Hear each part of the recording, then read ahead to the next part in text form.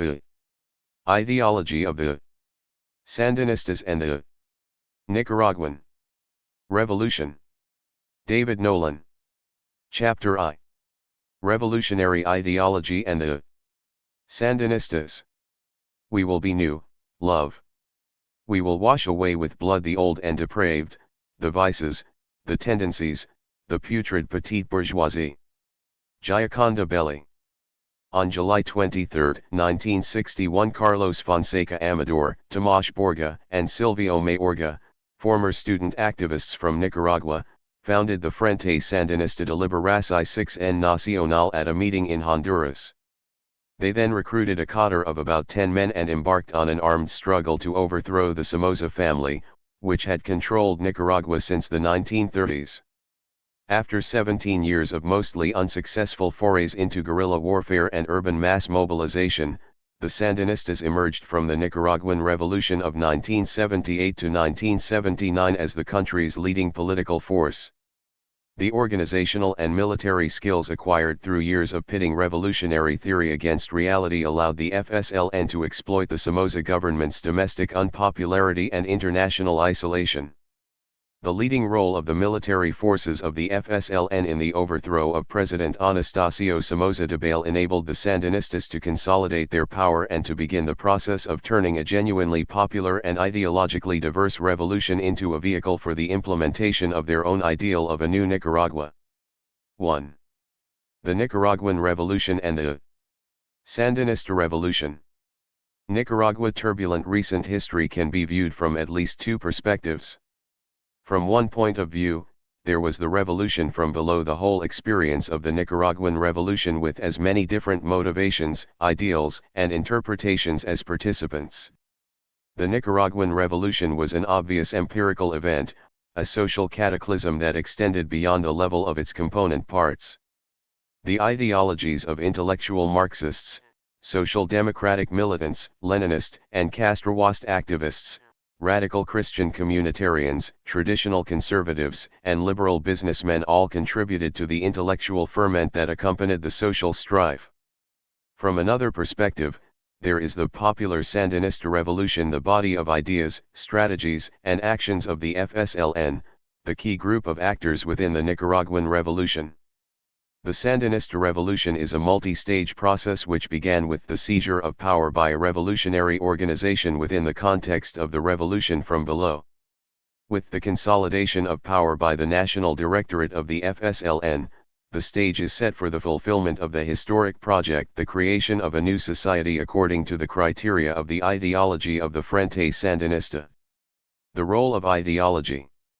This study analyzes the collective ideology of the leadership of the FSLN as it developed from its roots in the 1950s through the victory over the old regime in July 1979, and the implications this ideology held for post-war Nicaragua. An ideology, as the term is used here, is a body of ideas used to interpret the nature of a society and to prescribe or justify a particular political and socio-economic order. A revolutionary ideology such as Sandinismo generally contains a condemnation of the existing order on the basis of a value system external to the mainstream ideology, a proposal for a theoretically superior alternative order, and a strategy for bringing that new order about. The role of ideology within revolutionary movements has been a matter of some dispute. The totalitarian thesis holds that ideology is basically a tool manipulated by a movement's leader or elite in the effort to establish and legitimize a system of total control over a society. Ideology in this model is 4a. Primarily a means of augmenting the power of the leadership, with the possession of power being the prime motivation. The power-concentrating potential of a political philosophy that advocates a state-controlled economy and a single-party state would thus seem to account for some of the popularity of Marxism among 20th-century rebels. The totalitarian approach, however, fails to address adequately the question of what revolutionaries wish to do with the power they seek. While the drive to power for its own sake should not be neglected, belief in an ideology can serve as the major motivating force behind the quest for power, and thus can determine the ends toward which that power is used, once it has been attained. Functionalist approaches also fail to appreciate the central role that ideology potentially can play. Communist ideology has been described as a system of cues and symbols for intra-elite communication, reinforcing the revolutionary commitment of the movement's upper hierarchy or expressing its factional conflicts in terms other than those of personality and power. In a similar fashion, Professor John Booth has dismissed FSLN Marxism-Leninism as a hope-generating phenomenon of the organization's fugitive early years, which faded as the Frente adopted a more pluralistic attitude in its recruitment tactics and a more pragmatic approach toward the economic problems of Nicaragua. This interpretation implies that, beyond its functional use as a means of keeping an organization together under repressive conditions, ideology is primarily a rhetorical exercise of minor relevance in the real world, and consequently of small concern to social scientists seeking to explain revolutionary movements in Nicaragua and Central America. 3 Paradigms of Sandinismo. When the ideology of a revolutionary movement is assumed to be of little significance, there is a danger that the paradigms of the analysts themselves will come to predominate. Because many observers have looked upon the Nicaraguan revolution as a more or less positive development, they have tended to read their own values into their assessments of the motivations and ultimate goals of the Sandinistas.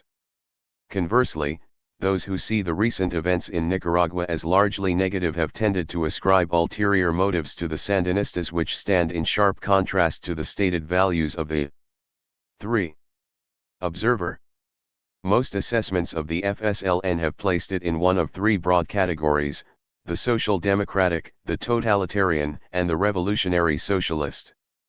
The social democratic interpretation holds that the pragmatism demonstrated by the FSLN in their alliances during the 1977-79 war and in later economic policies shows that the Sandinistas are not rigid Marxists, dedicated to a classical communist model of development.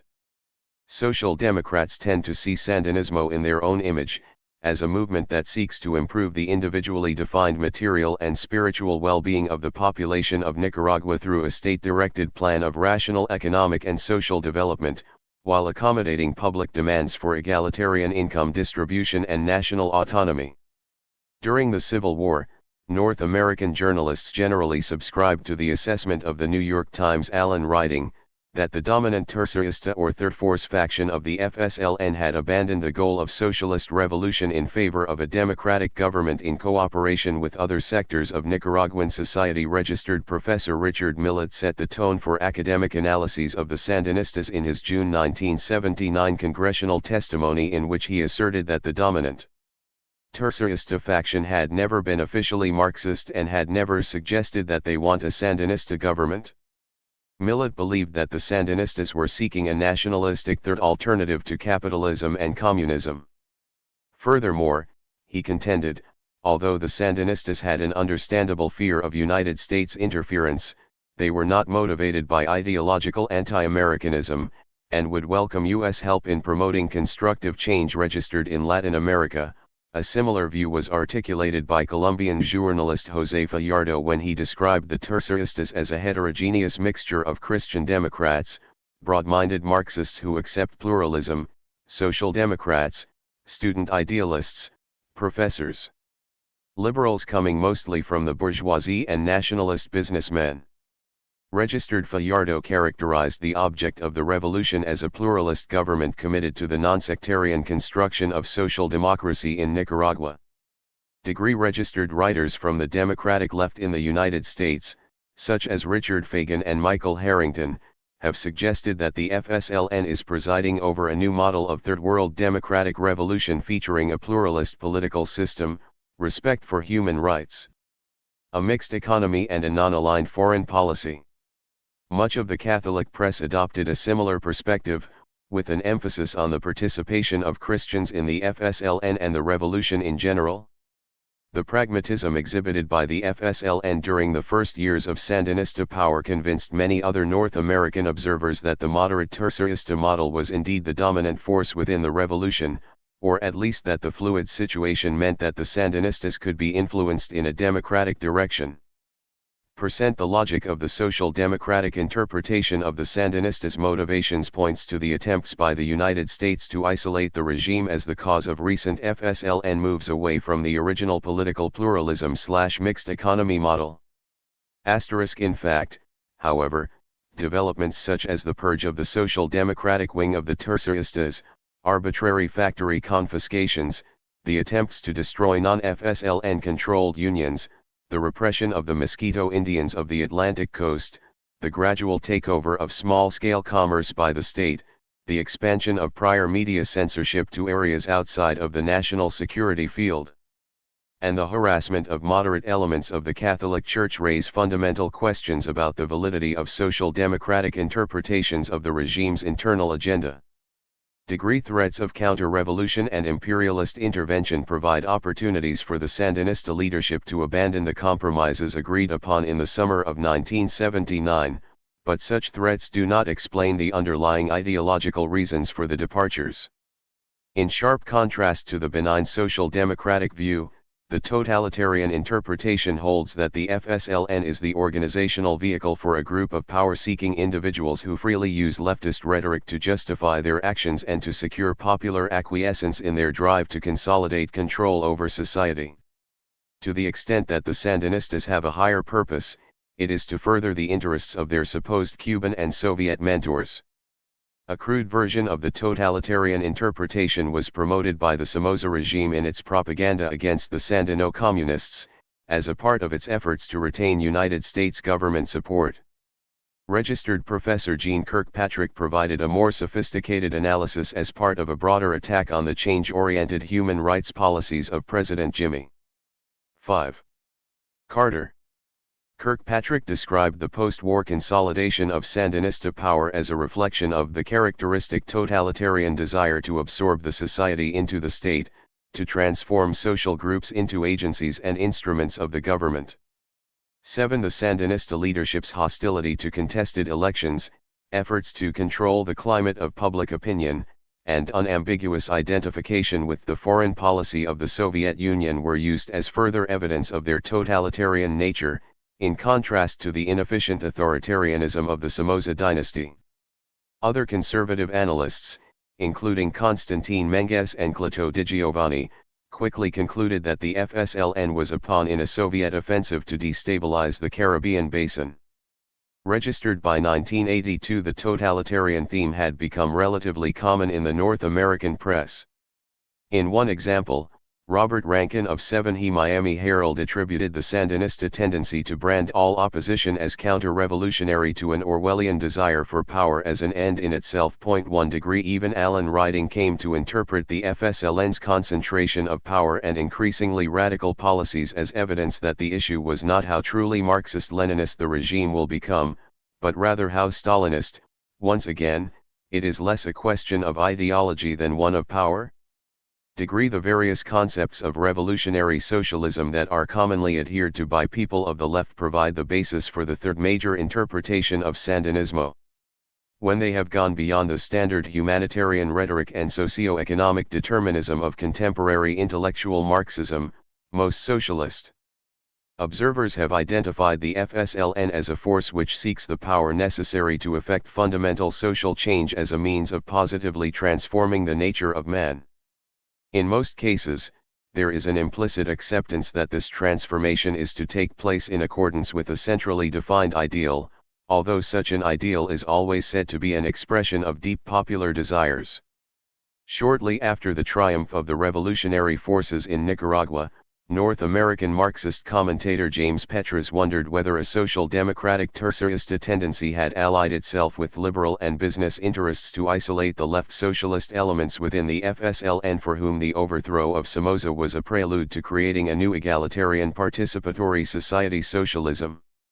The danger, as Petras saw it, was that a bourgeois reconstruction would 6. Mortgage the revolutionary future in order to cope with the immediate needs of business and of the local treasury. 23 Roger Burbach represented the more common view within the North American left, when he wrote, "The leadership of the terciaristas was never social democratic, the terciaristas who are on the national directorate are Marxists. They have been strongly influenced by the Cuban Revolution and believe that the development of a socialist society based on the interests and needs of the peasants and workers is the only way to overcome the problems that confront Nicaragua. 4.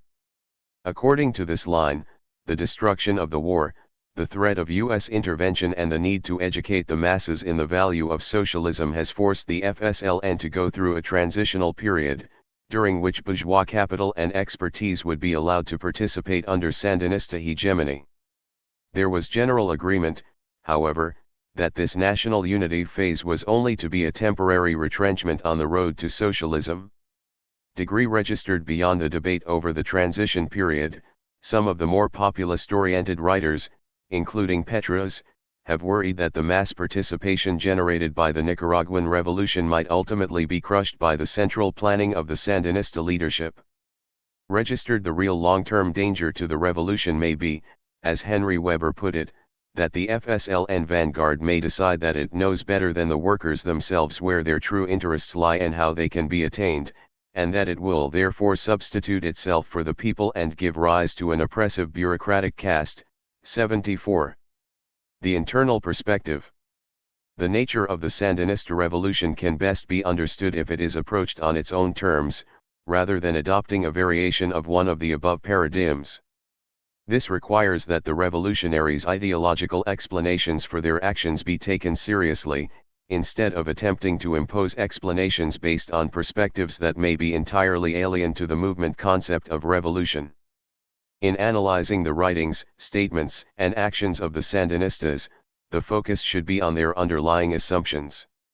Terms that may seem obvious to the bourgeois thinking of the social scientist do not necessarily hold the same meaning for the revolutionary. E.j. Furthermore, just because a person is involved in politics, it does not follow that he is motivated by such conventional goals as the possession of power, the augmentation of personal wealth, or a desire to help others to solve their problems. Sandinismo, like any ideologically motivated political movement, must be viewed from the perspective of its adherents. Other approaches can only explain those aspects of the movement's ideology that happen to overlap the paradigm that the analyst is using. Of course, a completely value-free adoption of a Sandinista perspective is an impossibility. This study is, in fact, based on two fundamental assumptions, that the FSLN has sought to bring about major change in Nicaragua and that this goal has been in large part ideologically motivated. The questions, then, are what have the Sandinistas wanted Nicaragua to become, and what in their worldview caused them to pursue that object. In addition to these assumptions, the author's sympathies tend to favor populist-oriented evolutionary development from below over the grand projects of those who seek control of the state. As a result, this study may exhibit a pragmatic preference for bourgeois political and economic systems. Nevertheless, by adopting an internal perspective it becomes possible, at least, to minimize the strong tendency for non-revolutionaries to interpret policies as implications of standard bourgeois ideology. Registered, the key to a meaningful analysis of a movement's ideological motivations is the discovery of its internal logic. A revolutionary's publicized statements may seem, on the surface, to be little more than high-sounding rhetoric or agitational propaganda. In many cases, this may be true. Even the deeper-level explanations of their thought and actions may appear to be little more than rationalizations for unsuccessful or irrational ventures. But if the analyst can break free of the constraints of opposing paradigms, the logic of the revolutionary paradigm can emerge from what was seemingly illogical. This study uses the Sandinistas' own written and oral record, in the form of published books, manifestos, circulars, speeches, testimonials, and interviews to explore their logic and to form a sketch of their worldview, goals and strategy. The development of the themes of Sandinista ideology will be placed within the framework of the origins and history of the organization, in accordance with their own principle that 8. Revolutionary practice is the only true expression of revolutionary ideology. 9. Chapter 2. The Roots of Sandinismo. The Frente appears even in the dictator's soup. Luis Rocha. The Sandinistas have always contended that their ideology was a necessary response to Nicaragua historical reality. FSLN strategist and post-war defense minister Humberto Ortega said, "We found political and military elements, doctrines, and morals in our people, in our history, and not in foreign texts or theories." Although their theory of revolution tends to conceptualize the FSLN as an autonomous vanguard force free of the restraints of class society, the Sandinistas also believe correctly that they are products of their environment or, to use their term, Nicaraguan reality. The aspects of this environment that have had the greatest influence on the Frente have been Nicaragua historical tradition of political violence, the heroic image of the anti-North American guerrilla leader Augusto César Sandino, the Marxism of the student subculture, and the example of Fidel Castro revolution in Cuba. The native tradition of revolt. The Sandinistas are rooted in a national political history characterized by endemic civil war, foreign intervention, and personalistic dictatorship. 3 centuries of Spanish rule depopulated the country with imported disease and the export of Indian slaves. The resulting population was small, predominantly mestizo, and concentrated in the Pacific lowlands from Chinandega to 13. Rivas and in the north-central highlands around Estili and Matagalpa. The few thousand Indians of the vast Atlantic coast region fell within the British Caribbean sphere of hegemony and have remained isolated from Hispanic Nicaragua. On the western side of the mountains, the colonial period witnessed the development of a regional rivalry between the ranching elite of the Northwest and the merchant and land-holding aristocracy of the port of Granada. After short periods as part of the Mexican Empire and the Central America Federation, Nicaragua became independent in 1837. With independence, the regional political division crystallized as 2 warring parties, the mildly free trade-oriented, anti-clerical liberals of Leon and the traditionalist conservatives of Granada. As time passed, this division of the dominant political and economic elite came to reflect family tradition more than city of origin or ideological conviction. Family names such as Dabale, Lacayo, Lang, Pelaez, Sacasa, and Sevilla have been associated with the Liberal Party, while names like Aguero, Baltodano, Cardinal, Carry 6N, Chamorro, Quadra, Coronel, Manteca, Pasos, Pelas, Solorzano and Zavala have usually indicated conservative backgrounds. Civil war between the armies of Party Caudillos became the preferred means of settling political disputes.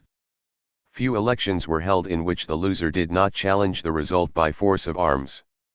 In the latter half of the 19th century, the conservatives were able to hold on to power for over 3 decades, after a liberal scheme to enlist the aid of a Tennessee adventurer named William Walker ended in disaster. In 1893 the liberals finally regained power under José Santos Zelaya, a nationalist who sought to develop the country's infrastructure to serve the growing coffee-based agricultural export economy. Relations with the United States deteriorated as Zelaya's assertions of independence suggested that he might allow another power to build a rival to the U.S. controlled Panama Canal, then under construction. Ultimately, U.S. Marines were sent into Nicaragua in 1909 to help a conservative revolt overthrow Zelaya. More interventions followed over the next 24 years, as the North Americans first sought to protect conservative regimes from liberal revolts, then just to end the constant cycle of civil war. The last intervention, in 1927, degenerated into a prolonged war with a rural-based guerrilla force led by a dissident second level. 14. Liberal and ardent nationalist named Augusto César Sandino. The Marines left in 1933, after having tried to stabilize the situation by creating Nicaragua's first professional army, the Guardia Nacional under another minor liberal leader, Anastasio Somoza Garcia. Somoza Garcia used his position as chief director to turn the GN into his private army, assassinate Sandino, seize the presidency and turn the Liberal Party into his own personal political machine. A classic Latin American caudillo, Somoza ruled the country as if it were his personal property. He retained his position, in part, by successfully identifying his regime with the power of the United States. Under Somoza and his sons Luis and Anastasio Somoza Debayle, Nicaragua experienced some economic development, along with a substantial amount of corruption and repression.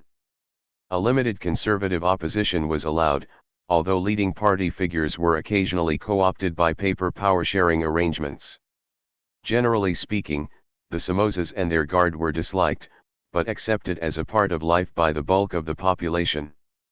Yet violent opposition, in the tradition of the martyred Sandino and the conservative golpistas, never disappeared from the Nicaraguan political scene. During the late 1940s and 1950s, there were more than a dozen major attempts to end Somoza rule through military coup, invasion, or guerrilla warfare.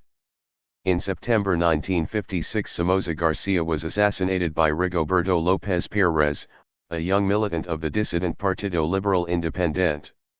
Younger members of the Partido Conservador Tradicional, often of Christian democratic orientation, such as Pedro Joaquín Chamorro Cardenal, Ecobedo Cardenal, Reynaldo Antonio Tifel, Eden Pastora, and Fernando Chamorro Rapaxiali fought against the government during this period and would later play prominent roles in the revolution of the late 1970s. Registered perhaps the most significant of these movements was the airborne Olama y Malajones invasion by a group of young conservatives and other dissidents in May 1959. The National Guard, however, proved to be capable of handling the conservatives' 100-man invasion force, as well as the several other abortive guerrilla efforts of the 1958 to 1960 period. 15. This period of assassination and rebellion formed the context in which the founders of the FSLN became politically active and attended the university. Armed resistance was the normal way of opposing the regime. Carlos Fonseca Amador, who was the Frente's founder in 1961 and its chief ideologist until the early 1970s, repeatedly emphasized the violent tradition, explaining that the employment of violence by different political forces predisposed the people of Nicaragua against electoral farces and in favor of armed struggle. Registered actually, armed struggle was practiced more by bourgeois groups than those on the traditional left.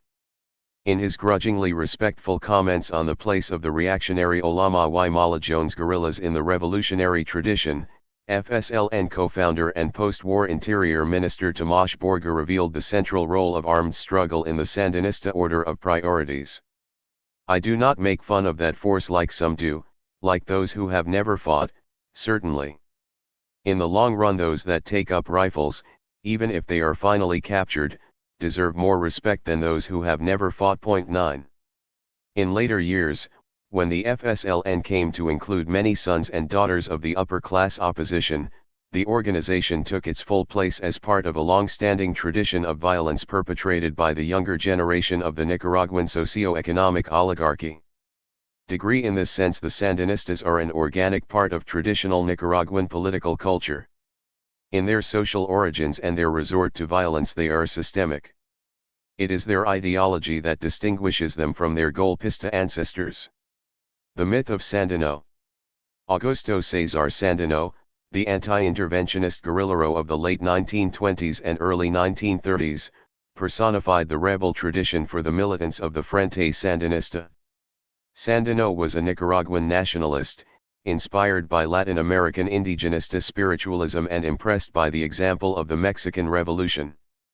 His limited efforts at social experimentation were indirectly influenced by the agrarian cooperativism of Spanish anarchism. Sandino was never a Marxist, and his insular nationalism contributed to his rejection of the Salvadorian. 16. Marxist Agustin Farabundo Martí efforts to tie Sandinismo to the Third International. Sandino was a master at small-scale mountain guerrilla warfare, but his concrete political goals did not go much beyond the expulsion of the forces of United States intervention. After the Marines left in 1933, he abandoned his war to join the political process. That process, however, was aborted by Sandino's assassination in 1934 and by the Somoza coup of 1936.1. As Somocista rule became the established norm of Nicaraguan political life, a legend emerged in the popular mind of the dialectical struggle between Sandino and Somoza, the forces of progress and reaction, nationalism and dependency, liberty and dictatorship, light and darkness. These images, incorporated into the young conservative poet Escobedo Cardinal's 1956 epic, Oricero, provided a great national myth to juxtapose against the reality of Somocismo. Sandino was a hero for nationalists and opponents of the regime from many ideological perspectives, bourgeois as well as revolutionary socialist. The image of Sandino held a special fascination for the young Carlos Fonseca. At a time when most Central American Marxists were dismissing Sandino as a xenophobic petit bourgeois nationalist, Fonseca contended that he had been a true anti-imperialist, whose ideology held the seeds of revolutionary class consciousness. In the political thought of General Augusto César Sandino, published as a pamphlet in the late 1950s, Fonseca collected a volume of topically arranged quotations on subjects such as the dignity of workers, the brotherhood of Latin Americans, and the crimes of Yankee imperialism. The emphasis of the document was on internationalist themes in Sandino's writings, such as the classic slogan, "My cause is the cause of my people, the cause of America, the cause of all oppressed peoples." For Fonseca, Sandino was a kind of path, a Nicaraguan whose thought and actions pointed to a uniquely Nicaraguan and therefore thoroughly nationalist version of the universal social revolution of Marx, Lenin, and Che Guevara. Fonseca chose to resolve the historical tension between Sandino's nationalism and international communism by ignoring its existence and defining Sandinismo as the true Nicaraguan expression of the latter. Humberto Ortega retained the Fonseca interpretation of Sandino when he emerged in the 1970s as the FSLN's leading theorist. Ortega argued that Sandino had exhibited an anti-17 imperialist consciousness through his opposition to Nicaraguan dependency on U.S. banks and U.S. control of the Panama Canal, his Pan-American rhetoric, and his desire for true political and economic independence for Nicaragua. Registered furthermore, Ortega contended that Sandino's ideology had led to the formation of a popular class consciousness against exploitation and oppression and was thus in fundamental contradiction with the dominant social relations of production within the country. 7. In other words, Ortega claimed Sandino as an anti-bourgeois, a class revolutionary dedicated to the same goal of social transformation as the FSLN. On the theoretical level, the latter-day Sandinistas have had to engage in a certain amount of revisionism to make Sandino's ideology fit their own. On the practical side, however, the FSLN was heavily influenced by the military experiences of Sandino, a pioneer of 20th-century guerrilla warfare. Sandino's guerrilla movement was part of the transformation in irregular warfare that occurred when the machine gun and the airplane ended much of the effectiveness of the mounted raiders long familiar on the steppes of Central Asia, the Middle East, and North America. During the same period that Mao was developing his People's War concept in China, Sandino was successfully combating the Marines, using jungle cover and ambush tactics. His small force of guerrillas, on foot and armed with submachine guns, was backed by a peasant support network. Registered the Sandino military model influenced the FSLN both directly and through its impact on the thinking of the Cuban guerrilla theorists. Marxism and the student movement. The two key figures during the Frente's early years, Carlos Fonseca and Tomás Borga, were from the highland city of Matagalpa. Fonseca was the illegitimate son of a domestic servant and an employee of a local Somoza-owned concern. Raised by his mother under difficult circumstances, he nevertheless attended the local high school. As a child, Fonseca was considered very religious, but he later transferred his intense seriousness to politics. Tomás Borga, on the other hand, was the socially outgoing son of successful storekeepers. He too was an avid reader, with a taste for poetry, Karl May westerns, and other stories about noble, self-sacrificing heroes. In school, Fonseca became friends with Borga and other students. Active in putting out the political newspapers that had emerged from the 1947 election campaign. These restless high school boys were driven by a desire to understand something different from what we were told in the classrooms, in the newspapers, and in the churches. About 1953 Fonseca and Borga were introduced to Marxism by a friend who had been to Guatemala, where the recent revolution had made Marxist writings available. A local writer allowed the youths to use his personal library, where they discovered Friedrich Engels' Anti-Die Bring, and 1878 explanation of Karl Marx's theory of dialectical materialism, and Nikolai Bukharin's 1919 textbook on the Bolshevik program, The ABC of Communism. v1. Lenin writings, however, were not available. The lack of access to Lenin's key works on strategy further encouraged the early Sandinistas to rely on experiences of Sandino and Fidel Castro for ideas on how to bring about the revolution. Marxism provided an intellectual framework and a purpose, but not a means. The Sandinistas' Marxism, however, was not really much of an intellectual exercise. Fonseca wrote mainly on strategic theory, and his socio-economic analyses are noted mainly for their brevity and shallowness. Borga did not write much at all. What the young activists found in Marxism was a comprehensive socio-economic theory that explained, to their satisfaction, the reasons for the poverty and political bankruptcy of Nicaragua while providing the confident prediction of a better world to come. It enabled them to stop wondering why things were the way they were, and to devote their energies to revolutionary action. To understand Sandinista Marxism, one must realize that there are two distinct themes in Marxist thought. One reflects the mature, positivist, scientific Marx who saw revolution as a natural product of the resolution of the contradictions of capitalism, and who emphasized the need for the proper objective conditions over the efficacy of voluntarism. The other is inspired by the image of the young Marx as an activist critic of the alienating nature of present society. It replaces positivism with will and subjugates theory to action while retaining the mature Marx's concept of a closed world system. For the most part, the Sandinistas adhered to the latter tradition, although the tension between the two occasionally emerged during their ideological development. In 1954, Tomás Borga enrolled in the law faculty of the 19. Universidad Nacional Autónoma de Nicaragua, located in LE6N. Fonseca followed him the next year. In the larger city of León, the Matagalpans felt a profound alienation from the institutions of the bourgeois establishment. For Borga, the university was a roof, some walls, an indifferent, obscure corridor, without familiar nostalgia and smelling of the dissection of abandoned dogs, the pits.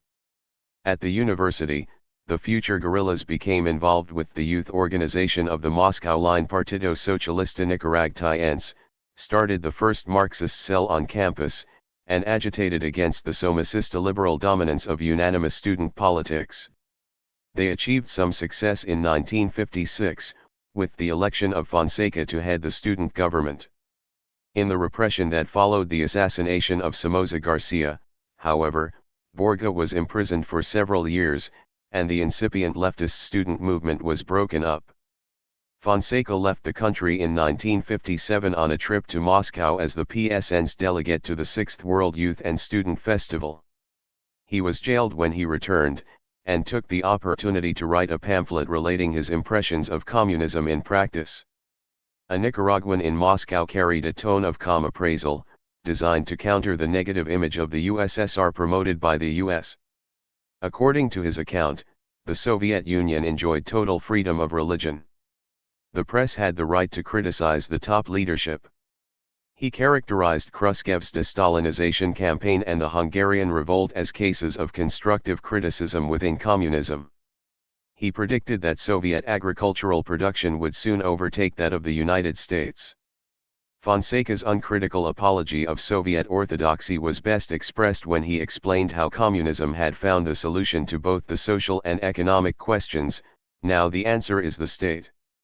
The Russians believe that their state represents the people and that consequently the true owner of the factories is the people. In the Soviet Union, competition doesn't exist either. Production is planned. Because of this, they never suffer economic crises, nor do they suffer from overproduction, and consequently, never have been obligated to throw tea into the sea, or burn cotton, or allow apples to rot. 4. At this point in his ideological development, Fonseca 20. Accepted an idealized post-Stalinist Soviet socio-economic model as the goal of the revolution. there were no allusions to the kind of radical spiritual transformation in human nature that were implied in later Sandinista literature. It would take the experience of making revolution as a guerrilla to transform Carlos Fonseca into something approaching a true revolutionary.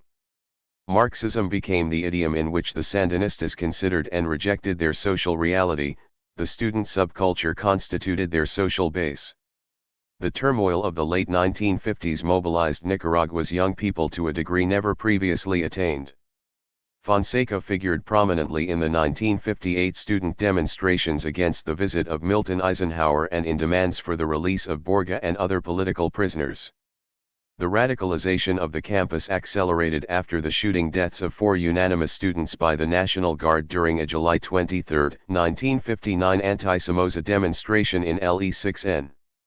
Student mobilization reached a peak in the summer of 1960, with riots led by students of the Christian Democratic-oriented Juventud Conservadora and the leftist Juventud Patriótica Nicaragüense.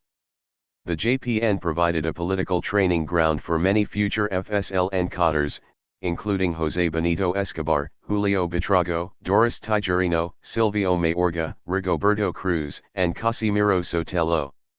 Student unrest subsided somewhat after 1960, as the anti-Somoza movement split into rival social Christian and Marxist camps.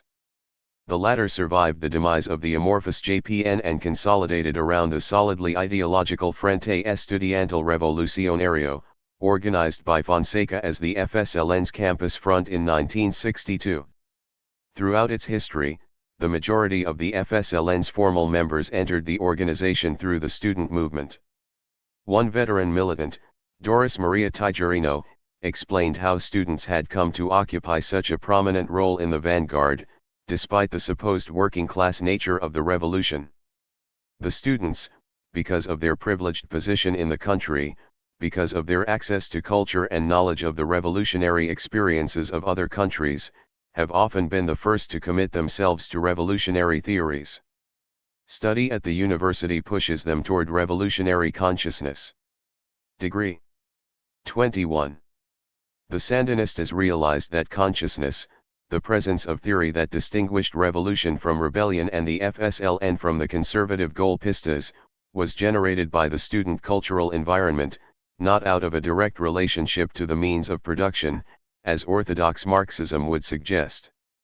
In its origins, the ideology of the Sandinista revolution was the logical expression of youthful romanticism, 26 articulated within a Marxist intellectual framework, but without a basis in serious Marxian social science. Moreover, the ideology's adherents, the militants of the Sandinista front, were recruited from the secondary schools and universities of a country suffering over 50% illiteracy. Objectively, the Sandinismo of the FSLN proper was never a lower-class phenomenon. It was, instead, the ideology of a group of young people, mostly middle or upper class in origin, who had rejected the role traditional Nicaraguan society had defined for them, in favor of a search for identification with the mythical community of the common masses.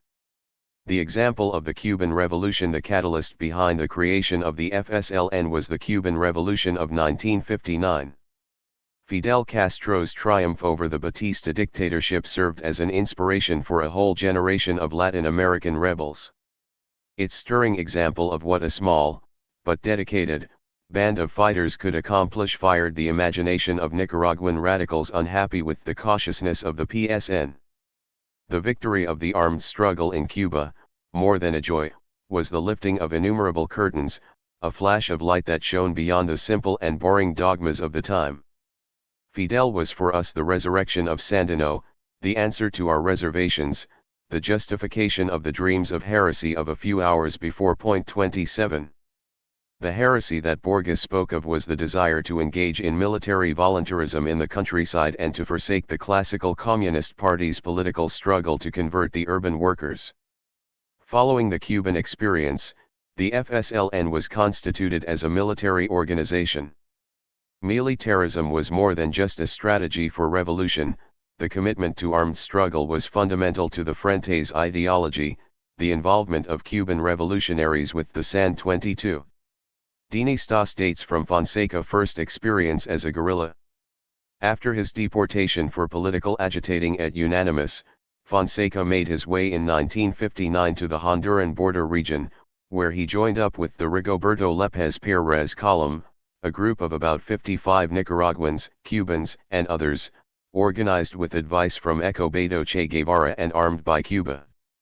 On June 23, however, a company of the Honduran army surprised the force at El Chaparral and destroyed it. The wounded Fonseca escaped to Havana, where he became personally acquainted with Castro and Guevara. During 1960, Fonseca and Silvio Mayorga, another friend from his Matagalpa student days, traveled around the Caribbean basin in search of supporters, while Borga made his first trip to Cuba to seek Guevara blessing for a plan to infiltrate the JPN. Speaking at Venezuela's Central University, Fonseca outlined his interpretation of the Nicaraguan political situation. Establishing an analysis that he adhered to until his death, Fonseca claimed that Nicaragua suffered one of those dictatorships typical of the oppressed countries of Latin America, with a semi-feudal and semi-colonial economic regime. Registered Fonseca could see no hope of a political solution. The liberals, in Fonseca's view, represented the new national bourgeoisie that supported the dictatorship. The conservative opposition was the political voice of the feudal oligarchy. The social Christian movement was dominated by conservatism.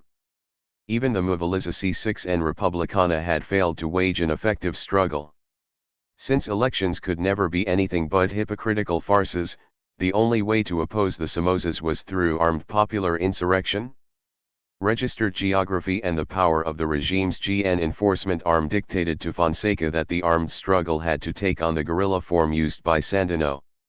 Meanwhile, the PSN's Underground Central Committee had declared in December 1959 that, since the vanguard party of the working class lacked the resources to lead the armed struggle, military action was premature. In a typical case of old left-new left divergence, Fonseca found that the party would not tolerate his call for military voluntarism. When he tried to re-enter Nicaragua secretly in July 1960 to contact the JPN, the PSN made a public announcement of his arrival. The GN promptly arrested the Castroist heretic and deported him to Guatemala. A year later, Fonseca met with 23. Borga and Mayorga in Tegucigalpa, Honduras, to found the Frente de Liberación 6 en Nacional. The term Sandinista was added later, at Fonseca's insistence. This organization represented an ideological break with their past efforts.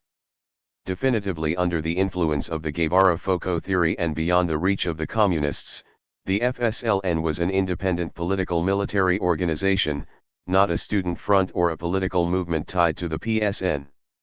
The Foco on the Rio Coco.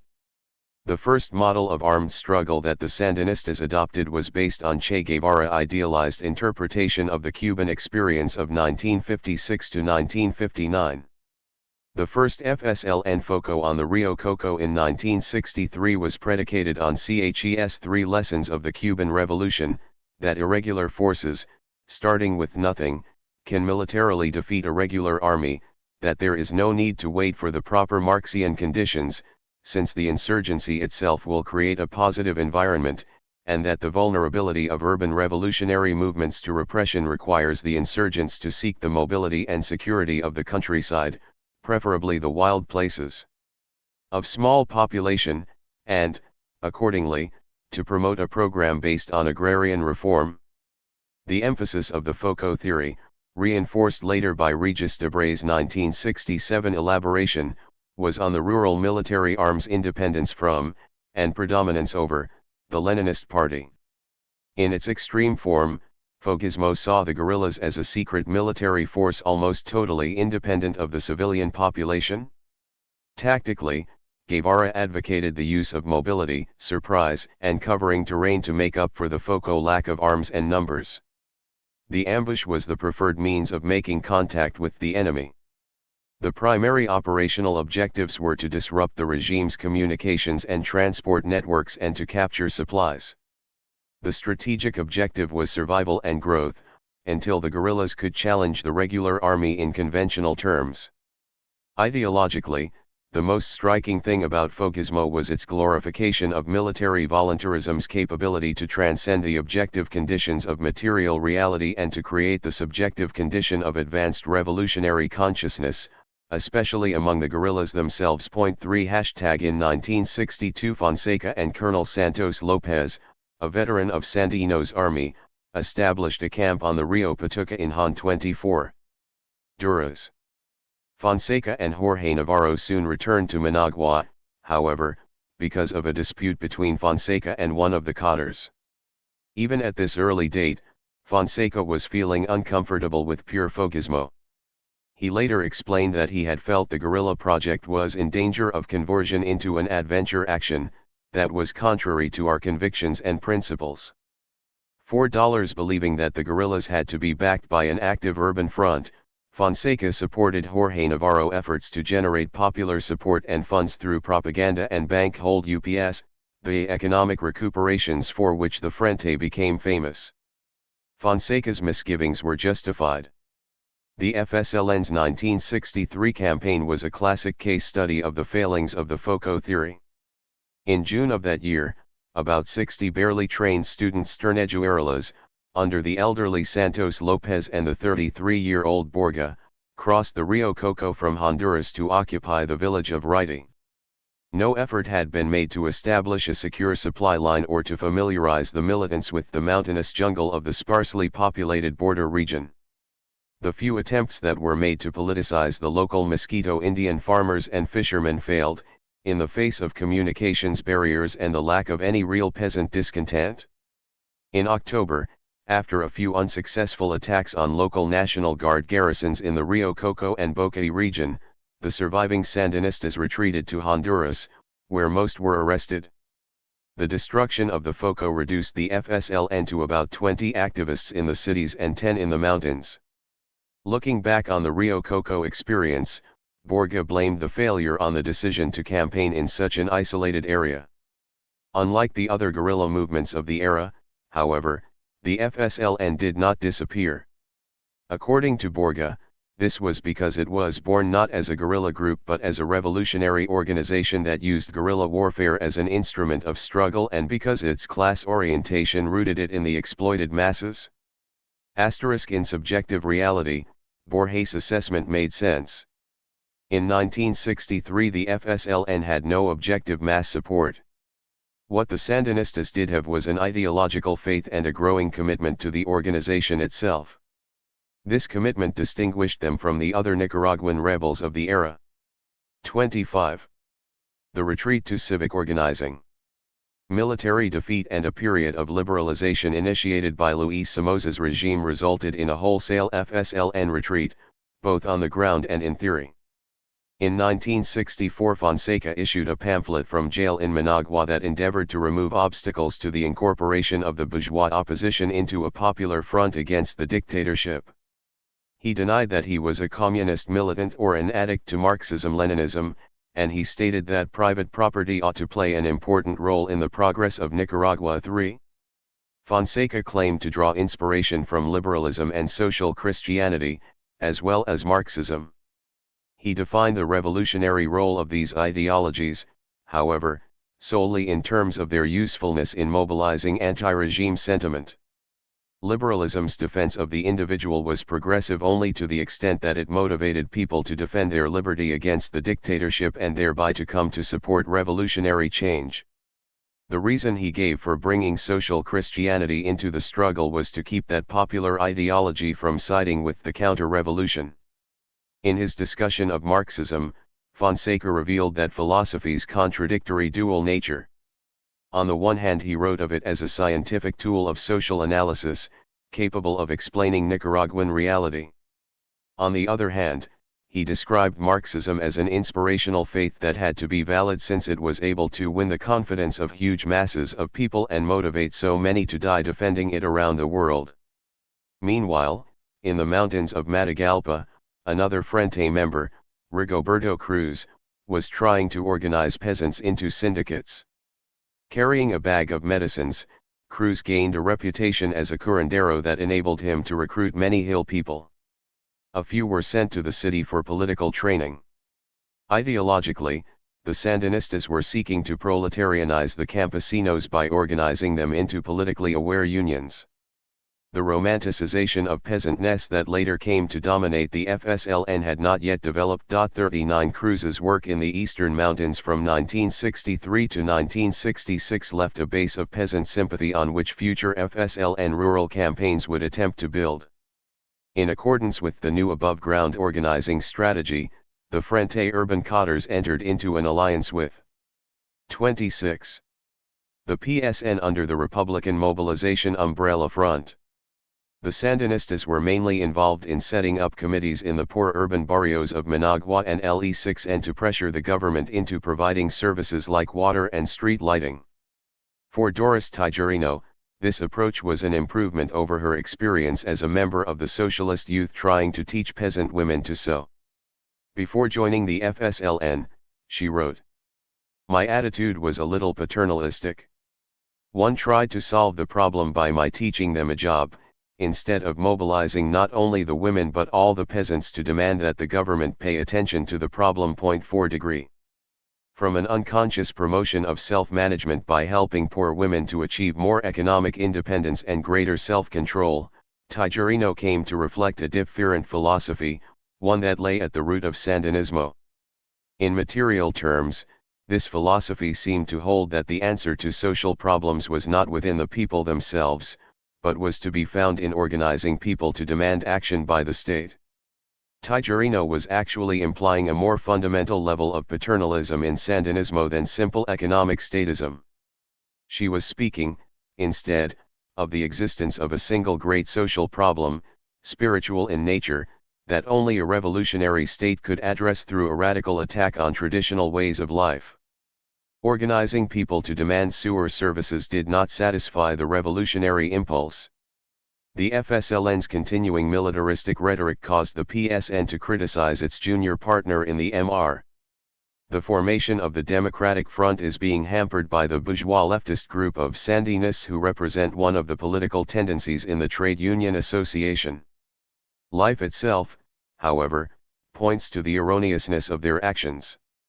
We patiently explain to them the harmful effect of bourgeois leftist action and the no less harmful effect of their rightist notions. From the Sandinista point of view, there was no future in playing interest group politics under PSN hegemony. The Sandinistas felt that they had injected the vitality that sustained the MR, but later realized that it was impossible to bring to life something that was dead. #ZI. The Sandinistas became convinced that the revolution could not be made through grassroots reformism. The problem with the PSN lay in the defensive and economic materialist nature of its efforts. This reivindicative nature meant that the socialists ended up concentrating on the day-to-day economic concerns of their constituents in the trade unions, rather than devoting themselves to the higher goal of creating revolutionary consciousness. According to Borga, the traditional parties of the left failed when the political organization was put at the service of the union organization, giving the struggle a strictly economistic, reclamationist, and immediate character. Our working class in general is not spontaneously revolutionary, neither here nor anywhere else. It must be led to its role of vanguard of the revolutionary process. Hostility to open, legal trade union organizing among the dominant factions of the FSLN was made explicit in the 1970s, when Humberto dismissed unionism as a part of imperialism's plan to promote a bourgeois democratic way out of the revolutionary crisis. For us, he said, it was preferable that such a castrated trade union movement not be formed. 44 Legality meant co-optation into the bourgeois system, and thus aided in its perpetuation. Disillusioned with the revolutionary potential of the workers, the FSLN abandoned unionism in 1966 in favor of a return to armed struggle. The final break with the PSN came in November 1966, when the party decided to join the UNO opposition coalition backing conservative leader Fernando Aguero's presidential candidacy. By the time of the January 22, 1967 National Guard massacre of UNO supporters in Managua, the militants of the FSLN had already returned to the mountains. Chapter 3. GPP, The War in the Mountains. Let others remain at the halfway point. Receiving suspicious cheers. We know how to work in silence. We know how to forge the storm. Hammer out the lightning on the anvil Sandino left us. We know, comrade, that in the mountains we will bury the heart of the enemy. Giaconda Belli. The Frente first coherent strategic line emerged from the ashes of Fochismo in the late 1960s. Building on their own experiences and an increased awareness of the history of other revolutions, the Sandinistas pioneered the post-Guevara theory of protracted war that today dominates the ideology of the armed left in Central America. For a decade, the concept of guerra popular prolongada was synonymous with Sandinismo. Although it was eventually replaced by the urban insurrectionist strategy, the ideology of the GPP remained at the heart of much of the movement's fundamental dogma and mystique. Pangasinan. The beginnings of the new theory can be traced to Carlos Fonseca January 1965 deportation to Guatemala, and to his contact with the leader of the Guatemalan Fuerzas Armadas Rebeldes, Luis Tercios Lima. Origi 32. Nally, the FAR had been a Castroist offshoot of the Guatemalan Communist Party. At the time of his meeting with Fonseca, however, Tercios Lima was attempting to overcome his own bad experiences with Fochismo, through a study of the Asian guerrilla concept of protracted people's war, as advocated by Mao Zedong and Vion Wenjup. The following year, an FSLN contingent under Oscar Tercios traveled to Guatemala to fight with the FAR on the Zacapa front. Armed with this practical experience, the beginnings of a new theory, Rigoberto Cruz's 3 years of preparatory work among the mountain campesinos, and the ideological inspiration that Carlos Reyna brought back from the January 1966 Havana Tricontinental Conference, Carlos Fonseca and the bulk of the Frente's membership set out to establish a secret guerrilla camp at Pangasinan, in the Cordillera de Rennes of eastern Matagalpa. In terms of theory, the Pangasinan guerrilla movement marked a transition from Cuban Fochismo to Asian-style people war in Nicaragua. Casimiro Sotelo, the FSLN representative at the Organization of Latin American Solidarity in Cuba, continued to characterize the movement in Foquista terms. He described the Sandinista effort as a mobile rural guerrilla insurgency that emphasized exemplary armed action and the construction of a base in the course of the struggle. Violence was the important thing, since the people will believe in those who fight, and will themselves learn the truth through the revolutionary struggle. According to Sotelo, the FSLN hoped to provoke U.S. military intervention, in order to further Che Guevara 1-2, many Vietnam's strategy of dispersing the forces of imperialism by igniting a continent-wide revolution. Perhaps there was some Cuban influence on the timing of the Pangasinan campaign, given its near simultaneity with CHES Bolivian adventure of November 1966 to October 1967. On the ground, however, the Sandinistas were much more interested in organizing a viable peasant support network than in provoking firefights with the National Guard. Beginning in December 1966, the guerrilleros, engaged in patient labor, organized the campesinos, established letter drops, and set up a good system of communications and information. We came to have political dominance in the zone. But we had very little firepower, and our military capacity was small degree. In May 1967 the Guard learned of the FOCO's existence. 22. After a skirmish between the guerrillas and some Juextamista local constabulary. During the summer, 400 GN reinforcements moved into the area to remove the threat. At this point, Fonseca made the tactical error of breaking the group up into 3 columns, under himself, Borga, and Silvio Mayorga. Campesino defections from the guerrillas began to compromise the secrecy upon which they depended. Registered on August 27, 1967, helicopter-borne GN troops caught and destroyed the Mayorga column, killing most of its 35 combatants, including Mayorga, Carlos Reyna, and Rigoberto Cruz. The GN dispersed the rest of the guerrillas with an attack on Fonseca base camp at Fila Grande. Fonseca opposed a descent from the mountains that would leave the campesinos without political direction. Nevertheless, the surviving militants fled to the cities. Desperate to show that the FSLN was still a force, in late October Oscar Tercios led the Frente's first political assassination, the killing of a GN sergeant. The Somoza regime's reaction was swift and effective. In November Casimiro Sotelo and 3 others were gunned down on the streets of Managua. Several leading militants, including Daniel Ortega, Doris Tijerino, and Gladys Baez, were captured. With the destruction of the FSLN's urban security system, Borga and Tercios led a general flight to Cuba, where Fonseca had already found refuge. With their characteristically determinist outlook, the Sandinistas have tried to portray their disastrous defeat at Pangasinan as major step forward on the revolutionary path. Borga pointed out that the experience had shown them the importance of mass organization, and was an improvement over Focusmo and cross-border invasions.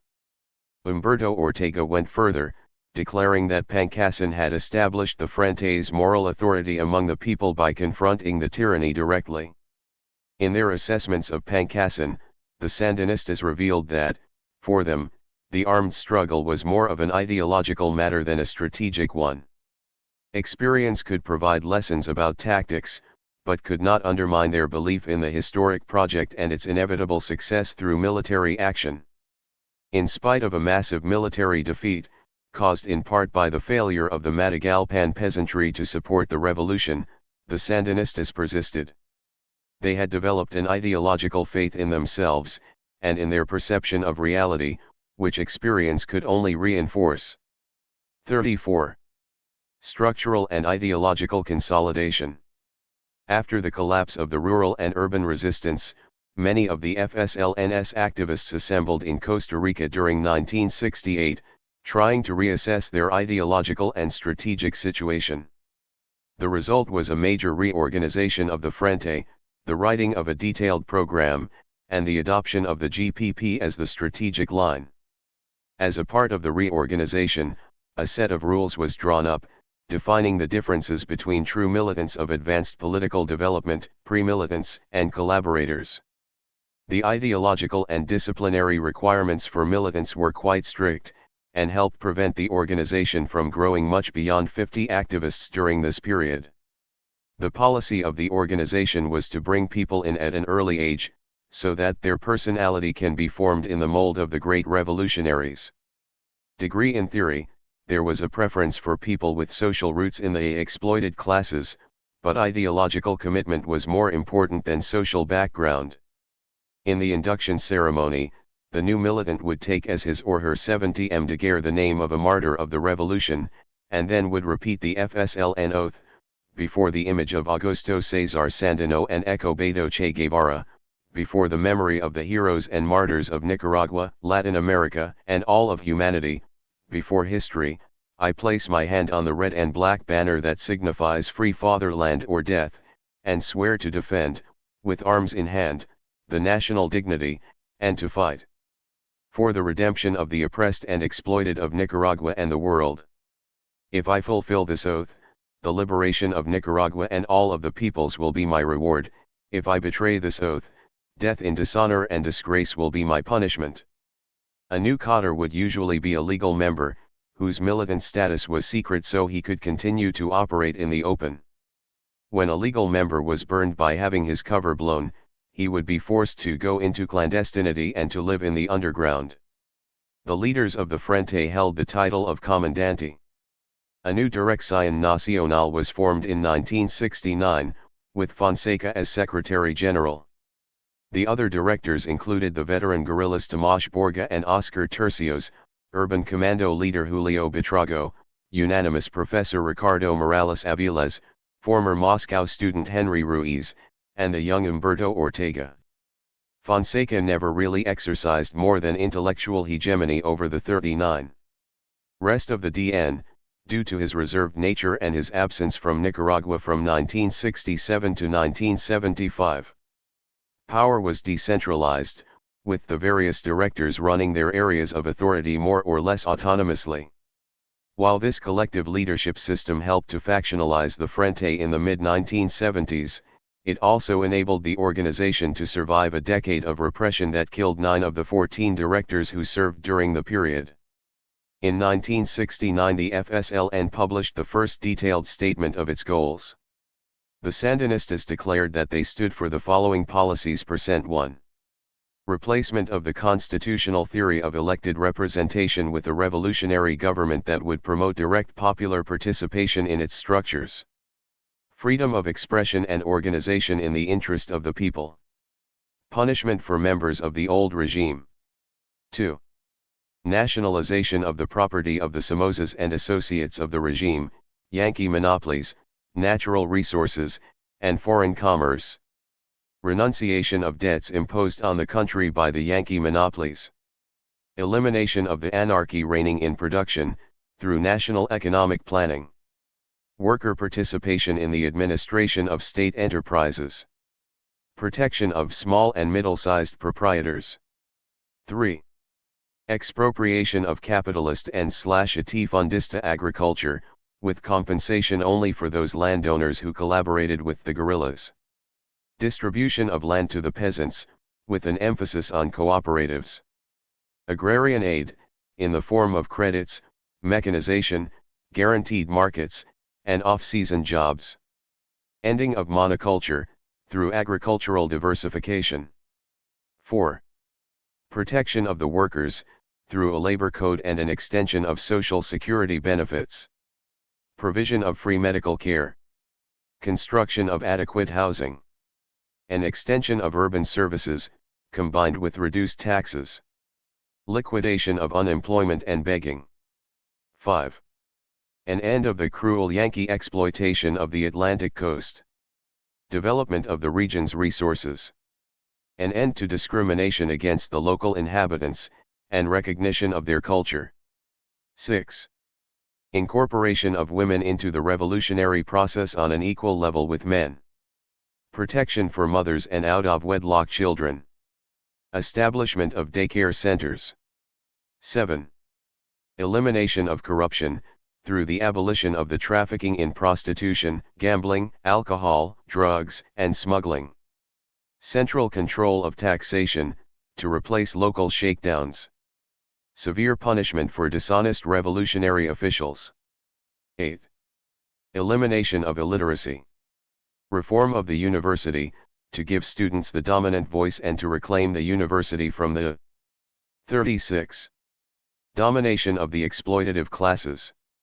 Ending of the cultural penetration of Yankee imperialism of society and the university, particularly the charity given by pseudo-philanthropic foundations of the Yankee monopolies. Teaching students about the spirit of the noblest ideals and against exploitation and oppression. Freedom for the intellectuals to work for the people. 9.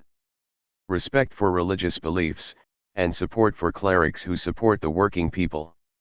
10. Expulsion of the United States military mission, the Peace Corps, and other instruments of Yankee intervention. Acceptance of aid from any country as long as the revolution is not compromised. 11. Abolition of the Chamorro-Bryan Treaty giving the United States exclusive rights to the construct an interoceanic canal in Nicaragua. 12.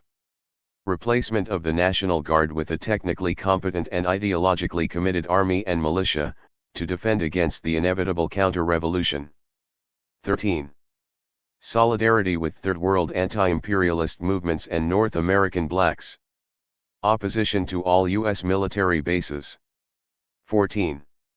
Struggle for a true union of the Central American peoples within one country, beginning with support for national liberation movements in neighboring states. Liquidation of the Central American Common Market. 15. Eternal veneration for the martyrs of the revolution. Reflecting the FSLN's Marxist-Leninist roots, the tone of the 1969 program was strongly anti-capitalist, anti-United States, internationalist, and moralistic. The qualifiers attached to the statements about freedom of expression and religion, the politicization of education, and the rejection of the bourgeois politics of electoral competition all reflected a fundamental antipathy towards pluralism. During the late 1960s and 1970s, Carlos Fonseca sought to systematize the relatively undefined ideology of the Frente early years. The earlier efforts to attract non-Marxists to the revolution were abandoned.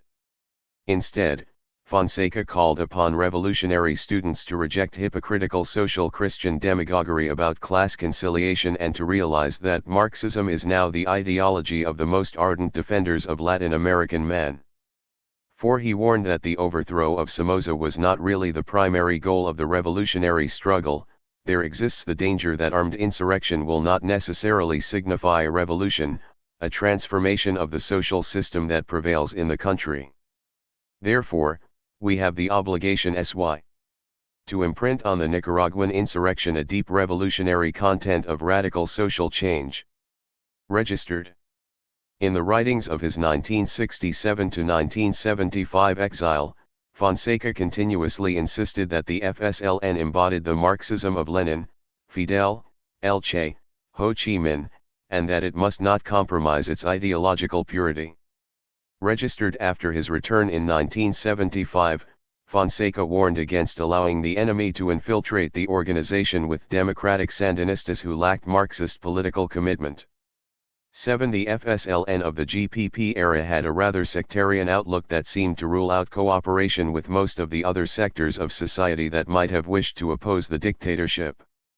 The theory of the prolonged popular war. During the internal debate of the late 1960s, which produced the new GPP strategy of revolution, the Sandinistas studied the Chinese, Vietnamese, Israeli, and Algerian insurgencies.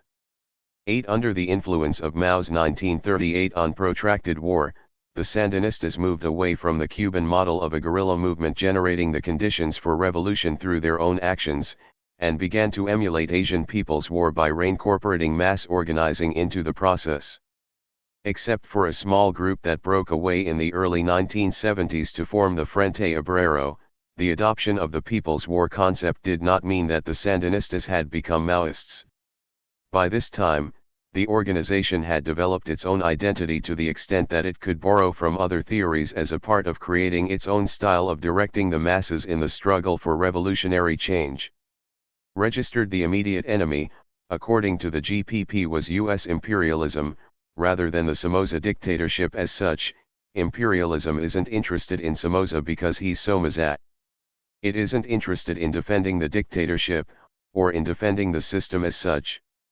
If it can deal a blow to the Sandinista front with certain reforms, certain changes in policy, then it's going to permit, and even promote the change. Degree. The dictatorship was just one of many possible puppets. Because of imperialist domination, nothing could be accomplished through civil institutions or elections.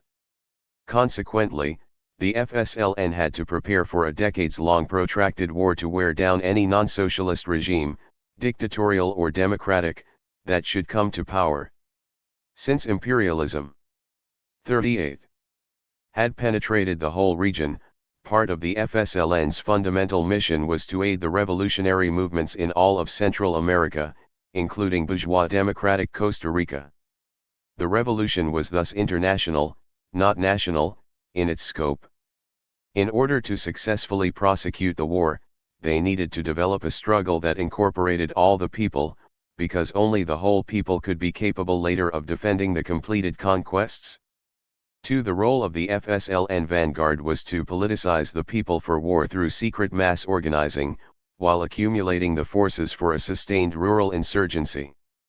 The GPP continued the traditional Sandinista rejection of urban-based revolution. The Sandinistas felt that the cities, where the capture of a single militant could destroy an entire underground, were too insecure for serious military actions. Negative experiences with intensified urban guerrilla activity, along the lines of the Uruguayan Tupamaros, supported the theory. Armed operations in the cities were all but abandoned after the GN stormings of the Managua safe houses of commando leaders Julio Buitrago in July 1969 and Leonel Rugema in January 1970. The deaths of DN members Oscar Tercios and Ricardo Morales Aviles in Nandame in September 1973 and the easy destruction of the Allende Chilean experiment in unarmed political revolution were further proof to the advocates of the GPP of the weaknesses of urban strategies. In addition to the practical problems, the Sandinistas had serious doubts about the ideological soundness of basing a revolution in the city. Although the GPP fulfilled the minimum Marxist requirement of agreeing that the working class is destined by history to lead the victorious revolution, that class simply had not proved capable of providing a base for the necessary level of revolutionary violence. Tomasz Borga justified this deviation from orthodox Marxism on the grounds that reality often demands that the political cadre's road to the center of production pass through a rural area. For as for the cadres of the vanguard, the pressures of survival in the urban environment did not allow them the time and space to mature in experience, ideology, and spirit. Finally, the city was where the enemy has his principal bulwark. Registered this went beyond the problem of the GN's urban military power. The city was the center of imperialist influence and bourgeois values. The lack of revolutionary consciousness among the urban workers was logically explained by the power of 39. Bourgeoisism to co-opt people with its empty promises of materialist fulfillment. The GPP theorists were consequently pessimistic about the prospects for building a revolutionary popular base in the stronghold of the bourgeois mentality. In order to challenge the bourgeois order, the revolutionaries had to remove themselves physically from its source. The GPP was based on the assumption that Nicaragua was still a predominantly peasant agrarian society in which the major objective problem available for revolutionary exploitation was land hunger on the part of the peasantry. Therefore, the marginalized campesinos of the eastern mountains were the only group that could be counted on to support actively the protracted revolutionary violence that the GPP envisioned. In order for the GPP to establish itself, the cadres of the FSLN had to make a permanent move to the mountains. By living the life of the campesino, they could begin to overcome the peasant's psychology of shyness, mistrust, and inscrutability, and make him see that the causes of his oppression were also the causes of our oppression. 8. The innovation that the GPP made, in Nicaraguan terms, was its insistence that the masses be mobilized and indoctrinated through the struggle for power rather than after the victory. Militarily, the Sandinistas had learned the hard way the truth of the Maoist dictum. Because guerrilla warfare basically derives from the masses and is supported by them, it can neither exist nor flourish if it separates itself from their sympathies and cooperation. Registered. From that time, they avoided direct confrontations with the National Guard until conditions had developed to the extent that they could count on a firm rural support base for their military actions. Ideologically, this represented a clearer understanding of how the achievement of the new society was integrally related to the level of direct participation in the process of its creation. The only way for the masses to become revolutionary was for them to engage in revolution. The move toward a greater unification of theory and practice was sidetracked, however, by an increasing reliance on forces other than Sandinista voluntarism to generate the conditions for revolution. In the midst of the turmoil of 1978, GPP Field Commander Henry Ruiz was saying, "We have not chosen the forms of struggle, they are real and historical elements. If the objective and subjective conditions per 40 MIT the continued planning of the armed struggle, this will continue independently of the will of the FSLN, independently of any error of its leadership to appreciate this possibility 3°. There was a certain passiveness about the GPP submission to reality which undermined their ability to make events happen. In a sense, the GPP fell into the same trap as the communists before them. They emphasized the need to wait patiently for conditions to mature, and for the inevitable to occur, over their own role in creating the inevitable. The problem of passivity stemmed from the growth of the GPP idea into more than just a military strategy.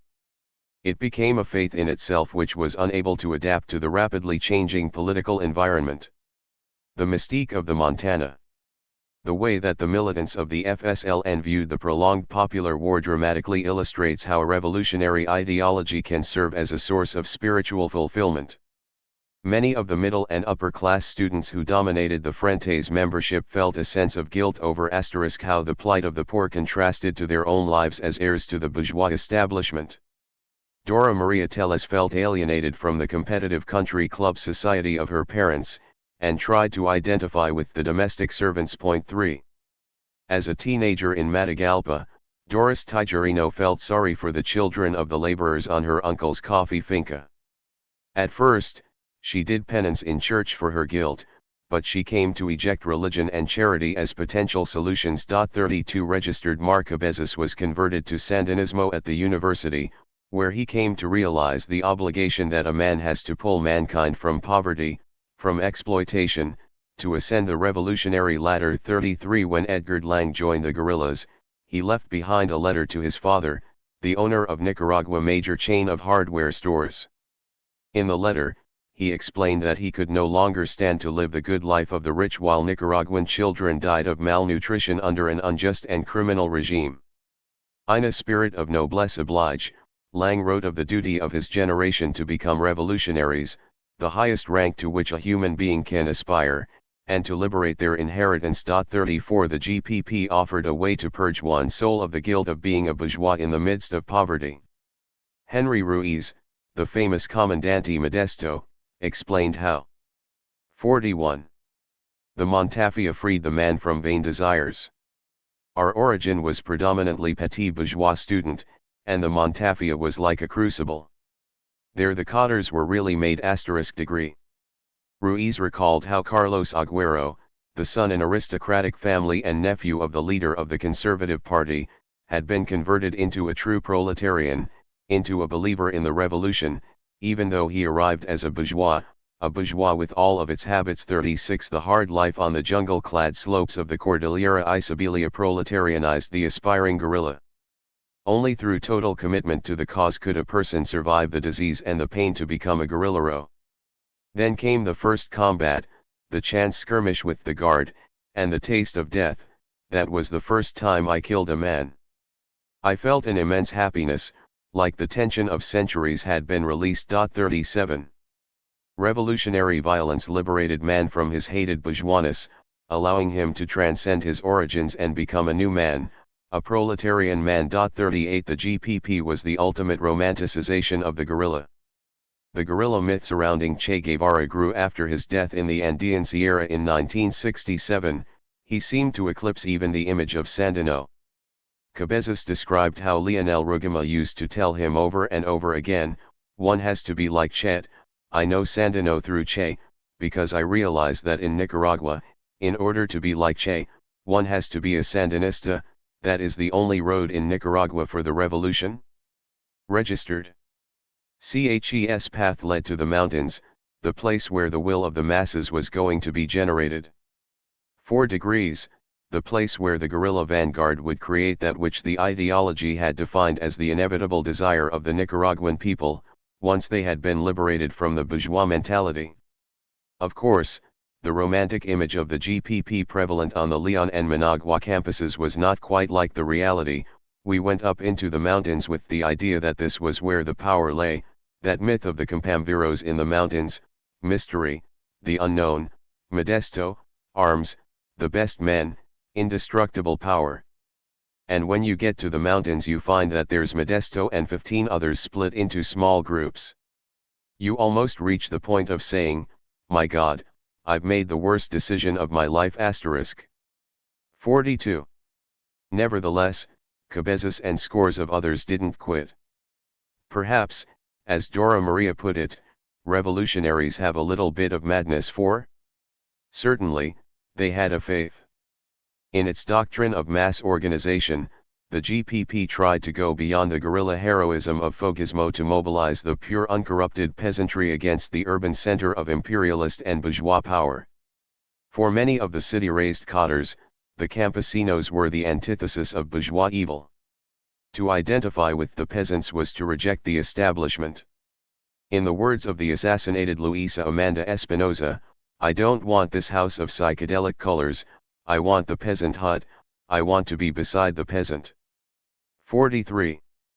Fonseca himself was more realistic about the revolutionary potential of the peasantry. Some campesinos defend the revolutionary cause out of a primitive sense of its justice, he wrote, but not because they fully understand it.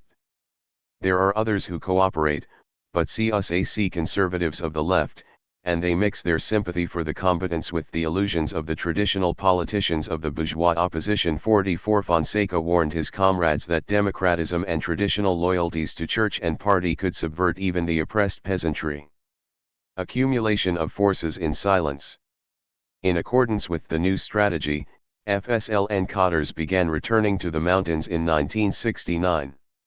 A group of campesinos from LBJO, Matagalpa, urged on by a few FSLN organizers, killed some local officials.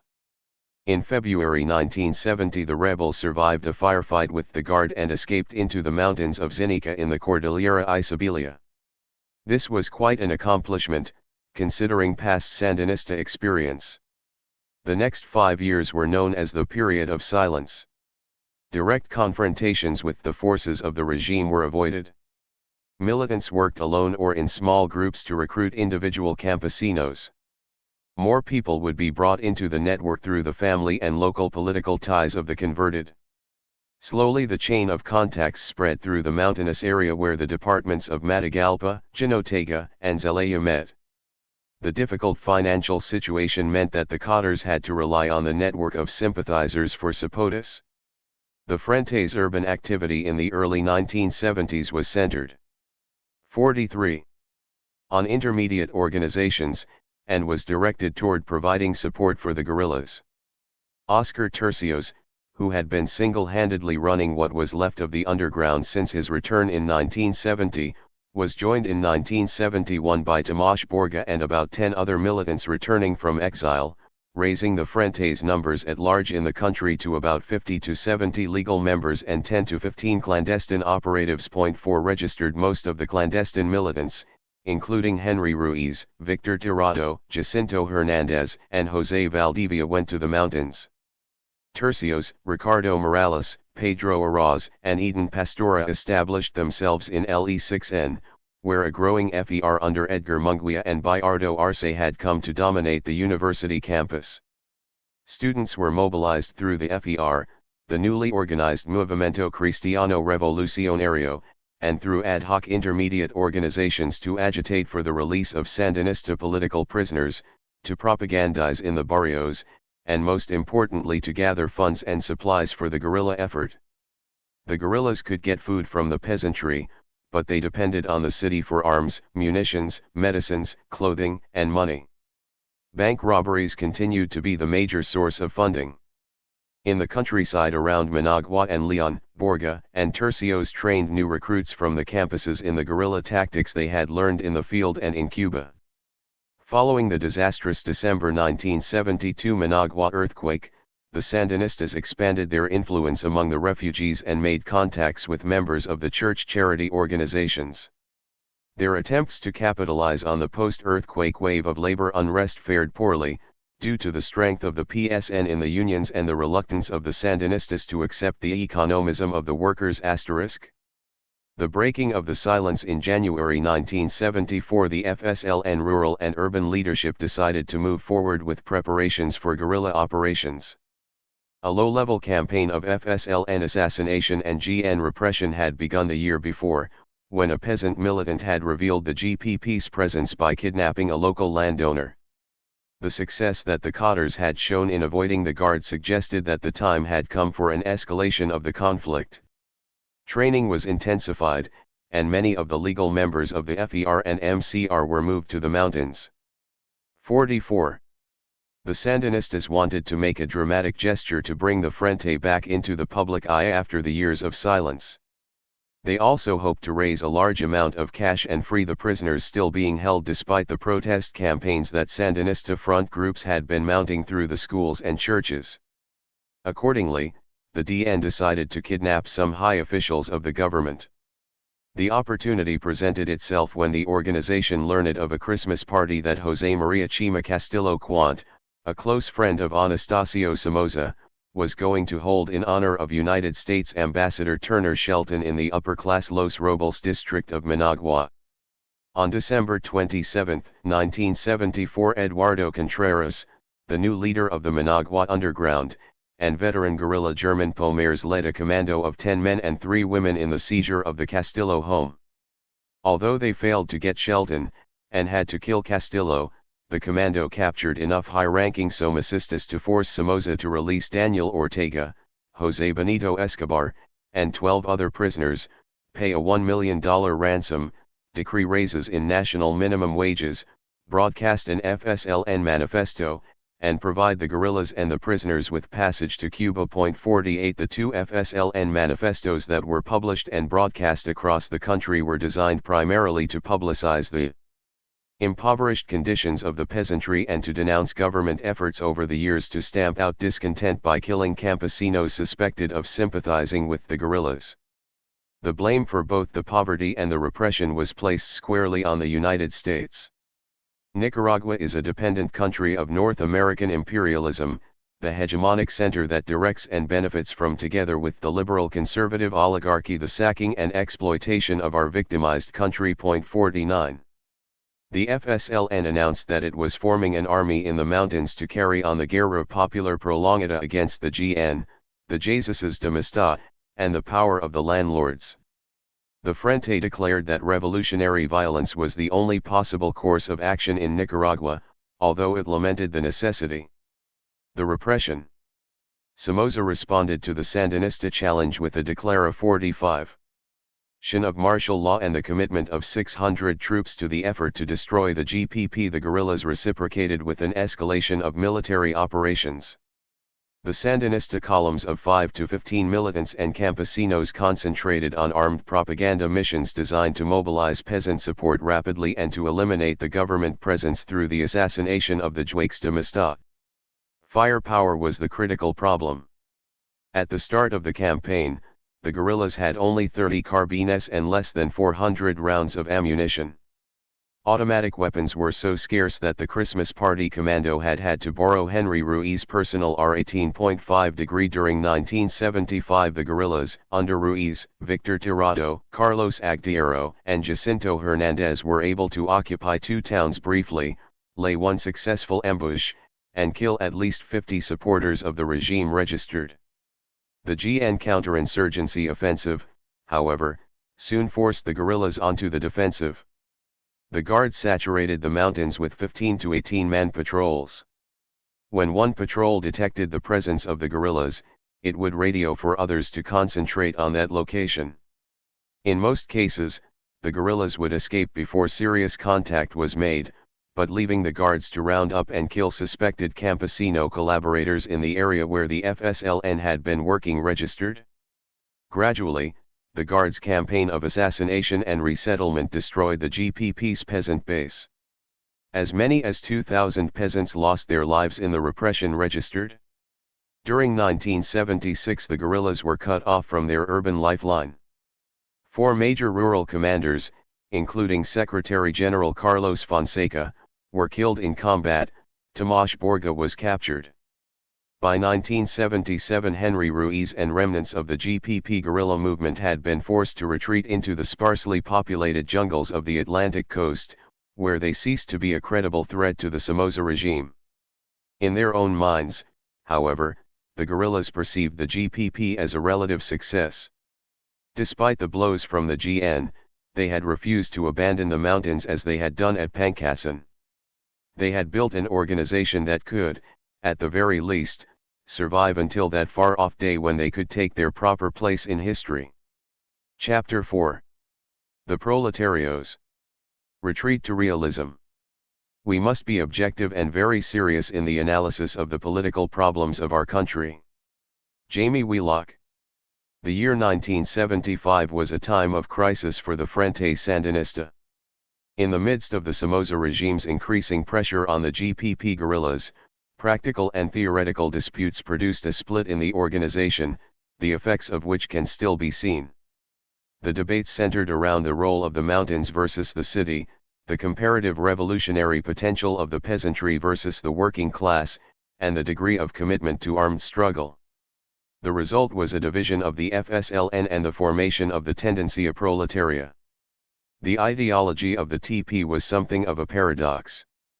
It stridently called for Marxist-Leninist orthodoxy, yet had a high concentration of professing Christians. It was perceived as the radical ultra-left wing of Sandinismo, yet was the most reluctant faction when it came to fighting. It was labeled sectarian for its rhetoric about working-class supremacy, yet its leaders emerged after the war as the spokesman for pragmatic economic policies.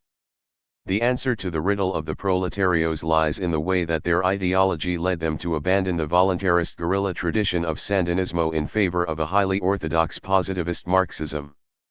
50. The urban organization. The TP was organized by a group of militants who objected to the way in which the theory of the GPP relegated the urban mobilization wing to a secondary support role. Following the FER takeover of the unanimous student government in late 1969, there was an expansion of pro-Sandinista activity on the university campuses and related student social action projects in the barrios of Leon and Managua. By 1974, the members of the FER and other young radicals had been engaged in urban mobilization for a number of years. Their revolutionary experience and consciousness were the product of efforts to organize the urban poor around economic issues in a manner similar to the 1964 to 1965 period. The activists hoped to demonstrate to the poor, through practice, that struggle and organization were the only possible ways to resolve those small problems and resolve the principal problem of exploitation. The other area of legal struggle was the FER campaign to gain the release of the imprisoned FSLN militants. In 1970 and 1971, the FER movement converged with a campaign of marches and church occupations by Catholic students protesting the human rights record of the regime. Many progressive members of the Catholic clergy, including Father Fernando Cardenal, the rector of Managua Jesuit Universidad Centroamericana, became involved in organizing anti-regime crusades. Even the new head of the Nicaraguan Church, Archbishop Miguel Abando y Bravo, distanced the church hierarchy from the Somoza regime and backed the protesters' demands in the many young Christians going every day to the chapel to pray to the Virgin to make the authorities release the prisoners, for the FSLN discovered a new source of potential recruits. In 1972, Father Uriel Molina founded the Movimiento Cristiano Revolucionario as a vehicle for mobilizing radical Catholic activists. The next year, the MCR accepted the FSLN line of armed struggle and converted itself into a front organization of the FSLN.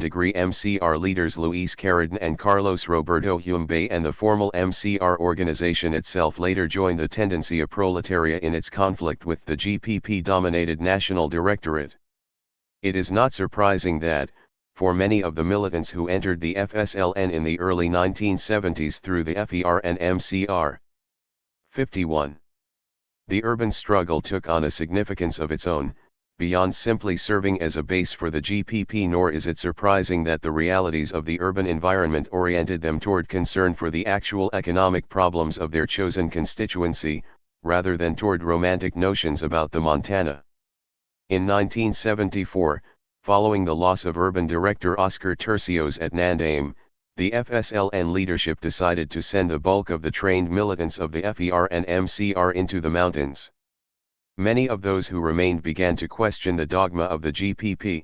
They looked for a new approach to the problem of revolution. The intellectual Marxism of Jamie Wheelock. The theoretical attack on the GPP was led by Jamie Wheelock. Wheelock was the son of a wealthy, landed family from the central city of Jinotep, and was an old friend of MCR leader Luis Carrion. In 1969, while attending the university, he joined the FSLN and, for a short while, worked in the LE6N organization. He soon left the country to continue his studies in Chile and Europe. When Wheelock returned in 1975 from his experiences in Allende's Chile and his travels in Eastern Europe, he brought with him an intellectual commitment to socialism that contrasted sharply with the romantic revolutionism that dominated the Frente. Wheelock's writings were the first serious attempt by a Sandinista at academic socio-economic analysis. In contrast to Fonseca political tracts, Wheelock's books were sophisticated explanations of history according to the classical social class model of Marx and Engels. Wheelock completed the first part of his study of Nicaraguan reality in February 1974, while living in Leipzig, East Germany. In Indigenous Roots of the Anti-Colonialist Struggle in Nicaragua, he applied the class theory to early Nicaraguan history, concluding that Indian resistance to Hispanic rule had been a manifestation of inevitable class struggle over the means of production. Registered Imperialism and Dictatorship, completed in September 1974 and published in Mexico, constituted Wheelock's major intellectual contribution. According to his interpretation of Nicaragua's socio-economic history, the GPP's paradigm of a traditional economic system of feudal ranching estates and self-sufficient peasant agriculture had long since ceased to exist. The process of change had begun in the 19th century, with the demise of Spanish mercantilism and the 52. Incorporation of Nicaragua into the international capitalist market, dominated first by Great Britain and later by the United States. The commercial cultivation of coffee for export came to form the base of the Nicaraguan economy. Booming world demand for the country's monocultural product induced the emerging agro-export bourgeoisie to expropriate the land of the peasant small producers. The latter class was, in turn, transformed into a subsistence wage-earning rural proletariat. Nicaragua thus became a dependent country, forced by the international capitalist division of labor to distort the size of the export sector and to marginalize domestic food production and manufacturing.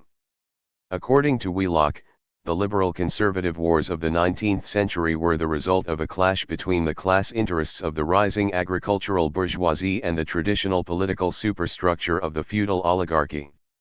This contradiction was resolved by the liberal bourgeois revolution of 1893, which installed the developmental, nationalist Zelaya administration. The bourgeois political project, however, was frustrated by the North American intervention of 1909 and by the collapse of commodity prices during the world capitalist crisis. The restored oligarchy gave away Nicaragua's economic assets to Wall Street bankers and placed the national territory at the disposal of U.S. imperialism. Although the bourgeoisie and the masses rebelled, imperialism was able to co-opt the bourgeoisie, survive Sandinistas' challenge, and impose a military dictatorship. The Second World War and high commodity prices stimulated raw material production. Cotton came to dominate the economy. In the 1960s, industrialization and foreign investment began under the auspices of the demagogic developmentalism of the Imperialist Alliance for Progress and the Central American Common Market Regional Integration Scheme. Ownership became increasingly centralized as the liberal and conservative factions pooled their financial resources in Bannock and Banamar and tried to fend off expanding Somoza monopolization and North American corporate competition. By the 1970s, the bourgeoisie was trapped. Their competition was also their source of protection and trade. The only course left for 53. The bourgeoisie was to intensify the exploitation of their workers, thereby accelerating the development of the revolutionary movement embodied in the FSLN. The specific point which Wheelock was trying to make was that agribusiness and industrial development had turned Nicaragua traditional peasants and artisans into a real working class, one which could be used as a foundation for the kind of proletarian class struggle that Marx had predicted. Registered Wheelock's broader ideological point was this: if Sandinistas were really going to be Marxists, then the Marxian class theory, to which the FSLN had only nominally subscribed, had to become the center of their ideology. The proletarian tendency grouped around Wheelock within the FSLN in 1975 seriously believed in objective class analysis. Their operative theory was Marx's original prediction that capitalist development would create a working class which would derive revolutionary proletarian consciousness from its economic role in the society. Political action, therefore, had to be based on a scientific analysis of the concrete conditions and the fundamental contradictions fueling the class struggle. Furthermore, the proletariat, the class that economic reality decreed ought to have an interest in revolutionary transformation, had to participate actively in its own emancipation. No party or self-described vanguard detachment could serve as a substitute. A movement which ignored class realities and engaged in rootless, adventurous violence represented petit bourgeois romanticism, not the vanguard of the proletarian revolution. Degree registered the proletarian line. The TP criticized the GPP for failing to lay out an intellectual definition of the way the revolutionary process was supposed to unfold. The guerrillas had substituted vague talk about abstract imperialism and oppressed masses for a clear identification of the revolution's concrete enemy and motor force. The only social base the GPP had was the peasantry, and that was only because peasants happened to live in terrain favorable for guerrilla warfare. By confusing the revolution with their strategy, the adherents of the GPP had lapsed into guerrilla adventurism and petit bourgeois populism. Worst of all, the mystical aspects of the GPP diluted Sandinista Marxism with ridiculous pseudo-religious messianic rhetoric about unlimited faith in the guerra popular prolongata. To the 54. Accusation that the TP was a sectarian ultra-left group arose from the way in which the proletarios had made an issue of their own Marxist-Leninist purity and had dismissed the other Sandinista tendencies as a congeries of petit bourgeois backsliders. 3. Following Wheelock analysis of Nicaragua's economic development, the TP rejected the GPP's peasant revolution on the grounds that the peasantry was an anachronism. The TP argued that it was foolish to stake the future of the revolution on the ability of a few more or less radicalized university students to mobilize a peasantry that was rapidly being replaced by wage labor farm workers. 4. Instead, the proletarios proposed something quite similar to the line of the traditional left.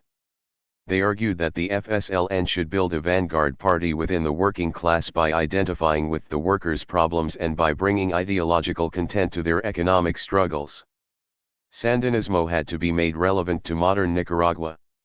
To do this, the proletarios worked to organize militant unions among the urban and rural wage workers of the populous Pacific lowlands. Breaking with the GPP's fixation on imperialism as the primary enemy, the proletarios identified the Somocista military dictatorship as the institution which protected capitalism and enforced imperialist dependency in Nicaragua. Degree until the forces of repression were overthrown, nothing could be accomplished in the battles against the local or the international bourgeoisie. Consequently, the proletarios argued that organizational efforts should be directed toward the overthrow of Somoza rule. The process of defeating the dictatorship was still described as a prolonged struggle. Registered in fact, the struggle was going to take such a long time that armed rebellion had to be postponed until the proper conditions developed. In theory, the TP continued to subscribe to the FSLN's traditional commitment to armed violence. Instead of military actions by a rural guerrilla vanguard, however, TP documents spoke in terms of organizational self-defense and sabotage actions by armed union members. 7. The vanguard party would help create the conditions by organizing these actions, not by carrying them out alone.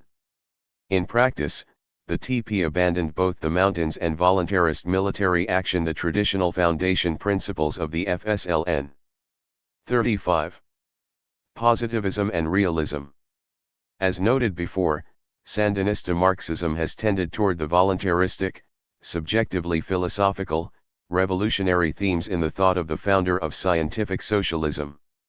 In contrast, the writings and post-revolution policy position of Jamie Wheelock implicitly follow the economic, objectively social scientific, developmentalist aspects of the Marxist tradition.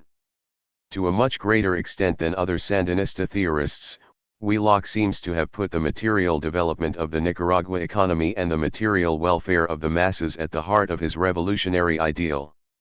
The construction of revolutionary consciousness per se was of lesser importance. One facet of Wheelock's retreat from the spiritualist side of the Sandinista revolution was his reluctance to follow the logic of violence very far. Of course, as a part of the FSLN, the TP had to uphold the necessity of violence to combat the dictatorship.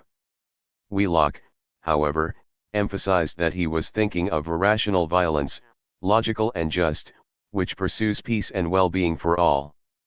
9. The proletarios repeatedly accused both the GPP and the Tercerista faction that emerged in 1977 of being romantic militarists, more interested in the lust for combat than in defending the interests of the working class.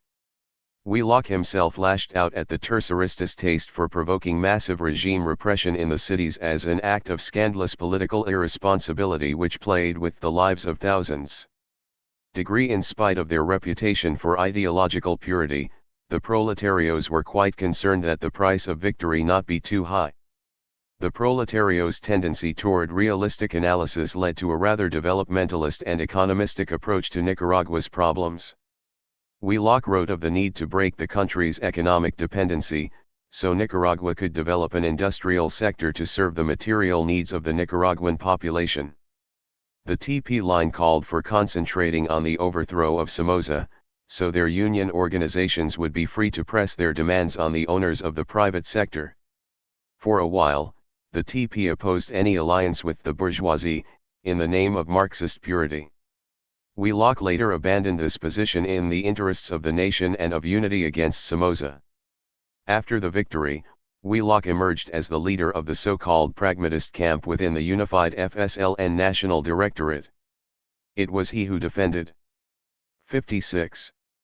The mixed economy model of the first 2 years of revolutionary government by declaring, economic doctrines and romantic ideas are no good if the people are hungry. 23. For Wheelock, it seems that the promotion of economic development was not so much a prelude to spiritual transformation, but rather constituted the revolution itself. The point was to improve the material lot of Nicaraguans through the rational central management of the economy by a selfless elite who understood the Marxian forces of development. The measure of the success of their ideas was their ability to solve real problems, not to satisfy romantic ideals. Essentially, this is authoritarian technocracy, not revolutionary socialism. The purge of the tendencia proletaria. The leadership of the FSLN upheld the principles of the prolonged popular war against the criticisms of Jamie Wheelock and the urban cadres. After returning to Nicaragua in 1975, Carlos Fonseca defended the GPP line as the product of years of Sandinista experience in making revolution. He attacked the pseudo-Marxists and the sterile dogmatism of their economic materialism. For accordingly, Fonseca, Tomás Borga, and the rest of the GPP faction rejected the validity of the economic analysis by which Wheelock had sought to show that the mountain guerrilla strategy was obsolete. Registered degree they branded the proletario's plans for working-class organization and concentration on opposition to the dictatorship as a diversionist deviation from the correct strategy of peasant-based warfare against all the forces of imperialism. Registered the veterans had seen urban strategies of revolution fail in the past, due to the power of the regime or to the creeping economism and pacifism that seemed to destroy the revolutionary will of those who remained in the urban citadel of the enemy. The GPP faction felt that the problem had come from sacrificing quality for quantity by allowing too many people with petit bourgeois mentalities into the organization.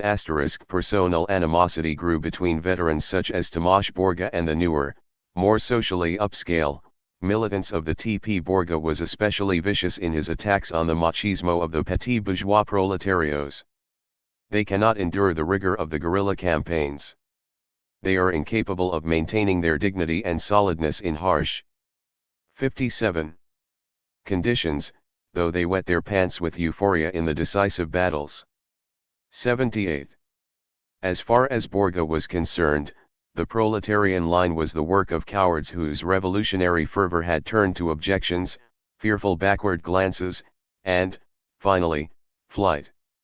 9. The leadership philosophy that Fonseca had sought to give the Frente was based on the democratic centralist principle that criticism was acceptable, as long as the ideological unity of the organization was preserved. 3. The duty of the leadership was to bring out what was correct in each militant while discovering and limiting the elements that could have a negative effect on the organization. In the spirit of this authoritarian philosophy, the Borga-dominated National Directorate moved to solve the problem directly. In October 1975, Jamie Wheelock, Luis Carey 6N, and the rest of the Tendencia Proletaria were expelled from the organization for failure to adhere to ideological discipline. Under the threat of assassination by the GPP as well as by the Guard, the militants of the TP continued their efforts to organize the factories and commercial farms of western Nicaragua. Despite its small manpower, the TP succeeded in putting together a number of mass organizations which facilitated the mobilization of the country's urban population during the war and which provided the FSLN with a popular base after taking power. Chapter V. Tercerismo, the theory of the insurrection. We responded with armed revolutionary action to a concrete situation and didn't limit ourselves to analysis. Daniel Ortega. The Frente prospects for survival in early 1977 appeared to be at the lowest point since the destruction of the Foco at Pangasinan 10 years before. The prolonged popular war had come to an end in the jungles of the Atlantic coast. Carlos Fonseca, the founder and chief ideologist, was dead. Most of the experienced militants were in exile or in jail. The organization's urban underground was divided into feuding GPP and Proletario factions. The United States government, with its new human rights policy, was laying the groundwork for the eventual replacement of the Somoza dictatorship by moderate reformists. The future seemed to belong, not to the revolutionaries, but to the democratic opposition centered around Pedro Joaquin Chamorro and the Unidad Democrática de Liberación 6N. Yet a little over 2 years later the Somozas were gone, their property expropriated, their National Guard disbanded, and a hugely popular FSLN held virtually uncontested military and political power. Humberto Ortega and the third stage of the struggle GU. The roots of the Sandinista 1979 victory can be traced to the innovations in strategic theory formulated by Humberto Ortega in the mid-1970s. Humberto and his older brother Daniel were born in the department of Chontales to the son of a veteran of Sandino's army who had gone on to become an accountant and small businessman. As youths in Managua, the brothers were active in the Catholic Church and led Bible study classes in the city's poor barrios. Drawn into the student protest movements of the late 1950s, they were recruited into the FSLN in the mid-1960s along with several other boys from the lower middle-class San Antonio barrio of Managua. After a few years in the FSLN student fronts, Daniel became a major leader of the urban underground and participated in the Frente's first major political assassination in October 1967. The regime's reaction put Daniel in prison for 7 years, during which he studied and wrote poetry. Humberto fled the country in the general post-Pangasinan exodus. In December 1969 he was shot, which impaired the use of his arms. Subsequently, he was captured during an unsuccessful attempt to free Carlos Fonseca from a Costa Rican jail. After his release, following Carlos Agdiero's airline hijacking in October 1970, Humberto apparently remained in Cuban and Costa Rican exile instead of returning to Nicaragua and the GPP guerrilla struggle. Around 1975 Humberto Ortega came to the conclusion that the protracted war idea was not going to be successful. In attempting to straddle the GPP-TP debate over guerrilla versus mass struggle, Humberto tried to integrate both into a new strategic concept of insurrectionalism. It is clear that Humberto and the people who came to be known as the Terceristas were not dissenting from the Frente's traditional adherence to Marxist-Leninist ideology or the 1969 program. The initial differences lay, instead, in the field of strategy. In particular, they were trying to find new answers to the old questions of when the seizure of power should take place, where it should occur, and who should provide the social base. In its most basic sense, the word tercerista referred to those Sandinistas who broke away from the GPP to form a third tendency within the FSLN. In Sandinista numerology, however, the term can also be used to describe Humberto's conception of the FSLN as the political military expression of the third era of the Sandinista national liberation struggle. Within this third era, the FSLN had already gone through the formative stages of rural and urban experimentation and the silent accumulation of forces. The Terceristas were the ones who maintained that conditions were ready to move on to the third stage, that of revolutionary civil war. In their social theory, the Terceristas rejected both the peasants and the proletariat as useful population bases for the war against the dictatorship, counting instead on a third social force made up of the petite bourgeoisie and other urban middle sectors which would provide the necessary level of popular support. The Terceristas' call for immediate urban civil war or insurrection inspired their other, more formal title, the Tendencia Insurreccional. Because of their dominant position on the national directorate in the 1977 to 1979 period, the TI was commonly described as the national leadership or majority tendency. Later, the Nicaraguan popular imagination and the Western media would equate tercerismo with the social democratic elements, symbolized by Eden Pastora, who allied themselves with the TI. In this way, the term Sandinistas mistakenly came to be associated with the non-capitalist, non-communist, and non-aligned third way ideology often espoused by Pastora. The most noticeable difference between the tendencies was in their conception of the revolution's velocity. Both Huilach proletarios and the GPP agreed that the low level of revolutionary consciousness among the people and the threat of U.S. intervention dictated a cautious long-term approach, one in which the extended struggle would complete much of the social and spiritual revolution prior to the seizure of power, which would allow a rapid transition to socialism after the victory.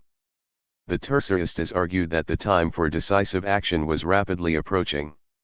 In his 1976 book, 50 Years of Sandinista Struggle, Humberto reviewed the history of the revolutionary movement since the time of Sandino and suggested a new approach to the problem of the seizure of power. According to his analysis, Nicaraguan society in the mid-1970s was rapidly polarizing over the issue of the continuation of the dictatorship. In this situation, it was becoming possible for the FSLN to transform increasingly widespread anti-Somoza and anti-Vangui sentiments into an anti-bourgeois class consciousness and a true anti-imperialism. 62.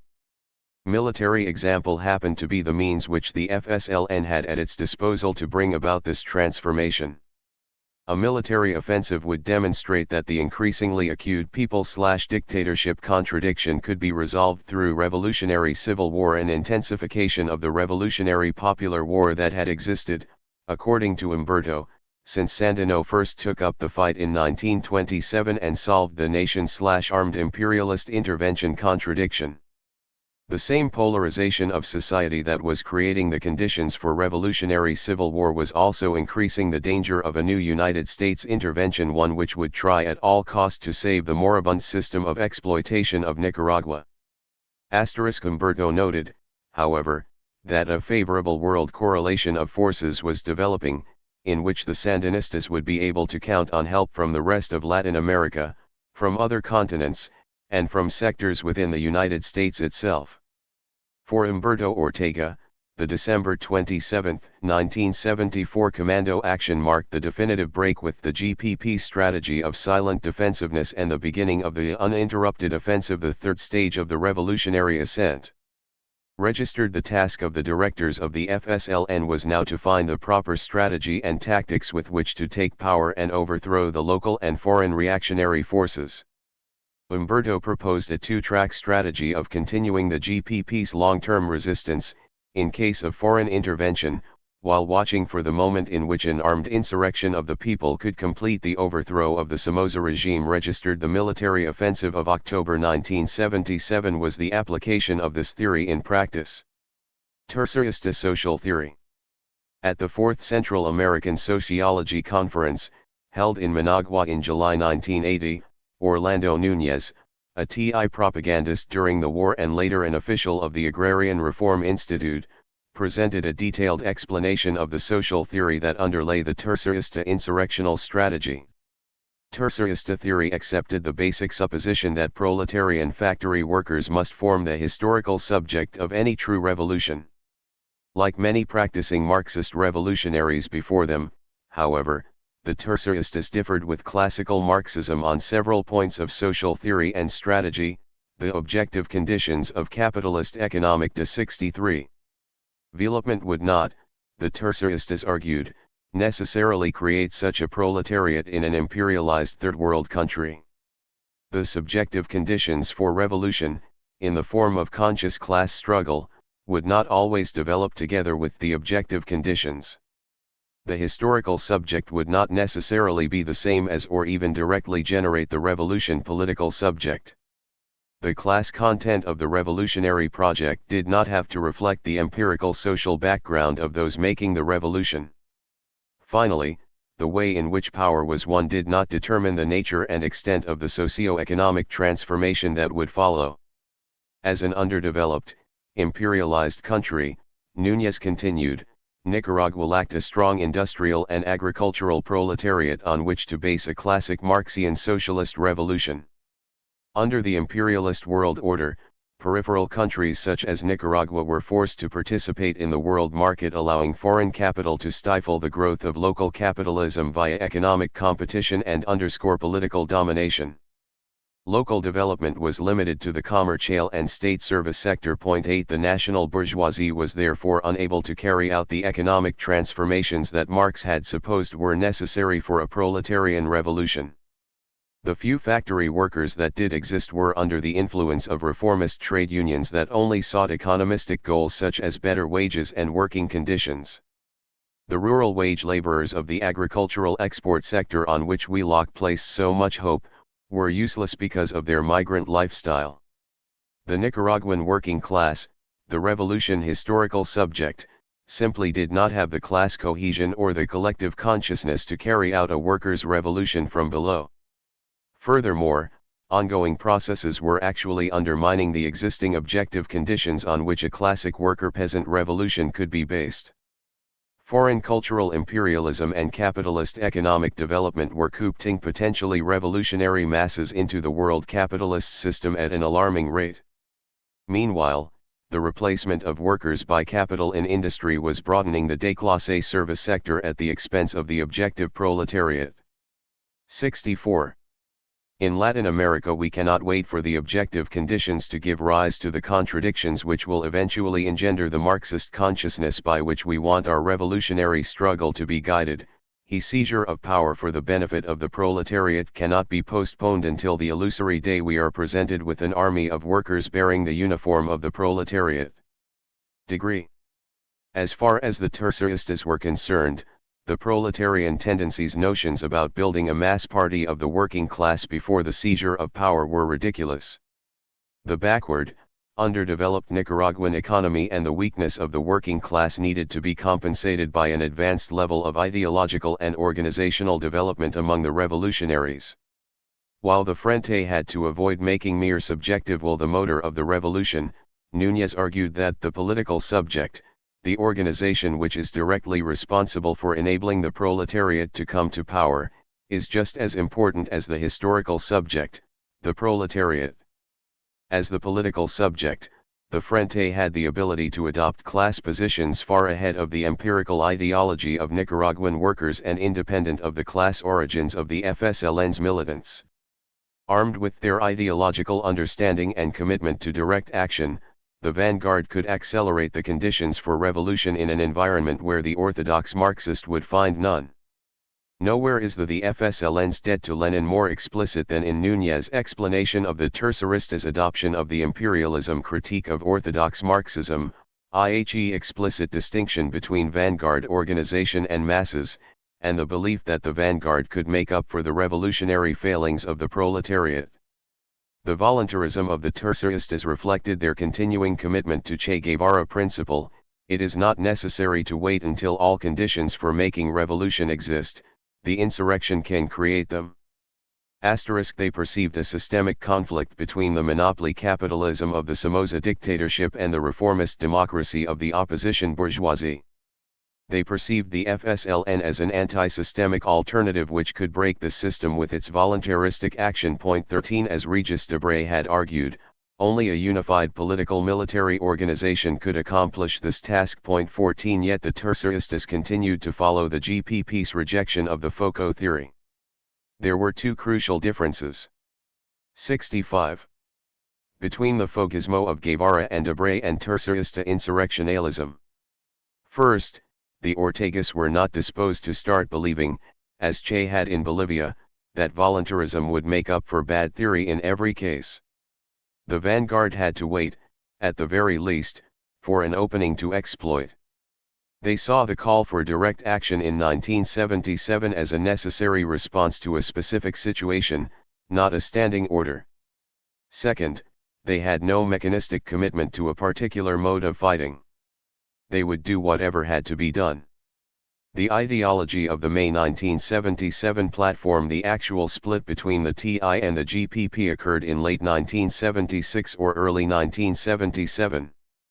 The THIRD-WORLDistas had originally been those members of the DN who had sought to mediate between hard-line adherents to the GPP line, led by Tomás Borga, and the purged militants of the TP. In the course of the ensuing ideological debate, Humberto Ortega's insurrection proposals attracted support from Fonseca's old Mexican comrade, Victor Tirado Lopez, and from the Costa Rican Plutarco Elias Hernandez. With Fonseca dead, Borga in prison, Henry Ruiz isolated with the remnants of the Pablo Ubeda column in the eastern mountains, and José Benito Escobar representing the FSLN in Cuba, the Costa Rica-based Terceristas took over the National Directorate.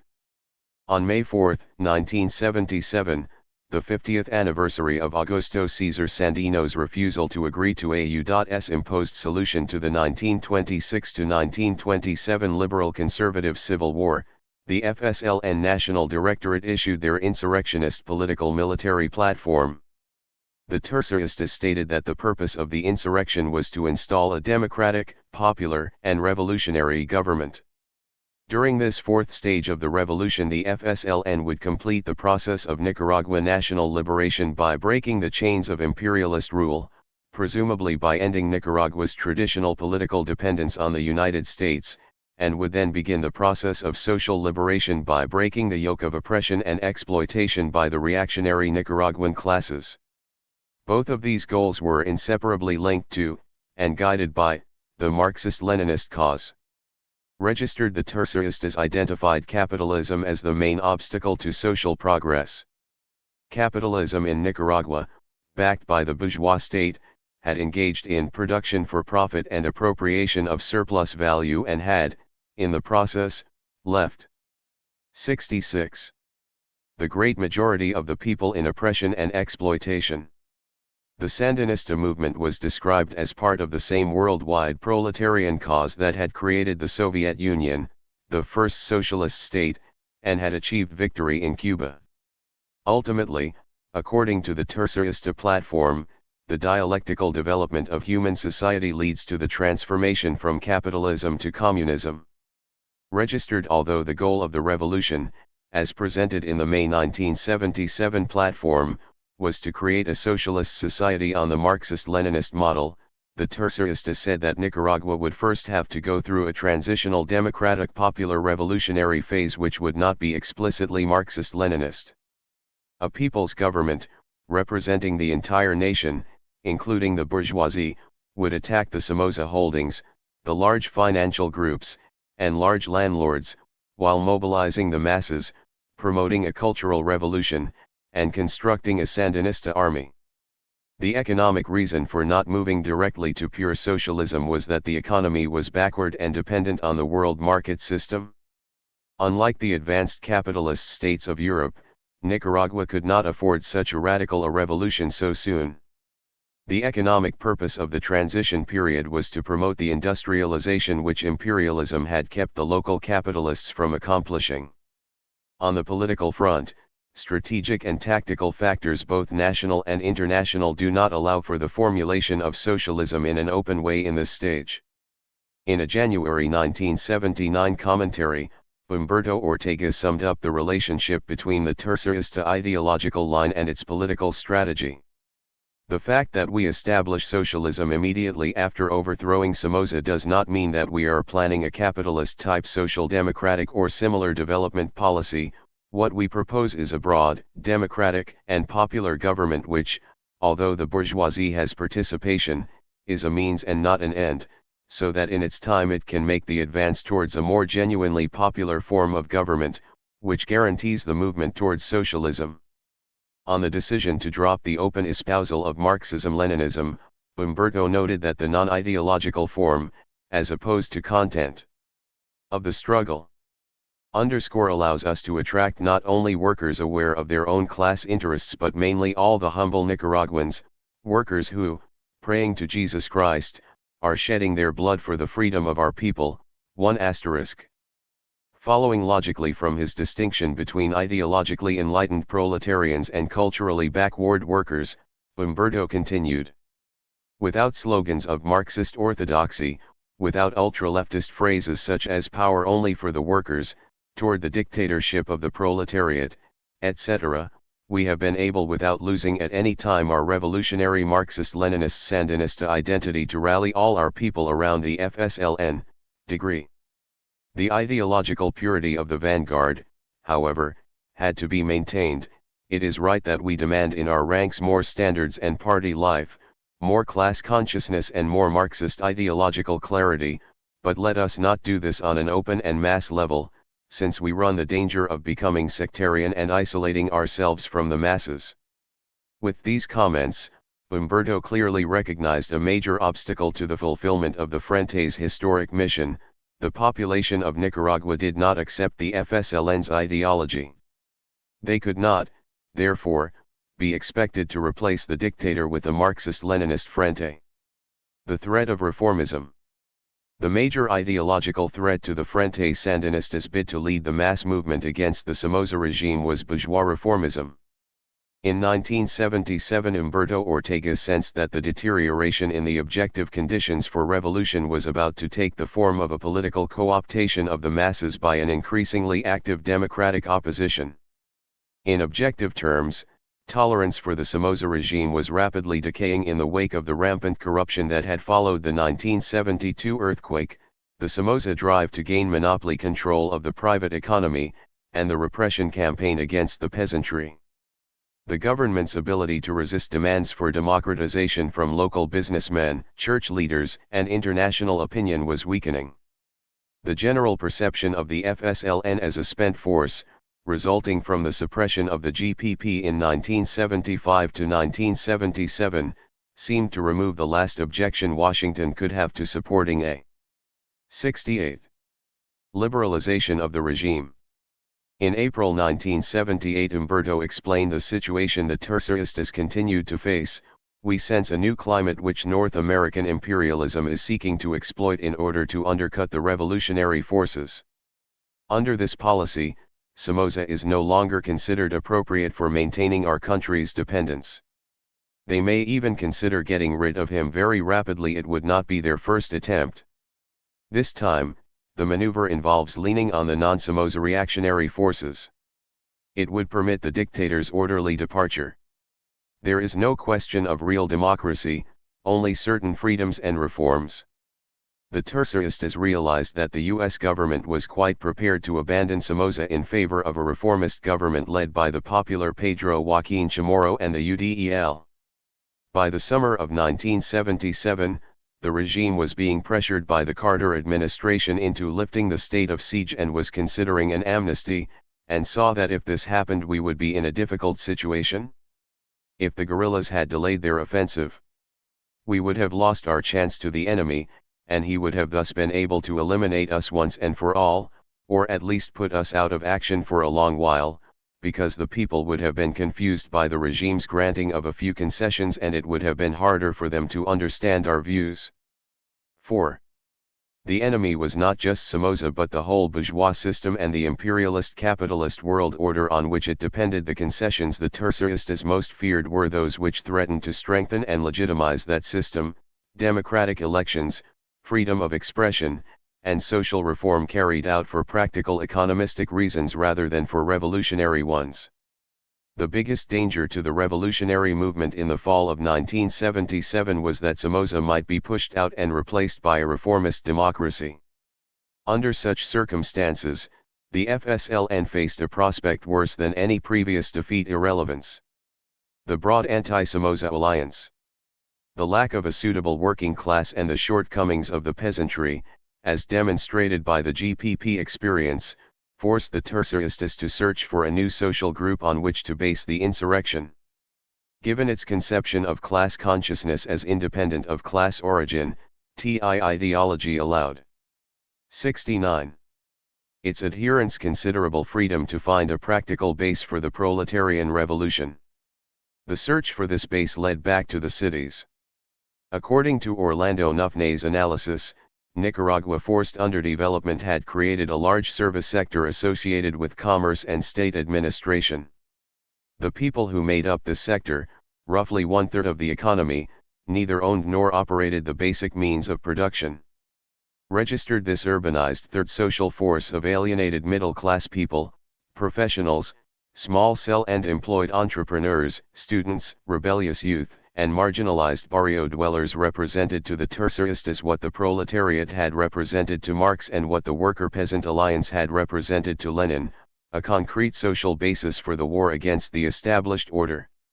Since both the middle sectors and the state apparatus were urbanized, it followed that the seizure of power also had to be urbanized.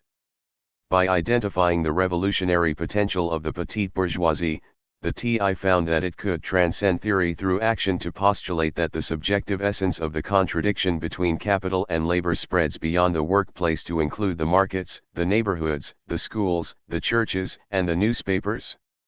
Registered by engaging in an ideological redefinition of subjective reality, the Terceristas broadened the social base of the revolution to include all those who have personally suffered the results of capitalist exploitation and oppression, even if they are not directly connected with economic production. In other words, anybody, regardless of class, who had become dissatisfied with the Somocista status quo. 27 The most important of the middle sectors were the youth and students.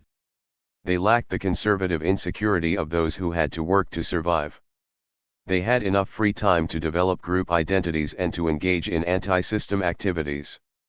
Their youth meant that they had not yet been socialized into the system's values. They were more likely to realize the emptiness of the materialist promises of bourgeois culture. The breakdown of the modern family was accentuating the normal rebelliousness of adolescence. 28 When the insurrection did come, the muchachos of the popular militias were, in large part, thousands of these teenage boys and girls. Older people, however, even those likely to join an anti-Somoza movement, traditionally tended to be ambivalent toward the FSLN's fundamental ideology. Conservative Roman. 70. Catholicism ran deep in the poor barrios. Years of National Guard shakedowns had led many artisans and small tradesmen to view the state itself, no matter who controlled it, as little more than a protection racket. Those with larger stakes in the economy naturally distrusted projects with communist overtones. The specific causes of popular opposition to the Somozas focused on such issues as the repression of press freedom, the lack of meaningful elections and political pluralism, the politicization of the army, the murder of political opponents, bureaucratic capriciousness and corruption, and harassment of that portion of the private sector not allied with Somoza economic interests.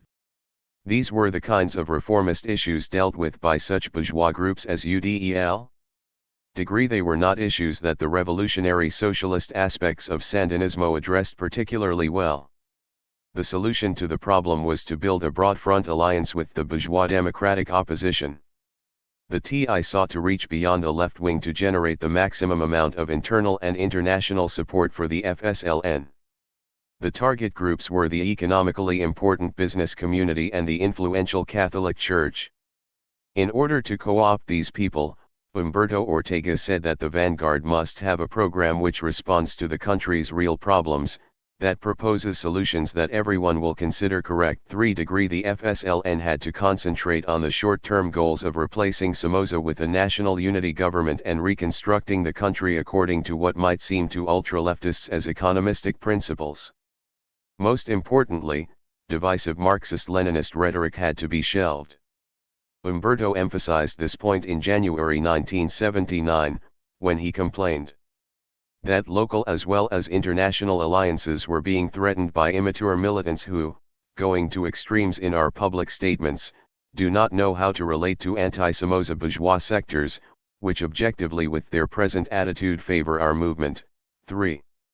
In the final analysis, Humberto admitted, without the alliance with the bourgeoisie there would have been no insurrection and no victory.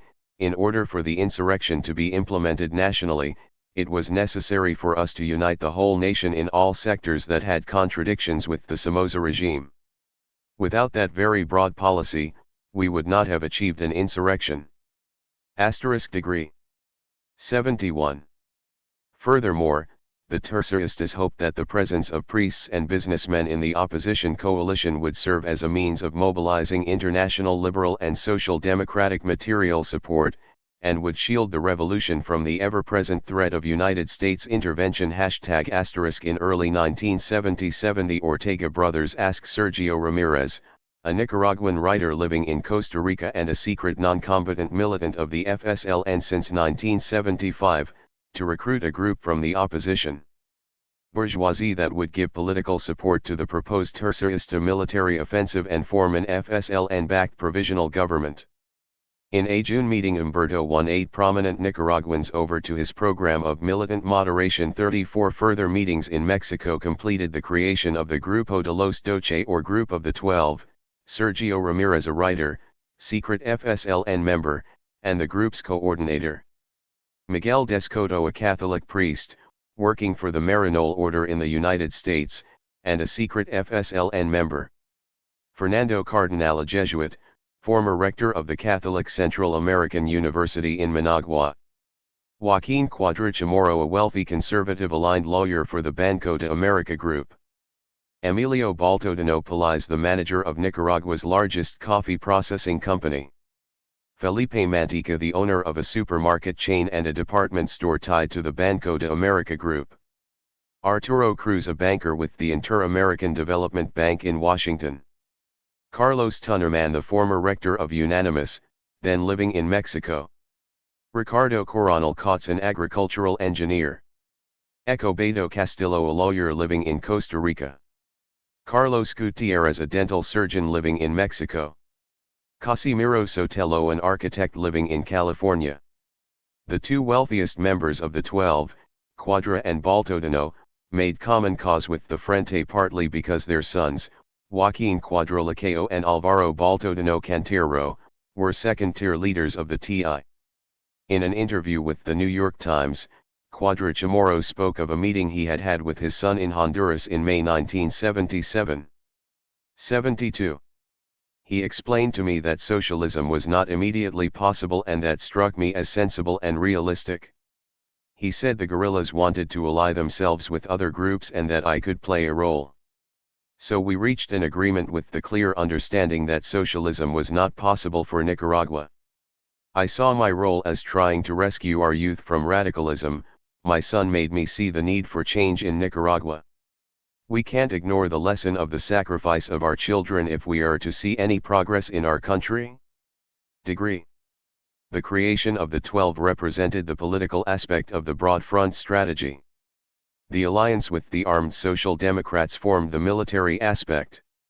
Marxists, of course, had never monopolized the armed struggle against the Somozas. Veterans of the numerous abortive conservative revolts of the 1957 to 1960 period, such as the brothers Fernando El Negro and Edmundo Chamorro Rapaxiali, had continued to engage in sporadic violence. Eden Pastora, a combatant in Alejandro Martinez's 1959 to 1960 Frente Revolucionario Sandino, had worked to support the FSLN's Pancasan guerrilla movement. From 1970 to about 1973 he was in the GPP underground, quitting out of impatience with the slow pace of the struggle, and going into the fishing business in Costa Rica. 3 Registered social and Christian democratic principles formed the basis of the vague ideologies held by Pastora and the Chamorro brothers. Beyond their calls for free elections, they tended to conceptualize the revolution in unfocused and, in the case of Pastora, especially highly romantic terms. The Terceristas wanted to bring the Social Democrats into the FSLN in order to legitimize the organization in the eyes of rebellious non-Marxist Nicaraguans and international public opinion. On the material level, the armed Social Democrats had contacts in Costa Rica, Panama, and Venezuela that could be counted on for weapons, base areas, and international recognition not available to a movement that had to rely solely on Cuba for aid and identity. Attracted by the TI's aggressive military line, Eden Pastora re-entered the FSLN in the summer of 1977. Soon afterwards, he arranged a meeting between Humberto Ortega and Fernando Chamorro, the dominant figure in Costa Rica gun running. According to Chamorro, Humberto never denied his commitment to Marxism-Leninism, but promised an interim pluralist system in which the Social Democrats could present their version of the revolution to the people. The main goal was to unite against the dictatorship. Lacking the people and 73. The organization to fight alone, Chamorro agreed to work with the Frente 37 by incorporating the Social Democrats. The Terceristas set the stage for the construction of the semi-regular Southern Front Army, which, with Costa Rican protection and Venezuelan money, proved to be one of the key elements in achieving military victory. Escobedo Cardinal and revolutionary Christianity. The broad front strategy also had a profoundly ideological aspect arising from the increasing involvement of Christians in the Sandinista movement. The radicalization of sectors within the Roman Catholic Church had been gathering momentum since 1968, when the Latin American Bishops' Conference, meeting in Medellin, Colombia, guardedly endorsed the theology of liberation and social activism to combat poverty and oppression. 38 By the early 1970s, many Catholic priests and nuns, working among the poor to create grassroots Christian-based communities, had established working relationships with the FSLN. Front organizations, such as the MCR, recruited Catholic students into the guerrilla movement. Sandinista literature declared that Christian love could only be made real through revolution and that only the armed road will give us the effective instrument to carry out love for all. 39 The key figure in the ideological convergence between Catholicism and Sandinismo was the poet-priest Escobedo Cardinal. A former Conservative Party rebel and Trappist monk, Cardinal had founded a lay religious community on the Solentiname Islands in southern Lake Nicaragua in 1965. There he developed a radical reinterpretation of the Bible which transformed the Christian gospel into a tract for political and spiritual revolution. Reversing the traditional Christian doctrine that spiritual conversion was the key to the construction of a better society, Cardinal argued that a political revolution was the necessary prerequisite for a change in the hearts of men. Degree in Cardinal theology, the growth of revolutionary consciousness was the second coming of Christ. The armed struggle represented the Battle of Armageddon, and the communist society, like that of the early Christians, constituted the kingdom of God on earth. 4. Quoting Matthew 10:34, Cardinal declared that Jesus had come, sword in hand, to liberate the oppressed, not to defend the peace of apathetic exploitation, and that the will of God demanded armed revo. 4. Lucian against the capitalist system. 42 During his trips to Cuba to 1970 and 1971, Cardinal became so infatuated with the austerity, morality, and humanist faith of socialism that he came to believe that if Castro could avoid bureaucratization, the kingdom of God was indeed at hand in Cuba. His faith in God and in the revolution became intertwined to the point that he felt that not only can a Christian be a Marxist, but that in order for him to be authentically Christian, he must be a Marxist, with emphasis on must. 44 In the end, Cardinal abandoned the pacifism of his Trappist period, accepted violence in the name of love, and allowed Solentiname to be used as a guerrilla base. 4 Registered The Terceristas brought Escobedo Cardinal and other members of the clergy into the Frente. On the practical side, the international contacts of Miguel Descoto, of the Marinol missionaries, and of other churchmen were useful in projecting a moderate image.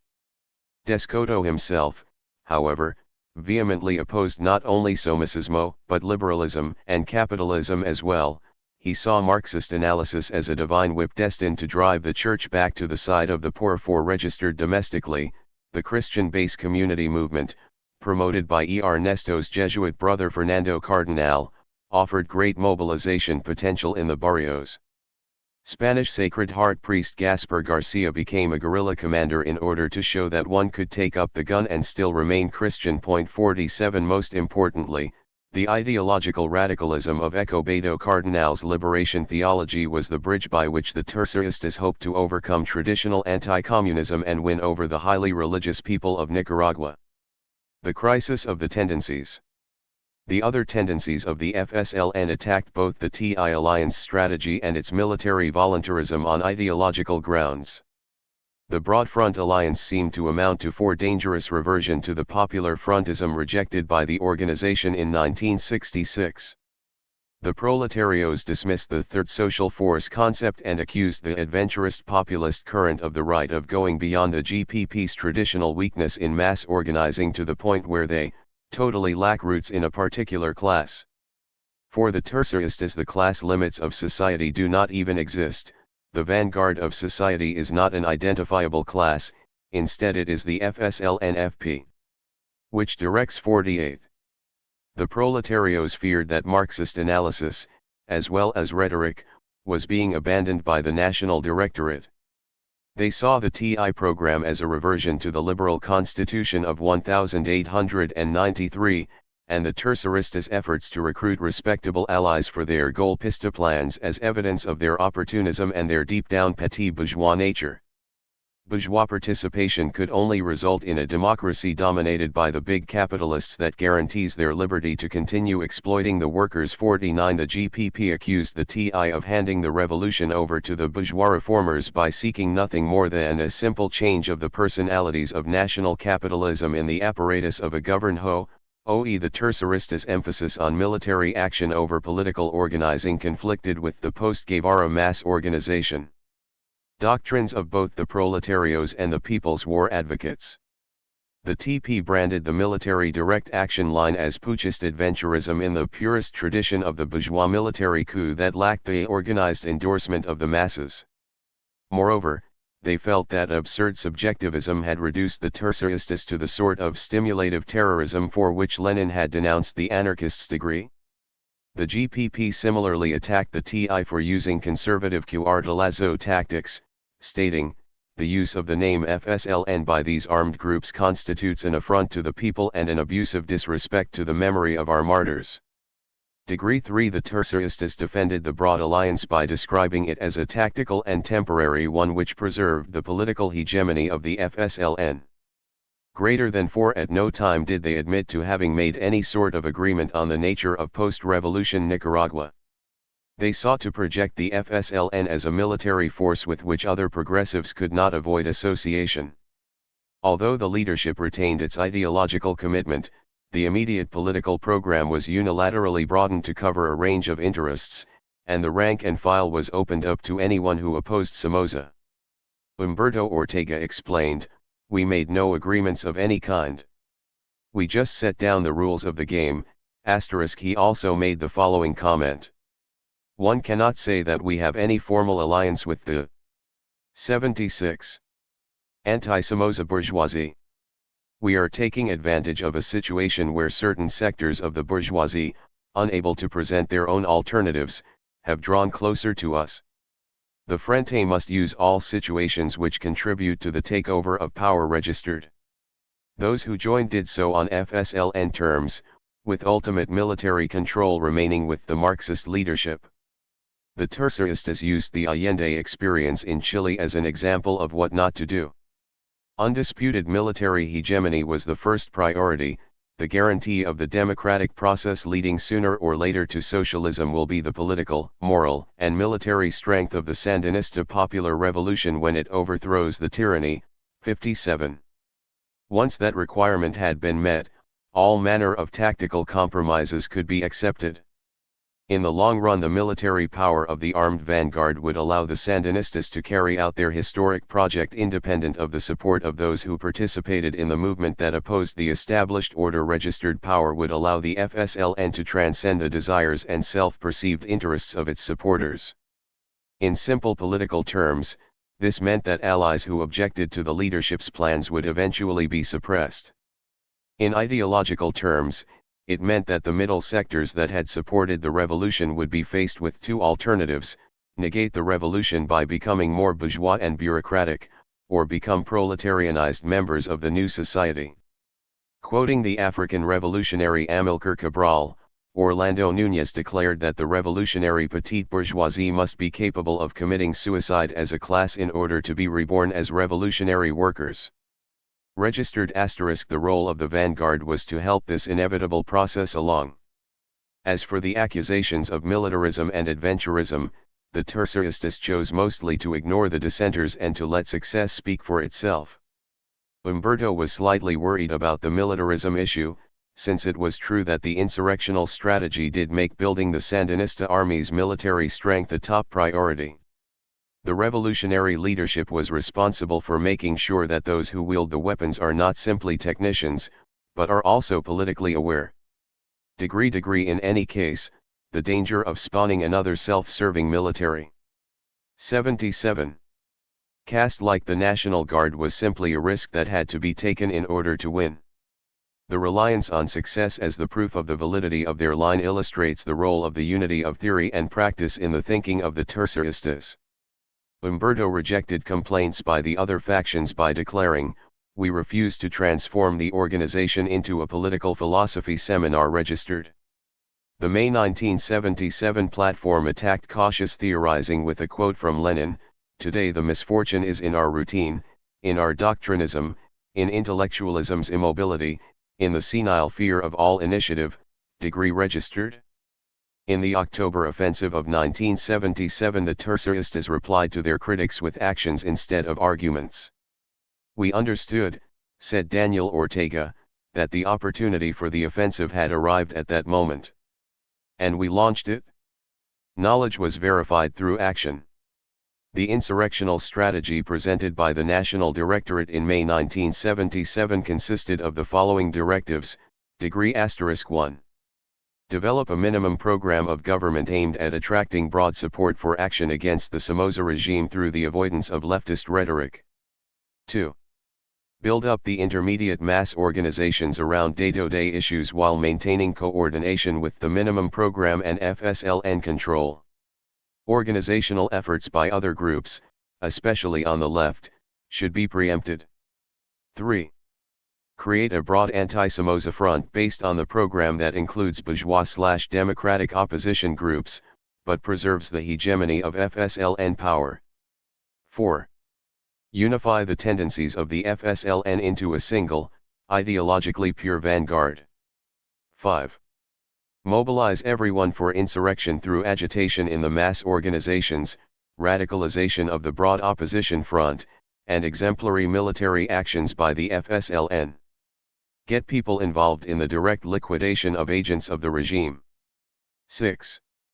Undermine the integrity of the National Guard, while avoiding organizational defections or coups. 7.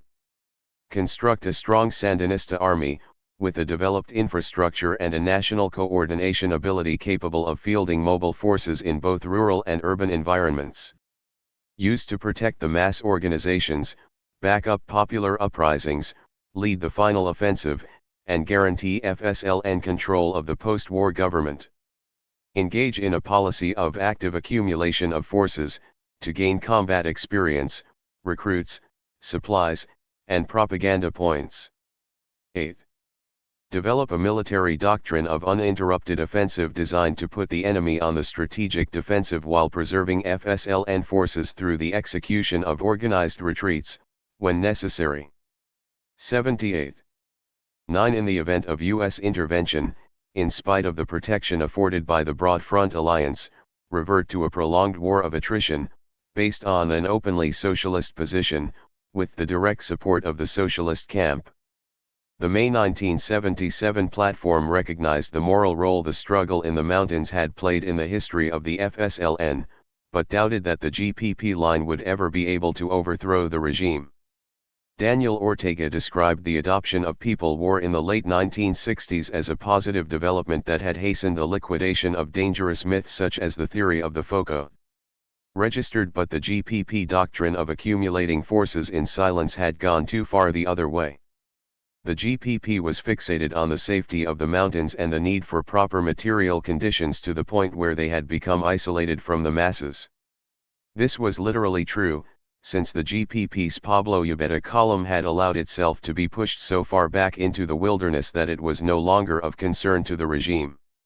Unless the FSLN could make its presence felt in the populated western part of the country, the Terceristas argued, revolutionary Sandinismo would be buried in a wave of liberal reformism. The lack of political and organizational depth made military action the only area in which the FSLN could affect the course of events. Registered as for the academics of the TP and their plans for an orthodox party, the Terceristas dismissed them, saying they had failed to transcend propagandizing and had buried their weapons. 6. Humberto Ortega replaced the GPP's defensive strategy with the doctrine of active accumulation of forces.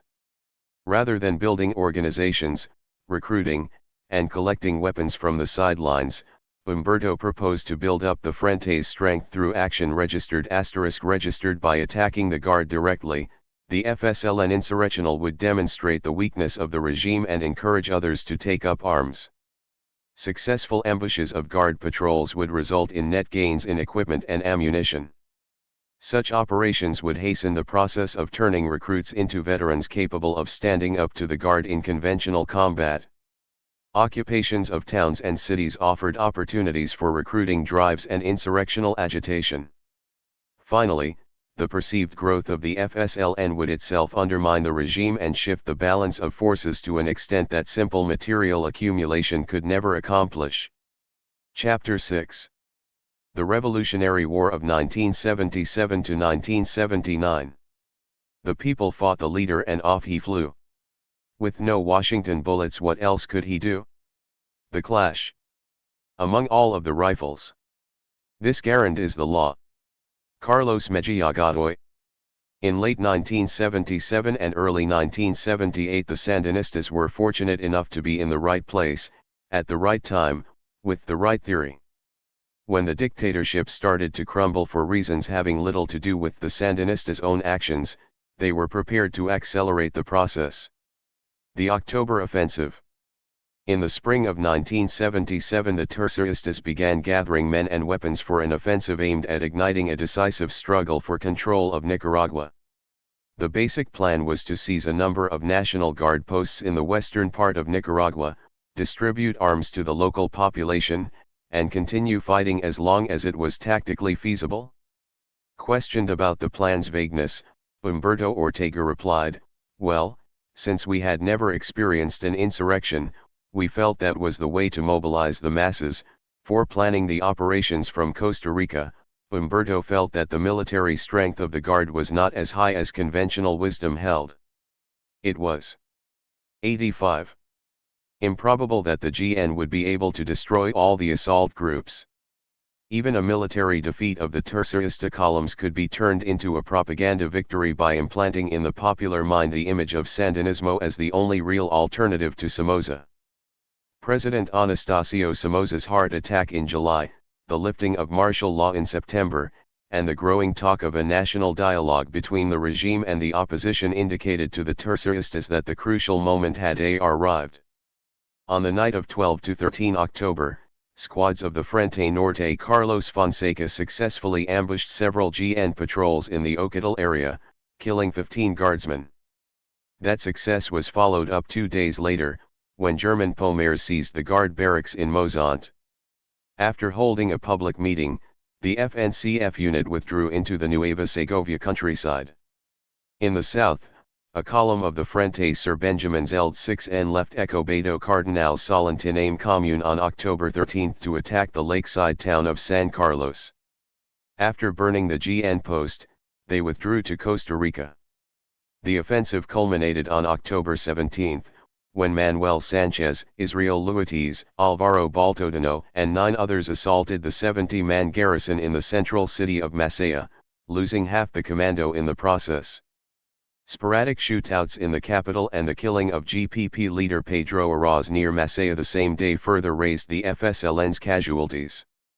Despite the Masaya disaster, Humberto Ortega considered the October offensive a marginal success. Although there was little popular response, and certainly no insurrections, the FSLN had asserted its claim to be a major force in Nicaraguan politics while increasing the relative strength of the FNCF and FSBZ commands. The facade of democratism. Meanwhile, on the political front, the Terceristas political allies 1 and the Group of the 12 gathered in Costa Rica in preparation for the establishment of a provisional government. On October 14, after it had become obvious that the TI was not going to be able to liberate any territory, the 12 issued a statement warning of increasing violence unless Somoza rule was replaced with a regime committed to social change. Furthermore, they praised the FSLN for its growing 80. Political maturity, declaring that no solution to the crisis could be reached once Sandinista participation registered. The TI publicly welcomed the endorsement by the 12 and appointed the group as the public representative of the FSLN. The Terceristas also vowed to continue their offensive until the last traces of Somocismo had been destroyed through the nationalization of Somoza property and the institution of democratic liberties and freedom of organization registered. The Tercerista-dominated DN expanded on this essentially moderate program in their year-end communique, even as they rejected the efforts of the Catholic bishops and the business community to promote a national dialogue as a solution to the crisis. 7 On the international front, the Terceristas worked to project their new moderate image. DN member Plutarco Elias Hernandez told the New York Times that the FSLN had rid itself of the Marxist-Leninist purists, and had now embarked on a course of general insurrection to be followed by the first free elections in Nicaraguan history. We must pass through the stage of democracy because socialism cannot be built overnight. Those who think we'll be going straight to communism are wrong. Our basic program is not communist. It is a threat to no one who favors a just society. Registered leaders of the bourgeois democratic opposition, such as UDEL's Rafael Cordova Rivas, came to accept the idea of a politically moderate Tercerista FSLN, as distinguished from the Marxists and Communists of the GPP and TP. Registered thus, as the turmoil of 1978 unfolded, the Terceristas had already succeeded in presenting themselves to many Nicaraguan moderates as a plausible alternative to Somoza. The martyrdoms of Chamorro and Monumbo. On January 10, 1978, Pedro Joaquin Chamorro was shot down on the streets of Managua on his way to work at La Prensa. The assassination of the dictator's symbolic opponent, registered, broke the tense situation wide open. The public blamed Somoza for the popular newspaperman's death, and marched in the streets by the tens of thousands. UDEL organized a business-supported general strike demanding Somoza's resignation. Pablo Antonio Cuadra, Pedro Joaquin Chamorro's longtime partner and the director of the literary section of La Prensa, summed up the impact of the assassination. 87. His death was the spark. The muchachos of the FSLN had not succeeded in uniting the people behind their insurrectional program, but when the Somozas murdered Pedro Joaquin, the people forgot their fear of death. We saw that we had to do something if we didn't want to end like him. By the end of January, demonstrations across the country began to turn into street fighting as the GN attempted to restore order. Fearful of being left behind by developments, the Terceristas reasserted their military presence in early February with an attack on Granada, by Camilo Ortega, an FSBZ assault on Rivas, under Eden Pastora, a raid on the port of Corinto, and an FNCF attack on the GN camp at Santa Clara, Nueva Segovia, by German Pomers and Daniel Ortega. In each case, the TI units were able to withdraw successfully after inflicting at least propaganda-worthy losses. The escalating guerrilla war in the West also eased the pressure on the GPP's moribund Pablo Ubeda column under Henry Ruiz, allowing it to regroup in the eastern mountains and to resume operations. On February 21, the urban insurrection that the Terceristas had been talking about suddenly became a reality. After 6 weeks of demonstrations, the Indian barrio of Monum 60 in Masaya rose in revolt. Armed with hunting rifles, shotguns, pistols, and homemade explosives, the deeply religious local population fought the guard on makeshift barricades for a week, finally succumbing to assaults by elite troops under the president's son, Major Anastasio Somoza Portocarrero. Camilo Ortega and several other FSLN militants tried to infiltrate the city after the insurrection began, but they were killed by the guard, probably before they could make contact with the rebels. The Monumbo revolt was an indigenously organized response to guard attacks on earlier demonstrations mourning the death of Chamorro. The barriados were also affected by FSLN propaganda and by Catholic Archbishop Miguel Abando y Bravo's February 9 message approving collective armed resistance in extreme circumstance. For their part, representatives of the Monumbosinos publicly rejected communism and appealed to the Archbishop to aid their fight to replace the general who is retaining power by force with sensible leaders with a devotion to public service. 13 Humberto Ortega agreed that Monumbo was a spontaneous insurrection, unplanned by the FSLN. In his view, it 88 was a premature uprising, lacking vanguard direction whose isolation had allowed the THIRD to concentrate military resources and destroy it. In the long run, however, he saw the revolt as important for its vindication of the insurrectional strategy's potential, for the example it set for the rest of the country, and for the lessons it provided the FSLN on the mechanics of urban revolt. For in the aftermath of Monumbay, the THIRD-WORLDistas shifted their military emphasis from cross-border hit-and-run actions to preparations for urban rebellion. The original strategy had been conceived more in terms of the supporting the guerrillas, so that the guerrillas as such could defeat the National Guard. This isn't what actually happened. What happened was that it was the guerrillas who provided the support for the masses so they could defeat the enemy by means of insurrection. Registered. Accordingly, the 40-person operational column of the FNCF was disbanded, and its fighters sent into the northern cities of Estili and Legn. Large-scale guerrilla activity declined over the next 6 months, the focus shifted to unarmed strikes and rioting by labor and student groups, coordinated by the multiplying organizations of the left and the moderate opposition.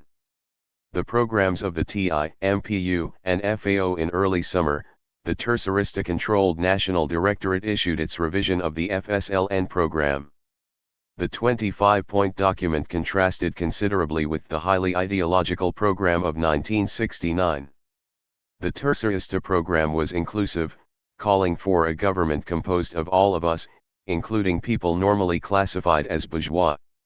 Expropriations were seemingly to be limited to members of the Somoza clique, although the banking, mining, lumber, and fishing industries would also be nationalized. The document consisted mostly of promises to meet specific economic aspirations such as higher wages, better working conditions, and more social services. Freedom of speech, organization, and religion were guaranteed without the veiled qualifiers used in 1969. More interesting, however, was what the document lacked. Gone was the rhetoric about Yankee monopolies and imperialist intervention. The U.S. was no longer singled out as the enemy in the plank concerning an independent foreign policy. There was no talk of abrogating the foreign 89 debt or of unifying Central America. Nor were there any promises to nationalize commerce, plan the economy, or politicize the educational system. 1 Registered. The THIRD-WORLDista program was an economistic, relatively non-ideological, social democratic-sounding document designed to attract broad support among the population while avoiding any unnecessary provocation of the United States.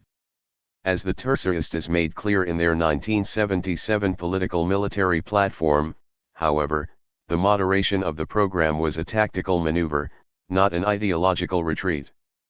The return on July 5 of 10 members of the 12 to Nicaragua, with the acquiescence of the government, accelerated the turmoil. Upon arrival, members of the group declared themselves to be Sandinistas and joined the nonviolent opposition parties and unions in the Frente Amplio Opositor. While the members of the 12 toured the country seeking support, and rioters clashed with the Guard in the cities, the FSLN moved to unify the various groups of the left under its leadership with the creation of the Movimiento Pueblo Unido. Although little had come of an attempt at FSLN military unity in June, all three tendencies agreed to back the unification of the intermediate and mass organizations. Based on the student strike movement and the TP's various labor fronts, the MPU also incorporated the labor and political organizations of the Moscow Line Socialists and the Neo-Stalinist Partido Comunista de Nicaragua, both traditionally resistant to cooperating with the Sandinistas. The 15-point MPU program of government was similar to the THIRD-WORLDista program, emphasizing practical measures over ideological rhetoric. The MPU program outlined a corporatist, mixed economy model of state planning and regulation of commerce, with input from the unions and private sector entrepreneurs.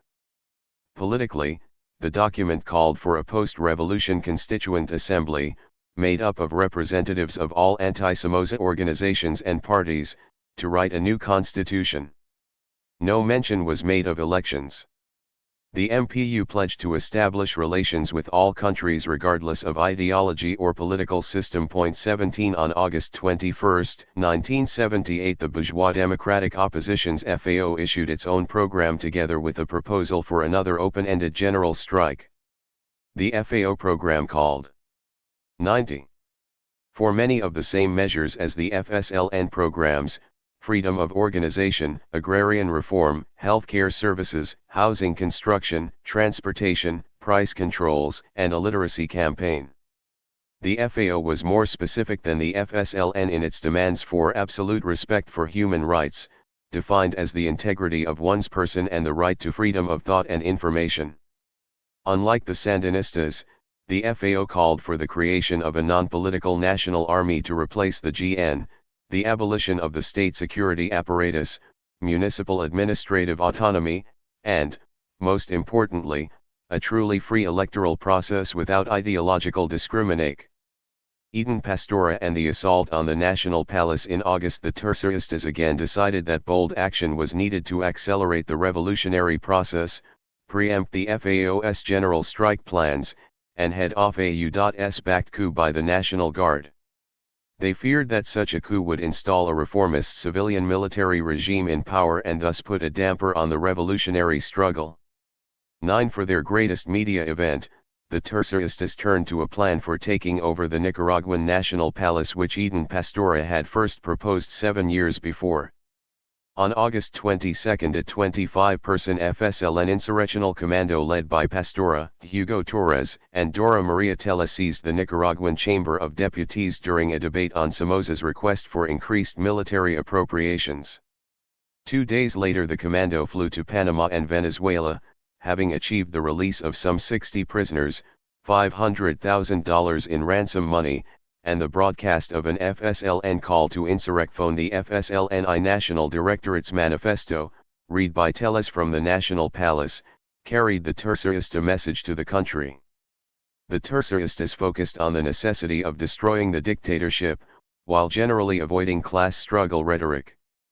They appealed to the Sandinista people, workers, students, women, and Christians to engage in general insurrection against the National Guard until the Somoza regime was replaced by a democratic popular government guided by the revolutionism of the FSLN and the progressivism of the 12. They honored the memory of Pedro Joaquin Chamorro and welcomed the participation of 91 Nicaragua capitalists in the anti-Somoza struggle, as long as the bourgeoisie did not try to control the movement or reach a compromise with the regime.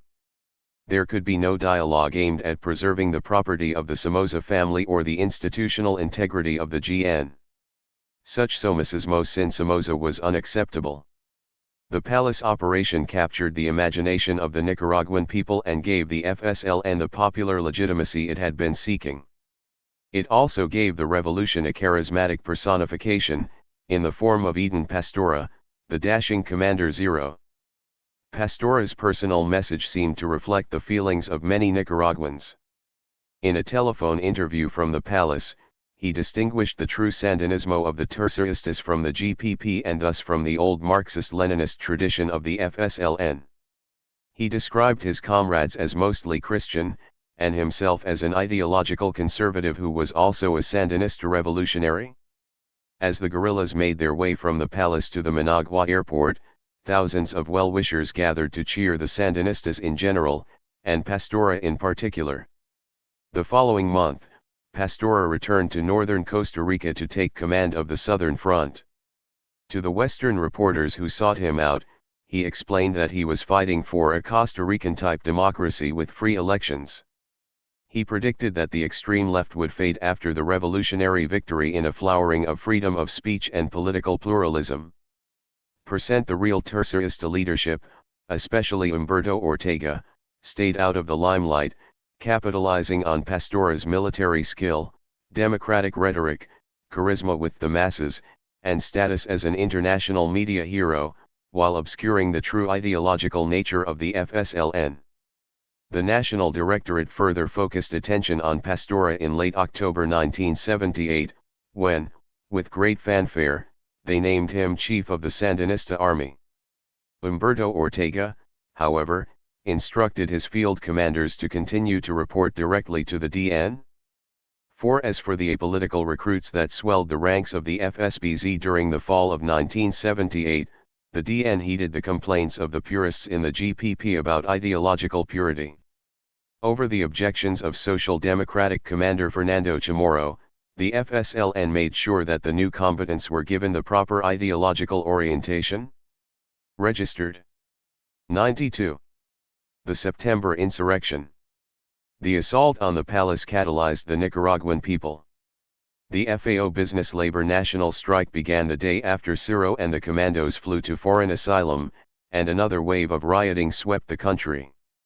By August 27, armed youths had taken over the city of Matagalpa. As at Monum 6 the previous February, the Matagalpa revolt was largely a spontaneous affair of barricades and small arms pitted against the heavy equipment of the trained, but less than enthusiastic, National Guard.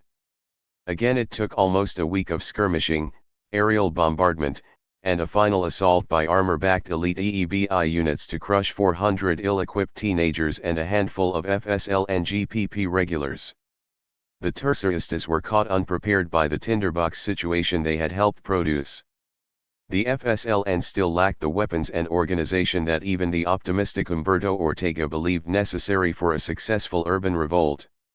As the insurrectional line had predicted, events were developing on their own. We certainly could not oppose that mass movement, stop that avalanche. On the contrary, we had to put ourselves at the forefront in order to lead it and channel it to a certain extent. Registered. After a week of hesitation, the THIRD-WORLDistas, over the objections of the other tendencies, decided on an urban offensive. The plan called for simultaneous attacks on Guard installations in 5 major cities as a signal to begin a popular insurrection.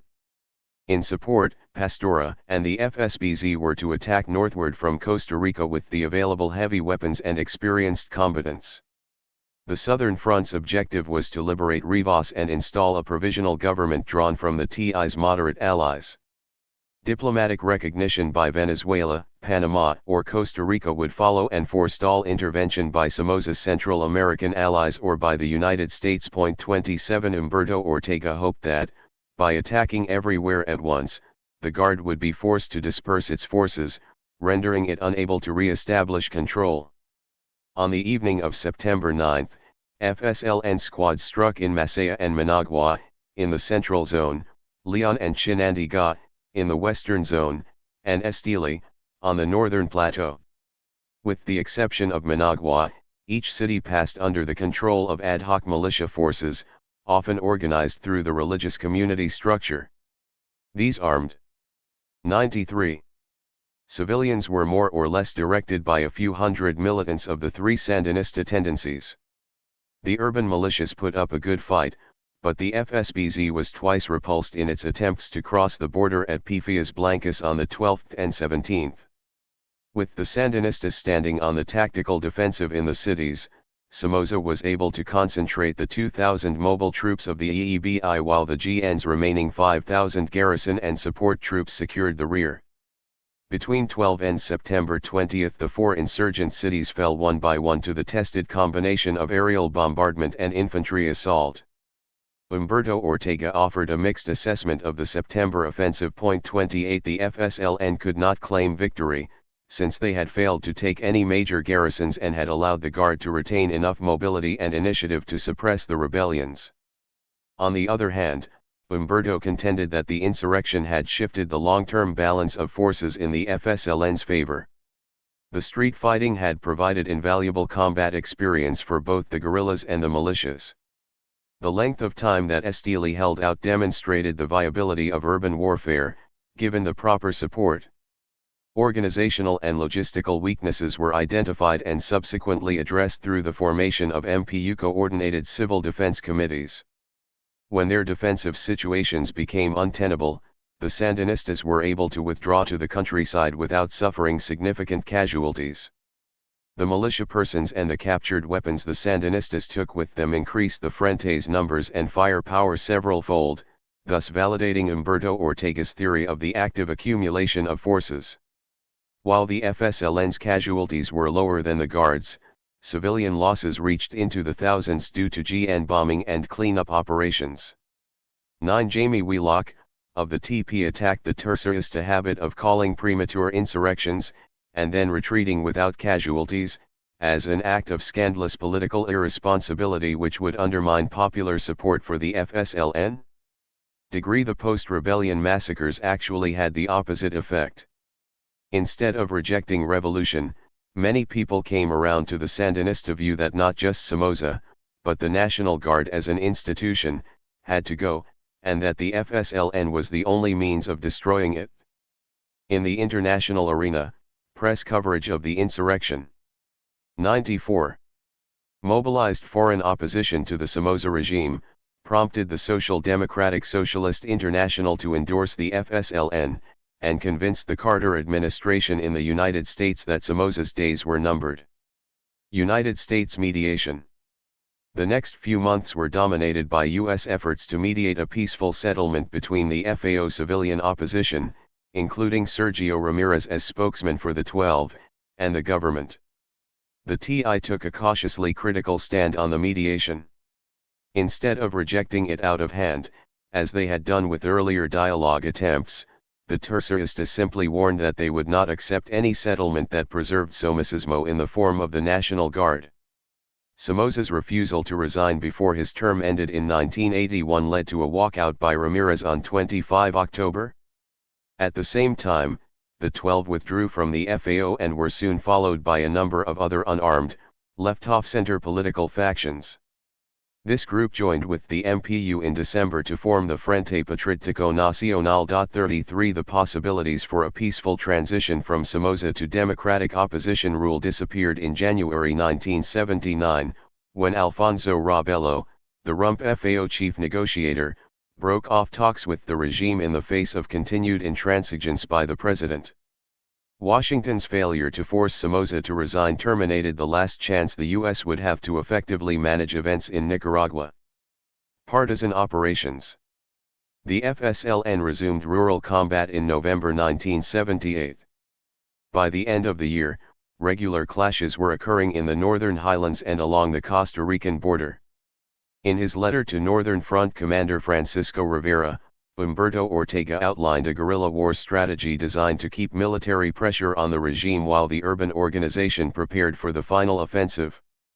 The FNCF's mission was to develop its mobile forces through small-scale attacks aimed at dispersing and wearing down government forces. The preferred tactic was to ambush enemy troops while they were in movement.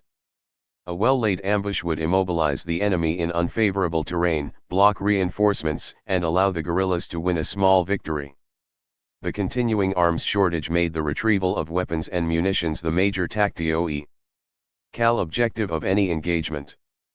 Positional fighting and situations in which the Guard possessed superior numbers were to be avoided. Humberto gave special attention to the role of combat itself in developing the FSLN's military capabilities. Let us remember that our fighters still lack combat experience, and from an initial offensive position we can pass to a defensive position or disorderly retreat.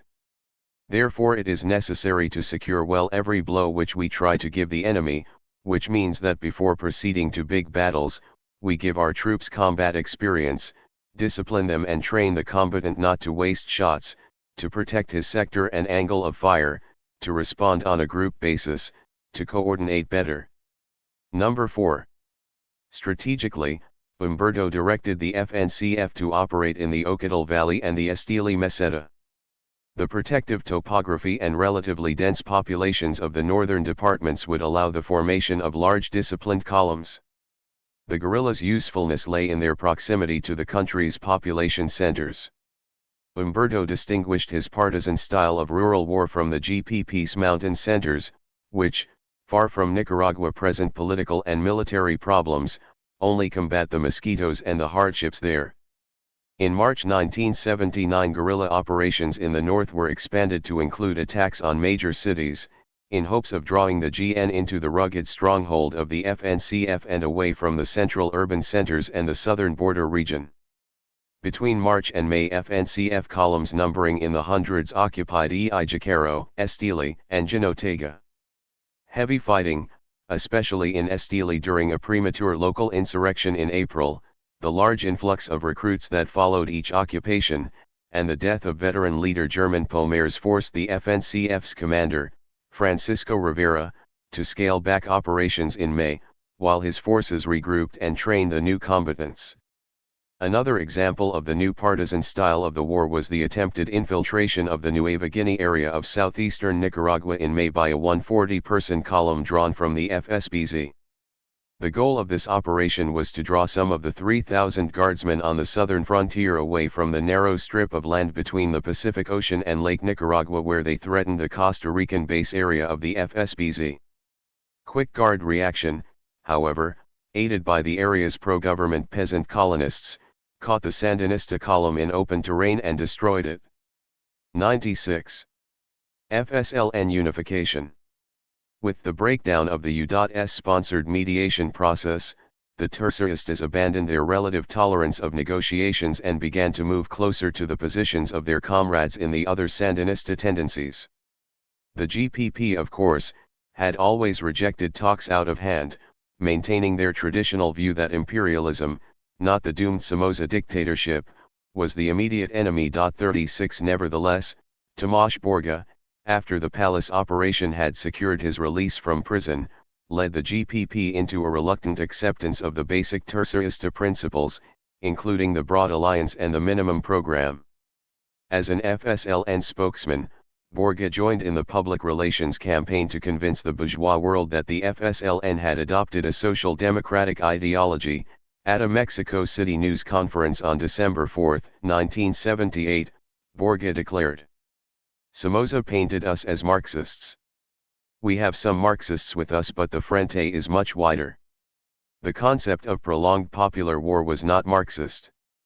It is a military concept. We are neither Marxist nor liberal, we are Sandinistas." 38. Unlike the Ortegas, who preferred to remain in the background while their sincerely moderate allies talked about freedom and elections, Borga sought publicity by hypocritically denying the whole ideological history of the FSLN and the GPP. The Sandinistas moved a step closer to the unity that all agreed was necessary in December 1978, when the three organizational commands issued a joint communiqué announcing their provisional unification.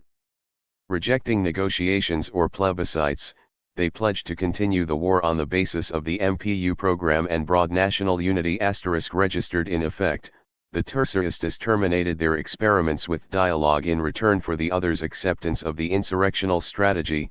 True unification did not immediately follow, however, due to lingering personal animosities. Shadowy negotiations continued, with Cuban leader Fidel Castro playing a key role. Vanguard unification was Castro's main condition for providing the Sandinistas with their first significant amount of material Cuban aid. The shortage of military supplies eventually brought the feuding commanders together. On March 7 the leaders of the three FSLN factions announced the formation of a 9-Mandaruchi 6N Nacional. 97. Conjunto. The TI was represented by the Ortega brothers and Victor Tirado. Tomas Borga, Henry Ruiz, and Bayardo Arce came from the GPP. Jamie Wheelock, Luis Carey 6N, and Carlos Núñez spoke for the proletarios.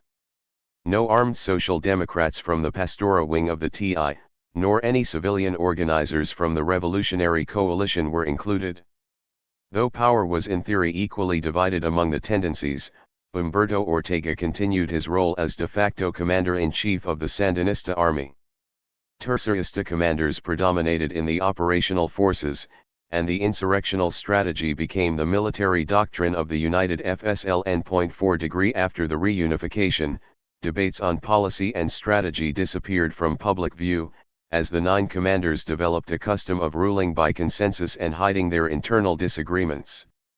The final offensive of May-July 1979 finally brought the various resources available to the Sandinistas together at the same time. First, an open-ended general strike was declared, with FAO support, on June 4 to undermine the regime's economic base.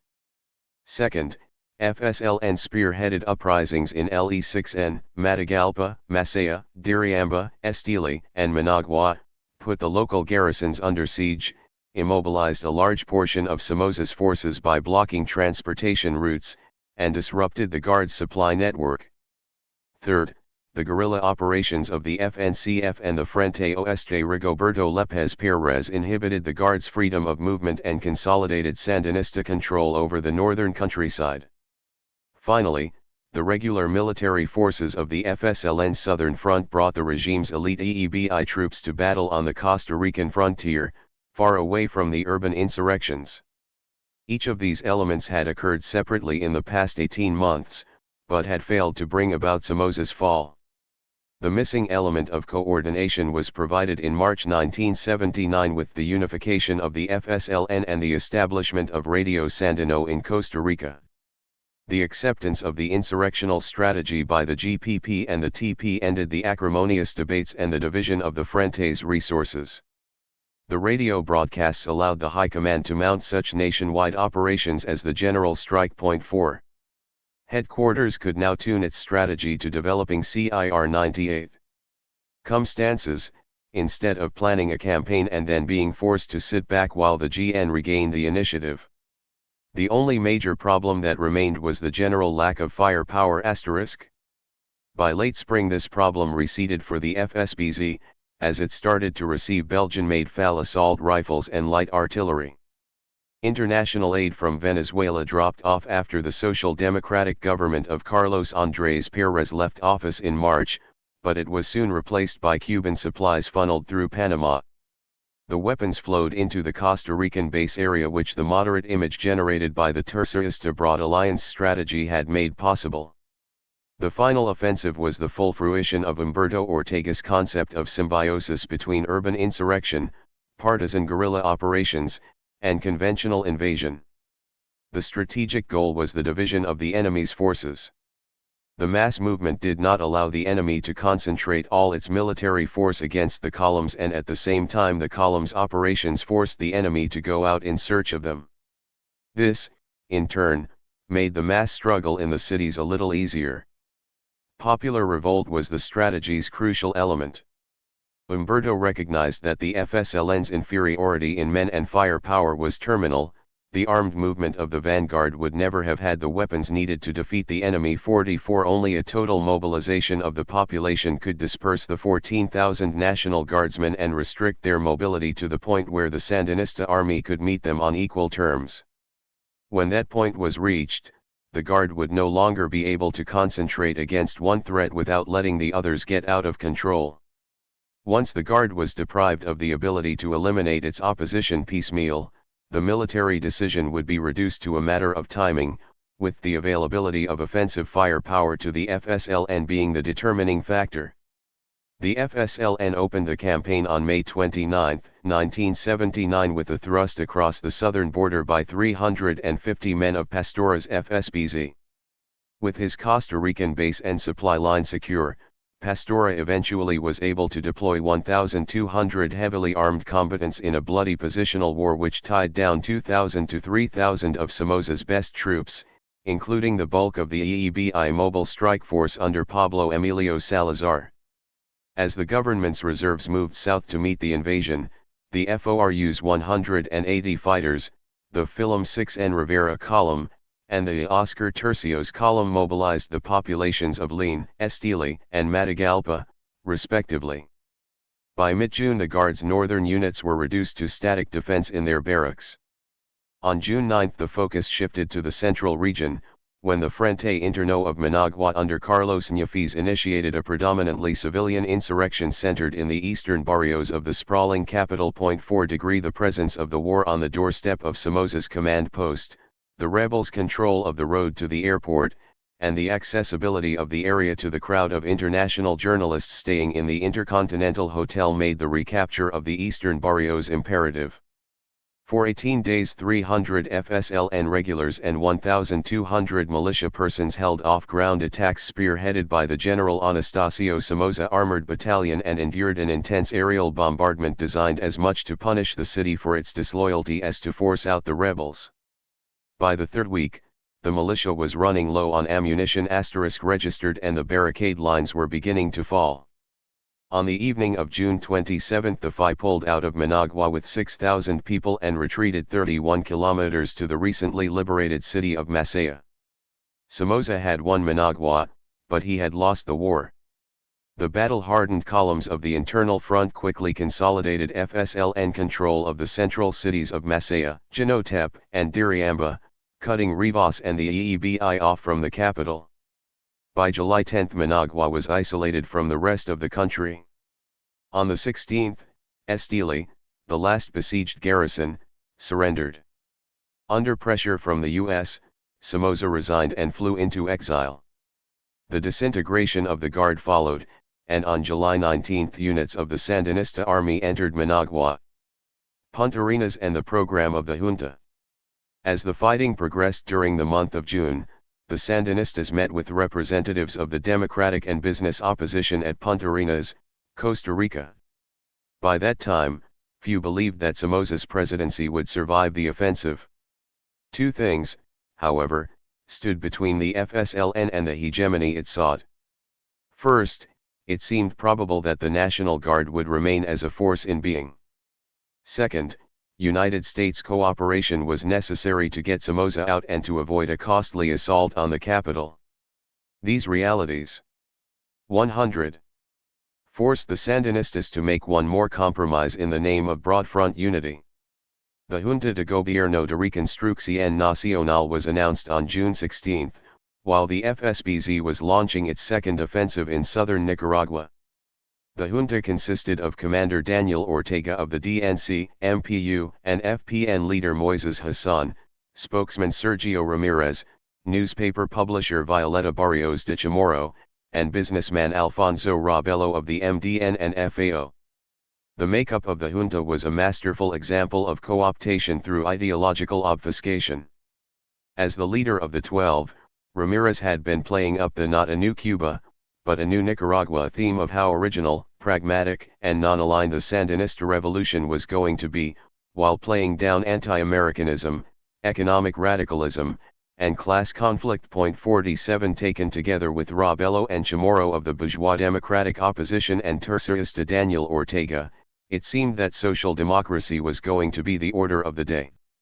The GPP-aligned Hassan and Interior Minister-designate Tomas Borga were the only persons in the government generally perceived to be Marxists. In fact, Ramirez was a secret member of the Frente. Daniel Ortega, like his brother Humberto, was committed to the Marxism-Leninism of the Terceristas' May 1977 political-military platform. The JGRN program, agreed to at Punta Arenas by the various factions of the Nicaraguan Revolution, resembled that of the FAO more than that of the MPU. It called for an independent judiciary, abolition of the political security apparatus, and municipal autonomy. It proposed the temporary formation of a limited, apolitical national army, and for the gradual dissolution of that army as conditions permitted. Like the MPU program, it vested co-legislative power in a corporatist council of state. The various members of the FSLN/FPN/MPU, the FAO, and the COSEP Business Council were to be represented in the 30-seat body, with the numerical predominance going to the democratic opposition and the business community. 4 Registered while references to universal suffrage and a commitment not to discriminate against political parties on ideological grounds implied a return to electoral democracy, nothing was specifically included regarding the timing or nature of future elections. 49 Junta member Alfonso Rabello and the 101 Broad Front allies, as well as observers from Costa Rica and Venezuela, came away from Punta Arenas with an understanding that the FSLN had agreed to early, free elections and a guaranteed commitment to the liberal concepts of political pluralism and a social democratic mixed economy. As it turned out, the Somocistas solved the Sandinistas' problems with the bourgeoisie. On July 11 the junta, with the tacit approval of the United States, announced a plan for transferring power which would have left the combat units of the National Guard temporarily intact during a transition period. Registered degree in accordance with the agreement, U.S. representatives finally talked Somoza into resigning on July 17. In an unforeseen development, the provisional president, Francisco Urquijo, renounced the agreement and ordered the Guard to fight on. Defeated and shorn of its high command, the GN ceased to exist as an organized entity, leaving the FSLN as the only effective military force in the country. The Frente now had the armed hegemony it needed to transcend the bourgeois values of the vast majority of its supporters. As far as the FSLN was concerned, no such Punta Arenas Pact or anything like it exists. We never committed ourselves to any sort of concessions. The seizure of state power was consolidated in December, when the key ministries of defense, planning, and agriculture were put under direct DNC control, and in May 1980, when the FSLN unilaterally altered the makeup of the Council of State to include the various Sandinista mass organizations. The transition to socialism had begun. Chapter 7. The Sandinista Ideology. Our work will be done when we give these young ones a new world, a different world. Dora Maria Telles. We'll keep on struggling, so that someday all our people will dream in color. Doris Maria Tijerino. The ideology of Sandinismo can best be understood by analyzing its major themes. The Sandinistas' philosophical approach to reality is based on a determinist outlook. They attempt to understand and create a predefined reality through voluntaristic unification of theory and practice. They tend to follow a system of deductive logic that derives facts from faith-based definitions of reality, rather than from empirical experience. They believe in the existence of a crisis in social and human development that must be solved through revolutionary transformation, not by reform within existing systems. They define imperialism as the external foe over which the revolution must triumph. They see bourgeois consciousness as the internal enemy with which the individual must struggle in order to become a part of the community of the revolution. They believe that the revolution can only be accomplished 106. Through the actions of a vanguard elite. As its goal, the Sandinista revolution seeks to construct an egalitarian collectivist community of selfless men and women. Ultimately, the essence of the revolution is spiritual transformation. Not all of the Frente's major theorists have fully explored the implications of these themes. Some have exhibited more logical consistency in the practical application of principle, or in the ideological justification of their actions. Nevertheless, the nature of Sandinismo is rooted in these ideas. The unity of theory and practice. The methodology of the Sandinista popular revolution incorporates both theory and practice in a single organic concept. Fonseca summarized the idea in his 1975 Code of Conduct. The Sandinista knows how to bond revolutionary theory with concrete practice. The Sandinista knows that ideological correctness is worth nothing without consequent practical conduct, yet positive practical conduct is insufficient if it is not accompanied by a revolutionary ideological definition *. In its broad outlines, the concept of the unity of theory and practice postulates the existence of a universal, yet progressively changing, truth. The reality of this truth can only be fully understood through conscious participation in the process of change. The Sandinistas inherited from Marxism a determinist worldview which sees an ongoing titanic struggle between social classes in agreement with the historical laws that generate the popular process. For the Sandinistas see the forces which these laws generate as inherently progressive. History must move toward the true freedom and the material and spiritual conditions which socialism will create. Registered. The frequently repeated line about the revolution's irreversibility refers to the logical impossibility of history's regressing to the point where the FSLN would lose power. Such historical determinism complements a tendency to rely on defined truth.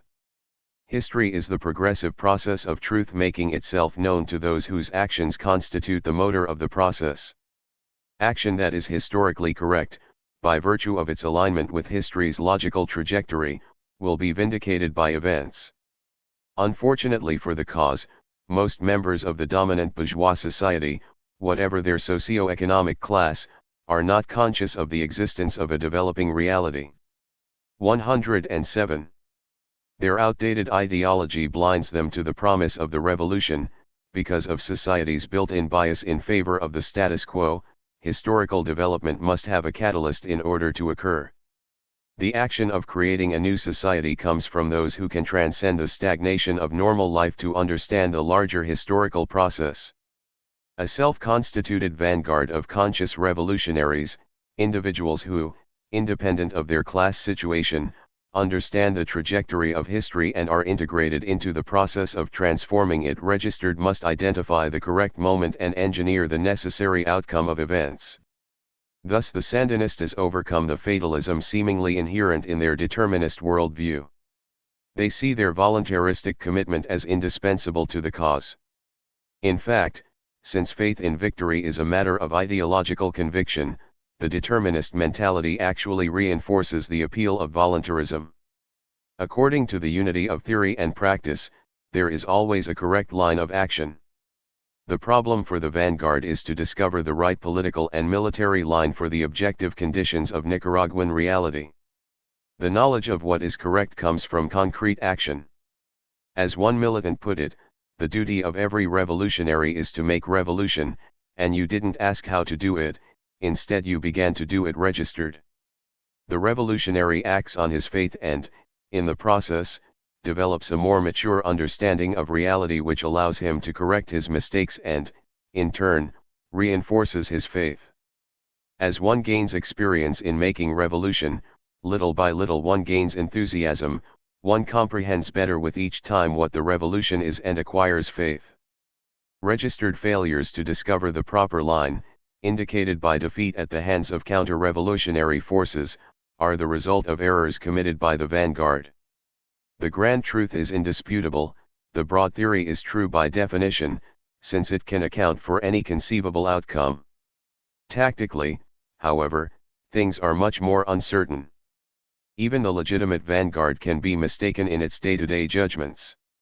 Errors are even progressive, in the sense that mistakes can lead to greater maturity, a greater understanding of the grand design, and the discovery of more appropriate tactics. As Henry Ruiz explained, it is necessary to have enough flexibility, a capacity to change course, in order to accommodate the line of action to the develop 108. Why? In historical circumstances, without ever losing sight of the strategic objective. Degree. Sandinista ideology has a materialist base, but only in the sense that the Sandinistas recognize that their conscious revolutionary actions interact with and are restrained by the outside world. The ideology's key dialectic lies in the contrast between the objective conditions of the real world and the subjective conditions represented by the levels of revolutionary consciousness within the vanguard and within the people in general. Revolutions arise from the impact of subjective interpretations of reality on the objective world. The revolution first takes place in the minds of those who go beyond objective reality in their quest for the power to implement their subjective reality. The unity of theory and practice should not be confused with a theoretical pragmatism. Pragmatism implies a willingness to be flexible on macro as well as micro issues. Altruistic or spiritual motives and the concept of progress may be present, but pragmatists lack a clearly defined grand theory and reject determinism. Vagueness about ultimate goals leads, from the unity of theory and practice standpoint, to action without understanding. Furthermore, pragmatists tend to define a policy as working simply because most people see it as working. Pluralism is a natural part of the pragmatic worldview, since truth can only be defined on a provisional basis and only after a consensus has been reached from a spectrum of perspectives. Since most people worry mostly about day-to-day economic problems, the pragmatic approach to change tends toward an economistic focus, one which neglects utopian blueprints for radical social transformation. Jamie Wheelock and the pragmatist faction within the National Directorate have, under the influence of orthodox Marxist positivism, compromised their revolutionary consistency with a decidedly economistic approach to the problems of reconstruction. The true pragmatic approach within the Nicaraguan Revolution, however, is more closely associated with the ideology of the former social democratic wing of the Sandinistas and the progressive business opposition. These forces are now represented by the exiled Alianza Revolucionaria Democrática under Eden Pastora and Alfonso Rabello. The pragmatists do not understand the proletarian historic project, as revealed. 109. through the unification of theory and practice, and thus have never been a part of the Sandinista revolution. The left often accuses pragmatists of opportunism. Strictly speaking, however, opportunism implies a complete lack of a larger goal, in any socially altruistic sense. The motivating forces behind opportunism tend towards cynical self-aggrandizement or the will to survive. The equation of pragmatism with opportunism fits nicely, of course, with the authoritarian revolutionary assertion that there can be no progress without a clearly defined progressive ideology. Within the revolutionary camp, an over-reliance on theory can lead to the sin of dogmatism. If the grand design is too systematized, the tactical line can lose contact with objective reality. The result is inaction or defeat. There are two common types of dogmatism that can threaten the viability of the revolution. Intellectual dogmatists rigorously define and literally interpret the historical project. They undertake to discover absolute truth without bothering to integrate their theories with reality through revolutionary practice. The purity of the intellectual's theory makes action impossible, since the extreme utopian nature of the project makes total defeat an inevitability. The tendencia proletaria suffered from intellectual dogmatism in its efforts to apply narrowly constructed orthodox Marxism to the Nicaraguan situation.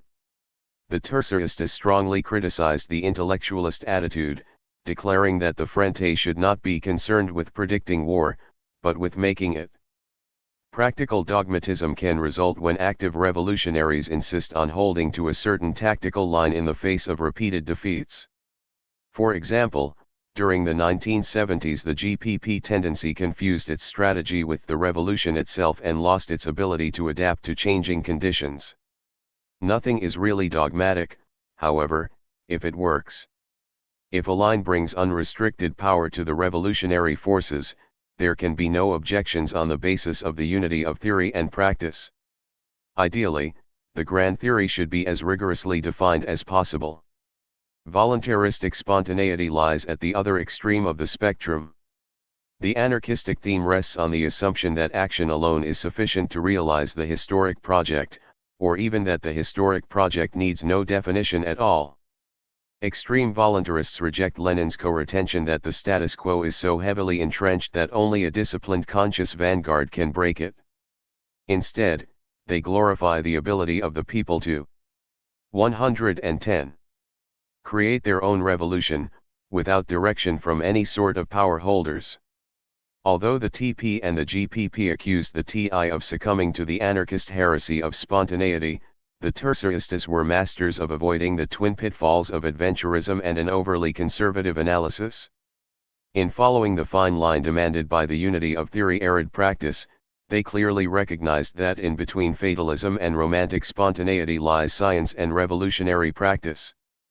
The history of the FSLN struggle is one of repeated efforts to apply theory to reality. In most cases, these efforts failed because of an over-reliance on theory or from simple tactical incompetence. Nevertheless, the Sandinistas interpreted their successive defeats as moral victories for the revolution's stepping stones toward the inevitable victory over Somocismo and the bourgeois world order. More importantly, the setbacks were learning experiences which could be used to critique the strategy of revolution without undermining ideological commitment. As it turned out, the successful insurrectional strategy was formulated by the group that exhibited the clearest understanding of the unity of theory and practice. Without falling into a pragmatic abandonment of the historic project, the Tercerista leadership of the late 1970s correctly identified the proper moment for action, molded their plans to the situation, and moved without hesitation to abandon entrenched dogmas about the primacy of the rural guerrilla and the dangers of broad front alliances. Deductive logic. The underlying logic of Sandinismo is definitional and deductive in nature. The Sandinista view of the world relies on logical deductions from first principles, not inductive reasoning from empirical observation. These principles are so broad that they explain any possible event. They can be neither proved nor disproved, they must be accepted or rejected on faith. The Sandinistas define their concepts in subjective terms, then attempt to impose their definitions on objective reality through the exercise of power. their rhetoric cannot be comprehended in bourgeois empiricist terms. The concept of the people illustrates the definitional thinking of the Sandinistas. The exact makeup of the community that is to benefit from the revolution is not as broad as terms such as the people, the masses, or the vast majority would imply to a bourgeois observer. At the 4th Central American IM.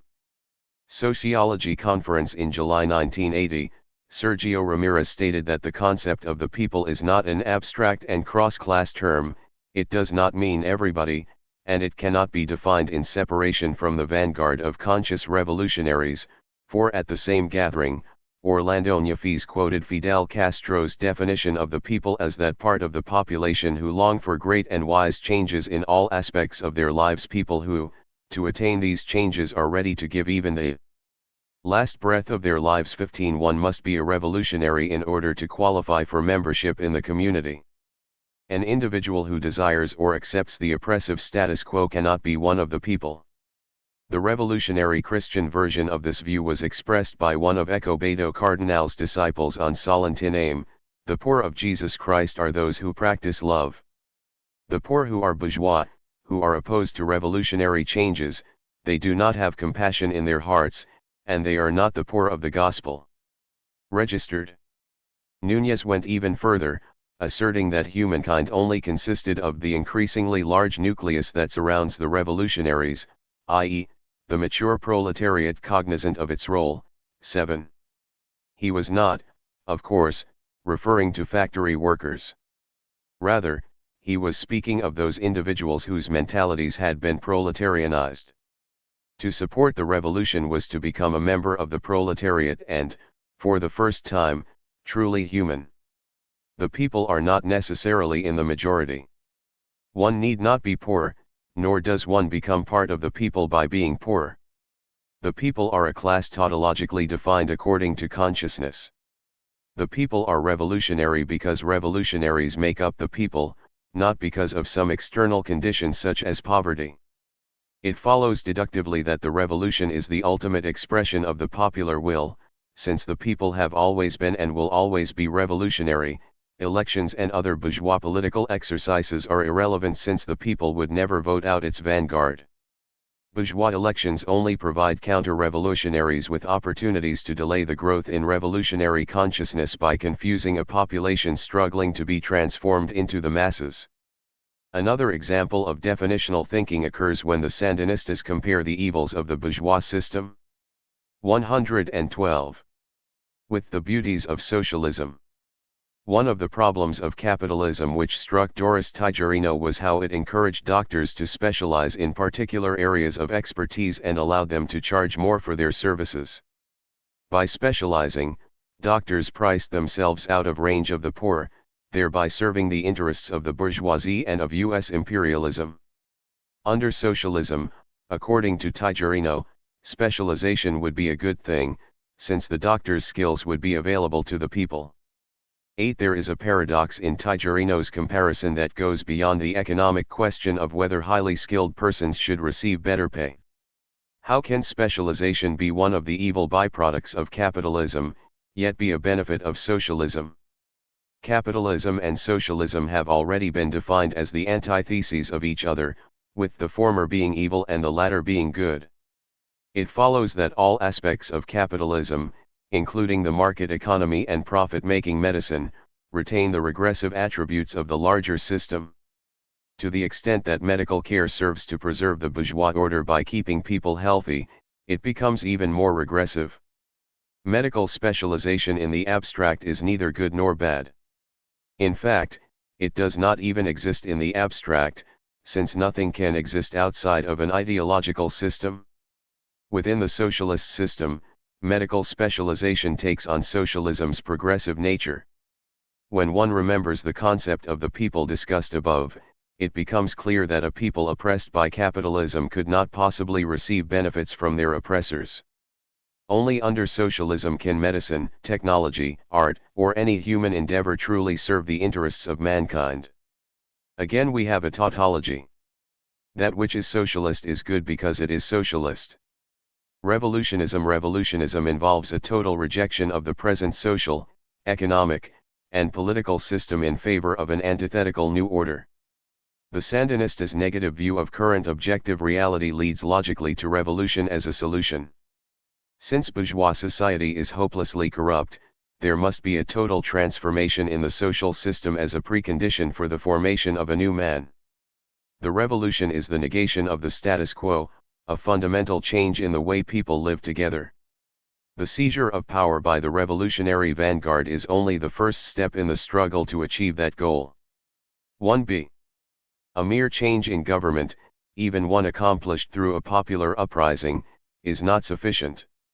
As the revolutionary vanguard, the FSLN has the obligation to imprint on the Nicaraguan insurrection a deep revolutionary context of radical social change. 9. The conscious revolutionaries have to be the ones with the real power, to guarantee that the revolution would not stop the day after the military victory. The revolution's historic project will be lost if the forces of reformism are allowed to dominate and divert the demands of the people for total revolution. Those who close their eyes to reality and look to reformist theories and paper lies, consciously are converted into instruments of the enemies of the people. Degree. Under no circumstances can the bourgeois reformers be allowed to undermine popular solidarity by pandering to the false materialistic aspirations of a working class not yet aware of its historic role in the building of a totally new society. The revolutionist attitude underlay the FSLN's rejection of the various efforts to achieve a mediated solution to the 1977-79 crisis. All factions feared that imperialism and the bourgeois opposition would be able to get rid of Somoza while perpetuating Somocismo. In order for the FSLN to proceed with its plans for social transformation, it needed uncontested military and police power, its own economic base, and the means to control the private sector of the economy during the transition period. These three objectives were accomplished with the abolition of the National Guard, the expropriation of Somoza family holdings, and the nationalization of the entire domestic financial system. These changes did not in themselves constitute the revolution. They were but necessary preconditions for the next stage of the revolutionary process. Anti-imperialism. The Sandinista popular revolution is anti-imperialist in its global outlook. Imperialism is the enemy, the object of struggle, the defender of the old system of exploitation and the antithesis of revolutionary internationalism. The Sandinistas define imperialism as the entire economic and social system inherent in the development of capitalism. Point 2. Imperialism stems from the control of the United States government by 114. Multinational capitalist monopolies. It is manifested through the use of North American state power to perpetuate the world capitalist order. The Somozas and the National Guard were the global system's local agents of repression. Thus, Somocismo was the local manifestation of imperialism. The Nicaraguan bourgeoisie, even those who vehemently opposed Somoza, were agents of imperialism just as much as the Somocistas, since they were all products and defenders of the bourgeois system. The Sandinistas' hatred of imperialism is ideologically grounded. It is based on a subjective definition of reality, rather than on empirical facts. Since the United States and the world capitalist system are defined as inherently evil, they are the logical cause of the people's poverty, quite capable of cynically inflicting even greater sufferings in order to protect their class interests. This attitude toward the United States was illustrated by attacks on U.S. promoted family planning programs. Birth control, the theory goes, is part of an imperialist program of genocide designed to head off the revolution in the Third World. By preventing a population explosion, the imperialists seek to prevent future social disintegration that could generate revolution. In effect, contraception is an exercise in killing potential guerrillas. Furthermore, the Sandinistas accused imperialism of going beyond propaganda about voluntary birth control and enlisting charitable health organizations in a campaign to sterilize Nicaraguan children, under the cover of administering vaccinations. From an ideological point of view, it does not really matter that no such method of sterilization exists. The evil of imperialism is such that if it could have been done, it would have. For the Sandinistas, anything is possible when it involves the Yankee, enemy of humanity. Sandinista anti-imperialism is not simply a variation of Nicaraguan nationalism. Strictly speaking, a nationalist is one who identifies primarily with a particular geographical, cultural, and political community. In contrast, the Sandinistas identify with an international ideological community made up of people who claim to speak in the name of the poor. As a nationalist, Sandino resisted foreign interference in Nicaraguan affairs by the Comintern as well as by United States Marines. As anti-imperialists, the Sandinistas struggle against anyone who represents the international bourgeois order. They stand in solidarity with anyone who opposes it. 115. The FSLN version of Nicaraguan patriotism does not involve the defense of abstract national sovereignty, only the defense of revolutionary sovereignty, the concrete right of the people to choose socialism. The Sandinistas do not construe the right of national self-determination to include the Polish people right to choose syndicalism, the Afghan people right to choose tribal traditionalism, or the Nicaraguan people's right to choose social democratic reformism. The Sandinistas consider themselves to be Nicaraguan nationalists, the native Nicaraguan expression of the global proletarian revolution. There can be no contradiction between Sandinista nationalism and the international cause. The result of this logic is that nationalism in Sandinismo is really nothing more than a means of retaining popular support and of focusing discontent on the external enemy. Since taking power, the FSLN has assumed that a natural conflict has to exist between Nicaraguan revolutionary sovereignty and U.S. imperialism, whether military, economic, or cultural. 24 The Sandinistas do, however, want to avoid a premature confrontation with the forces of imperialism during the democratic popular revolutionary phase of the revolution. Their concern about becoming isolated stems from the same strand of Marxian economism that causes them to worry about their international credit rating. No one in the National Directorate has ever been prepared to live with the material costs readily accepted by other revolutionaries determined to completely insulate their societies from imperialism. Sandinista anti-imperialism does not mean autarky. It means switching sides in a bipolar world. Like many other Latin American guerrilla organizations that originated in the aftermath of the Cuban Revolution, the FSLN was created by dissidents from the local Moscow Line Communist Party. Unlike similar groups in Guatemala and El Salvador, however, the FSLN never broadened its criticism of the local party to include the USSR or the Soviet model of revolution. 25 Humberto Ortega has been unambiguous about the long-term geopolitical implications of anti-imperialism. In August 1981, he told a group of EPS specialists that the world was polarized into two great camps, on one side the imperialist camp headed by the United States and the rest of the capitalist countries of Europe and the world, and on the other side the socialist camp, composed of different countries of Europe, Asia, and Latin America, with the Soviet Union in the vanguard. 116. The first of a series of moves toward joining the latter camp came when Humberto Ortega, Tomás Borga, Henry Ruiz, and Moises Hassan traveled to Moscow in March 1980 to sign an agreement establishing party-to-party ties between the FSLN and the Communist Party of the USSR. In international forums, Nicaraguan representatives have faithfully followed the Cuban and Soviet line on issues such as the Vietnamese occupation of Kampuchea, the Soviet invasion of Afghanistan, and the suppression of trade unionism in Poland. 8. Increasing military ties, in the form of equipment and advisors, culminated in April 1983, when Humberto Ortega suggested that the FSLN might allow the Soviets to deploy nuclear missiles on Nicaraguan soil. The extent to which the Sandinistas eventually take Nicaragua into the Eastern Bloc remains to be seen, but the ideological foundations for such a move certainly exist. Transcending bourgeoisness. The Sandinista revolution seeks to replace the ideology of classical liberalism and its unjust social order with a truly democratic order where the rights of persons will be valued over those of capital. 8. The foundation of the old capitalist order is the bourgeois mentality.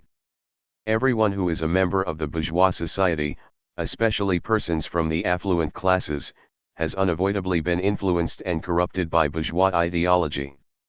In order for the revolution to succeed, bourgeoisness must be eradicated from people's minds. As a first step, the revolutionaries seek to purge the bourgeois within themselves and to become transformed into proletarians. For the Sandinistas, a bourgeois is someone with a particular mental attitude. He is more concerned with attaining material well-being than with spiritual fulfillment. He is a person whose life is centered on his own individuality, and whose interests and concerns center on himself and his family, instead of the problems of the masses. For the most part, the bourgeois is apolitical, apathetic, and unconcerned, unless something is threatening his own selfish interests. His uniqueness is more important to him than what he has in common with others. He may consider himself to be a Christian and attempt as an individual to help his fellow human beings, but he has little social conscience and no social consciousness. Capitalist economics, with its emphasis on poor. 117. Sonal profit-making, inflames the culture of selfishness and further separates people from each other. A proletarian is a person who has overcome his bourgeois mentality and has integrated himself into the human collectivity. As with any Sandinista rhetorical term, bourgeoisism is a subjective concept. One is a bourgeois because one attitude is based on a bourgeois class position. Class origin does not matter. A vegetable market entrepreneur, living in the poorest Managua barrio, who favors a Costa Rican-style social democracy is far more bourgeois than the European-educated heir of a wealthy conservative family who fought as a guerrilla and works as a Sandinista official to construct the new society. In theory, of course, the rich person's environment, with all the material benefits of the bourgeois system, makes his struggle against his bourgeois mentality more difficult than if he were a campesino or a barriadug. As Father Miguel Descoto waffed, the upper class or educated Nicaraguans, whether or not they were opposed to Somoza, must share the guilt for the oppression of the system. The upper class must sacrifice, relinquishing possessions or privileges, even though they do not and never did rightly belong to us, is hard. To go beyond and actively participate in the construction of a just, non-capitalistic system can only be the result of a moral conversion asterisk. If the bourgeoisie fails to support necessary and ultimately inevitable change, it will prove that the FSLN was right all along in choosing violence. For the militants of the Frente, the armed struggle itself was the means by which they transcended their bourgeois past and established their identity as members of the proletarian community.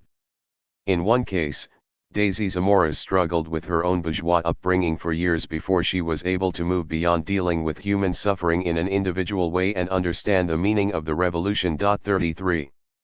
It wasn't until I left home completely, threw myself into the struggle full-time and went to fight alongside the other comrades, that I got over feelings I had. I got over my insecurities by going to fight. 34. The Sandinista revolution is a revolution in personal values, achieved through direct participation in the process of change. A human being's greatest self-realization comes from her Revo 118. Lusionary activity. The concrete construction of a new man and woman are contained in that activity, on a daily basis. 35. Participation as a militant of the people's vanguard is viewed as the highest expression of one's humanity. Vanguard elitism. The Sandinistas have always understood that the major obstacle facing the revolution is not imperialism, the Somocistas, or the Nicaraguan bourgeoisie. It is the lack of deep revolutionary consciousness on the part of the general population of Nicaragua. Registered in the country's long history of rebelliousness, the population had never advanced beyond the stage of conservative resistance to oppression.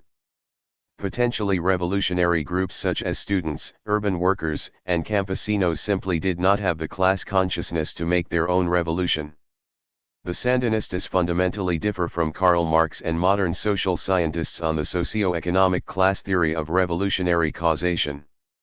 Objective class inequality is irrelevant. The fact that the poor are more numerous than the rich, in all capitalist societies is not sufficient cause to assume that they will make a revolution. A riot or a jacquerie perhaps, but not a revolution. The true revolution would never have come to Nicaragua were it not for the emergence of the people's vanguard, in the form of the Frente Sandinista. The Sandinistas describe themselves as the vanguard of the Nicaraguan people. Humberto Ortega defined a vanguard as the central political axis around which social contradictions are resolved. Registered, it is the conscious agent of the historical process, the unifier of revolutionary theory and practice, the means by which the masses' class position is reconciled with their class situation. The vanguard is the political subject that brings the historical subject, the proletariat, to power while educating the workers in their mission. Registered, it understands the true desires of the people better than the people themselves, and places itself at their head in order to make their desires a reality. The reason the vanguard can do what the common people cannot lies in the vanguard's anti-systemic nature. The Sandinistas feel that they were not really a part of the old society, with its conflicts between liberals and conservatives, reformers and dictators. Their consciousness allowed them to see beyond day-to-day politics to grasp the larger movement of history. They are the first proletarians, the example for the L19 workers of the new order. There are a few men and women who at a given moment in history seem to contain within themselves the dignity of all the people. They are examples to all of us. And, through the struggle, the people as a whole reclaim the strength and dignity shown by a few. Don't think revolutions are made by totally ordinary people. We revolutionaries are visionaries, 4°. Because of their vision, revolutionaries are the first to be able to transcend in practice the condition of class, the straitjacketing and docility of class. They break the rules of the game, running the full circle that leads from the individual to the collective. Point 4. The Sandinistas believe that they have removed themselves from the static capitalist class system as well as from their own bourgeois origins. Only when a person has left the system can he begin to change it. The Sandinistas have struggled to keep the vanguard ideologically pure. According to the 1977 political military platform, the task at hand is to make the Sandinista struggle massive without massifying the FSLN. 42 Many people may consider themselves Sandinistas, but only a select few have sufficient consciousness to be true militants. The cadres have to be trained in Marxism-Leninism as well as military tactics. Marxist understanding is as important as a proven record of militants. A disciplined life centered around proletarian ideology, based on respect and obedience to the vanguard, is an absolute necessity. Point 4. Ideological correctness can only come from the National Directorate, since logically its interpretations reflect the feeling and opinions of the rest of the organization. 4 Dissidents obviously lack the necessary consciousness. The DN's logic lies in the belief that, in order for a truth to be absolute, it has to be centrally defined. Because of their traditional collective leadership style, however, the Sandinistas have never fulfilled the logical implication of ideological centralism. No one man has ever dominated the organization. As a result, the Frente has often experienced more ideological fragmentation than discipline. In spite of the Sandinistas' populist rhetoric, the FSLN is, to its very core, an elitist authoritarian organization. It has never conceived its role to be one of discovering and representing the self-defined hopes and aspirations of the individuals who actually make up the Nicaraguan people. Instead, it 120 postulates unilaterally what the people ought to want, then proceeds to carry out their historic project without regard for what the masses themselves might have to say. Sandinista liberation does not mean that ordinary Nicaraguans for the first time can define their own values and control their own lives. It means that they are now free to adopt Sandinista values and live the way the Sandinistas say they ought to live. When he visited Havana, Escobedo Cardinal projected a narrow concept of liberation and of the liberated society. Everybody dresses the way I like to dress. And the way that poets, artists, intellectuals, and students like to dress. And the way Fidel Castro likes to dress. And the way everybody ought to dress everywhere. 4 Collectivism. While in prison, Tomas Borga used utopian terms to describe what he was fighting for. Today, for us and for our people, the dawn has ceased to be a temptation. Tomorrow, someday soon, an unknown sun will shine to illuminate the land that our heroes and martyrs promised us. a land with rushing rivers of milk and honey where every fruit will flourish, except the fruit of discord, and where man will be the brother of man. Where love, generosity, and heroism will reign, and at whose doors our people will be a guardian angel, who with a flaming sword will prevent the return of egoism, arrogance, pride, corruption, violence, and the cruel and aggressive exploitation of some men by others. 6. The purpose of the Sandinista revolution is to create such a communal society in which everyone is equal in every way. By abandoning the false promises of bourgeois individualism, particularly the exploitative relationships inherent in an economy where men without property must work for the benefit of men with property, the Sandinistas believe the Nicaraguan people can begin to live the kind of collective existence for which all humankind is destined. Carlos Fonseca conceived of the Frente as the embryo of a society where the energy of the group imparts a collective consciousness to its members. His ideal Sandinista was a person who modestly subordinates his personal life to the cause. 47 Through association with the FSLN, the militants learned the joy of seeing their uncompensated contributions combine with the work of others.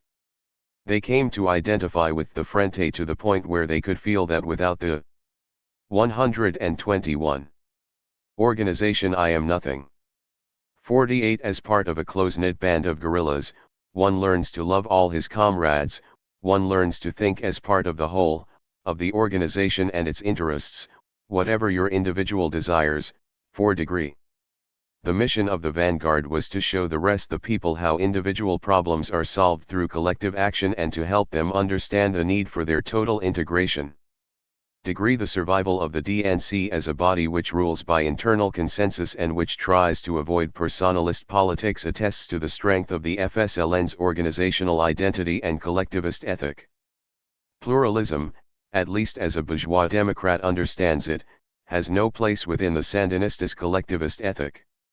Fonseca sought to institute criticism and self-criticism within the ranks of the organization as a means of strengthening the Frente's strategic line. Such criticism, however, was permissible only so long as the unity, authority, and principles of the organization were not questioned.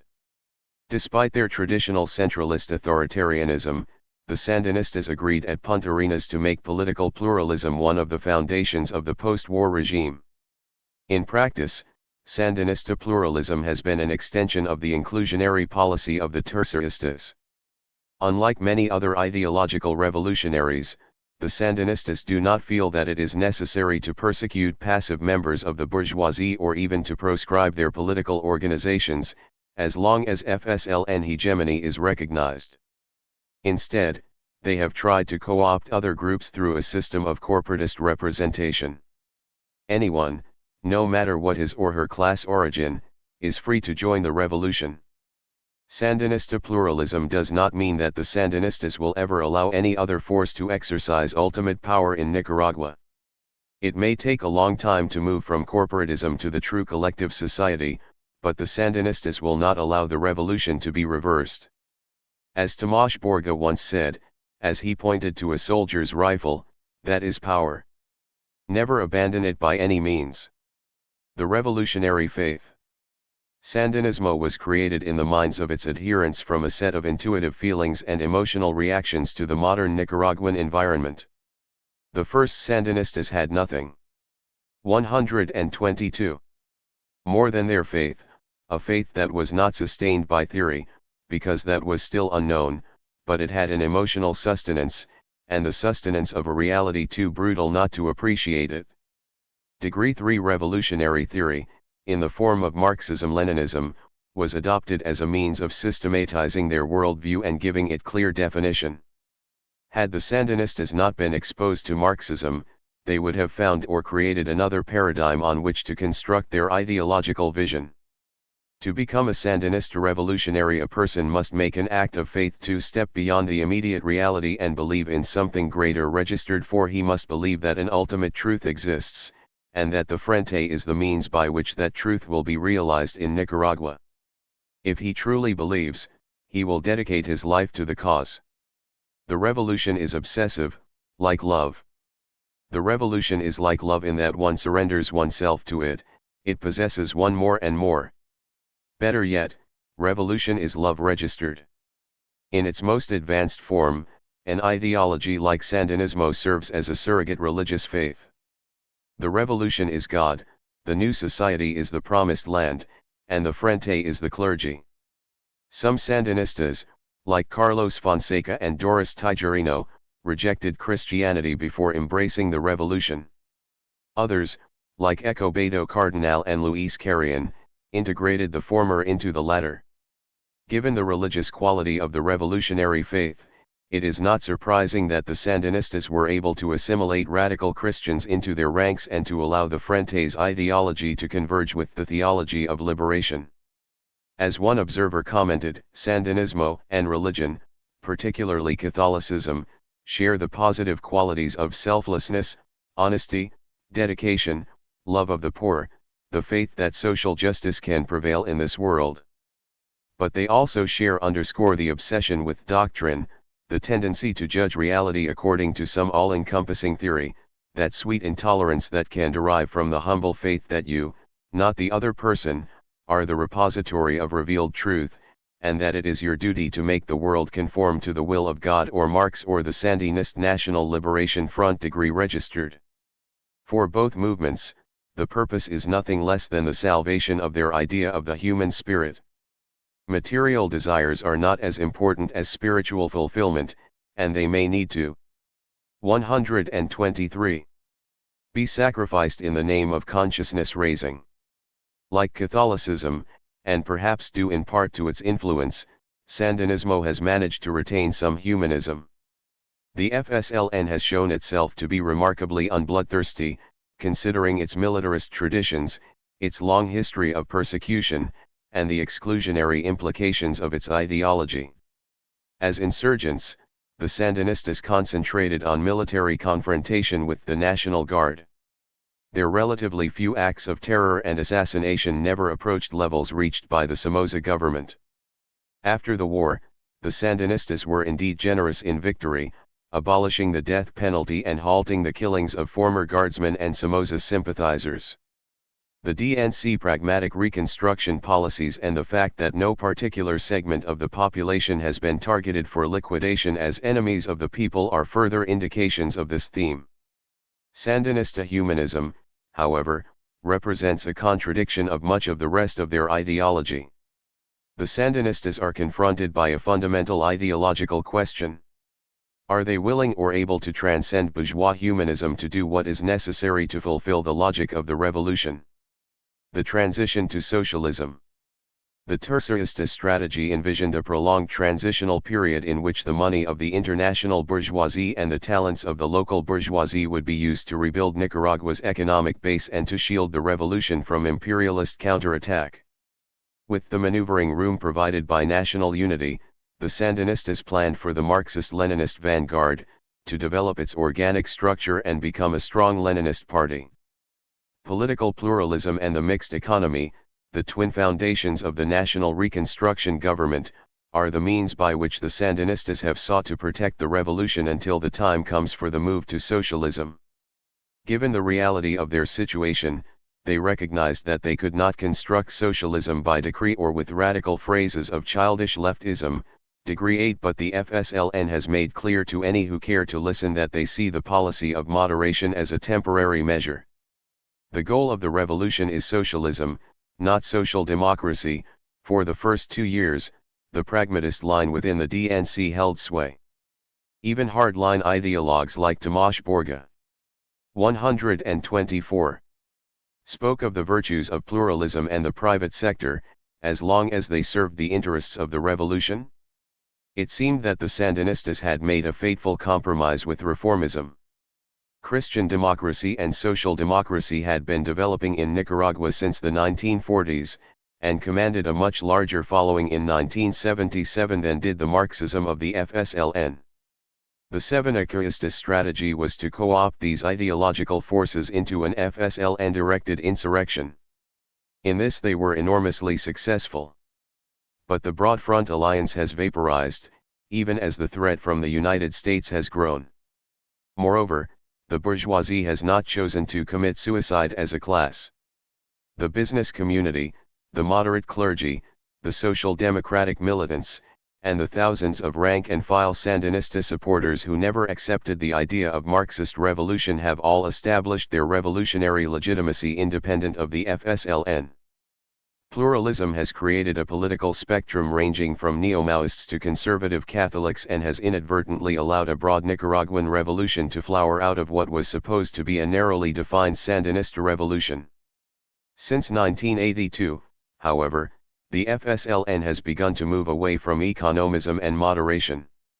They have imposed strict censorship, moved to take over domestic commerce, and stepped up the pressure on opposition parties and trade unions, while strengthening ideological content in the Frente-controlled mass organizations. On the northern and southern borders, the Sandinista military apparatus is faced with major military challenges from the U.S.-backed counter-revolutionary guerrillas of the FDN and the armed Social Democrats of ARDE. By mobilizing militias to fight the Contras, and by refusing to negotiate the restoration of the Punta Arenas agreements, the FSLN has in effect resurrected the prolonged popular war. Military struggle was always a fundamental aspect of Sandinista existence. By winning the war against Somoza, they were thrust into a very different environment from the one in which they had forged their ideological outlook. Now they again have a war to provide the revolution with a familiar object of struggle. At the same time, the external threat provides a more favorable climate for ideologically radical internal measures. The original plan to build socialism in an atmosphere of prosperity was shelved as the economic situation deteriorated and it became clear that the Soviet Union was not going to 125. Underwrite another Latin American social experiment. The Sandinistas now realize that socialist construction will not occur in the midst of abundance, which would be ideal, but with whatever we have available registered. With the usefulness of national unity declining, Henry Ruiz declared, the revolution's honeymoon is coming to an end. By this I mean the romantic idea among those who believed that the Sandinist People's Revolution was an idyllic revolution in which the interests of a group of traders and the interests of the real working people could be fused, a short-sighted point of view, from which the Revolutionary Directorate never suffered registered. As the 5th anniversary of the overthrow of Somoza approaches, the Sandinistas have yet to resolve the contradictions between the restraints of the real world and the logic of their ideology. No centralizing leader has yet emerged from among the 9 commandantes of the National Directorate. This fact has produced a fragmented stalemate at the top which prevents the moderates from making the post-war system work, and restrains the hardliners from breaking out of the system in order to move into the revolution's socialist phase. Beyond their own inability to unify the theory of power with the practice of making revolution, the force that really stands between the Sandinistas and the fulfillment of their ideology is the popular nature of the Nicaraguan revolution itself. The dictator was not overthrown by a vanguard coup, but by the courageous actions of thousands of Nicaraguans of all classes and beliefs. They are the ones who fought on the barricades. Most of them feel that they, not the FSLN, have the right to define what the revolution is going to be. Ultimately, they are the ones who must decide if the Frente really speaks for them, or whether the time has come to take that power back.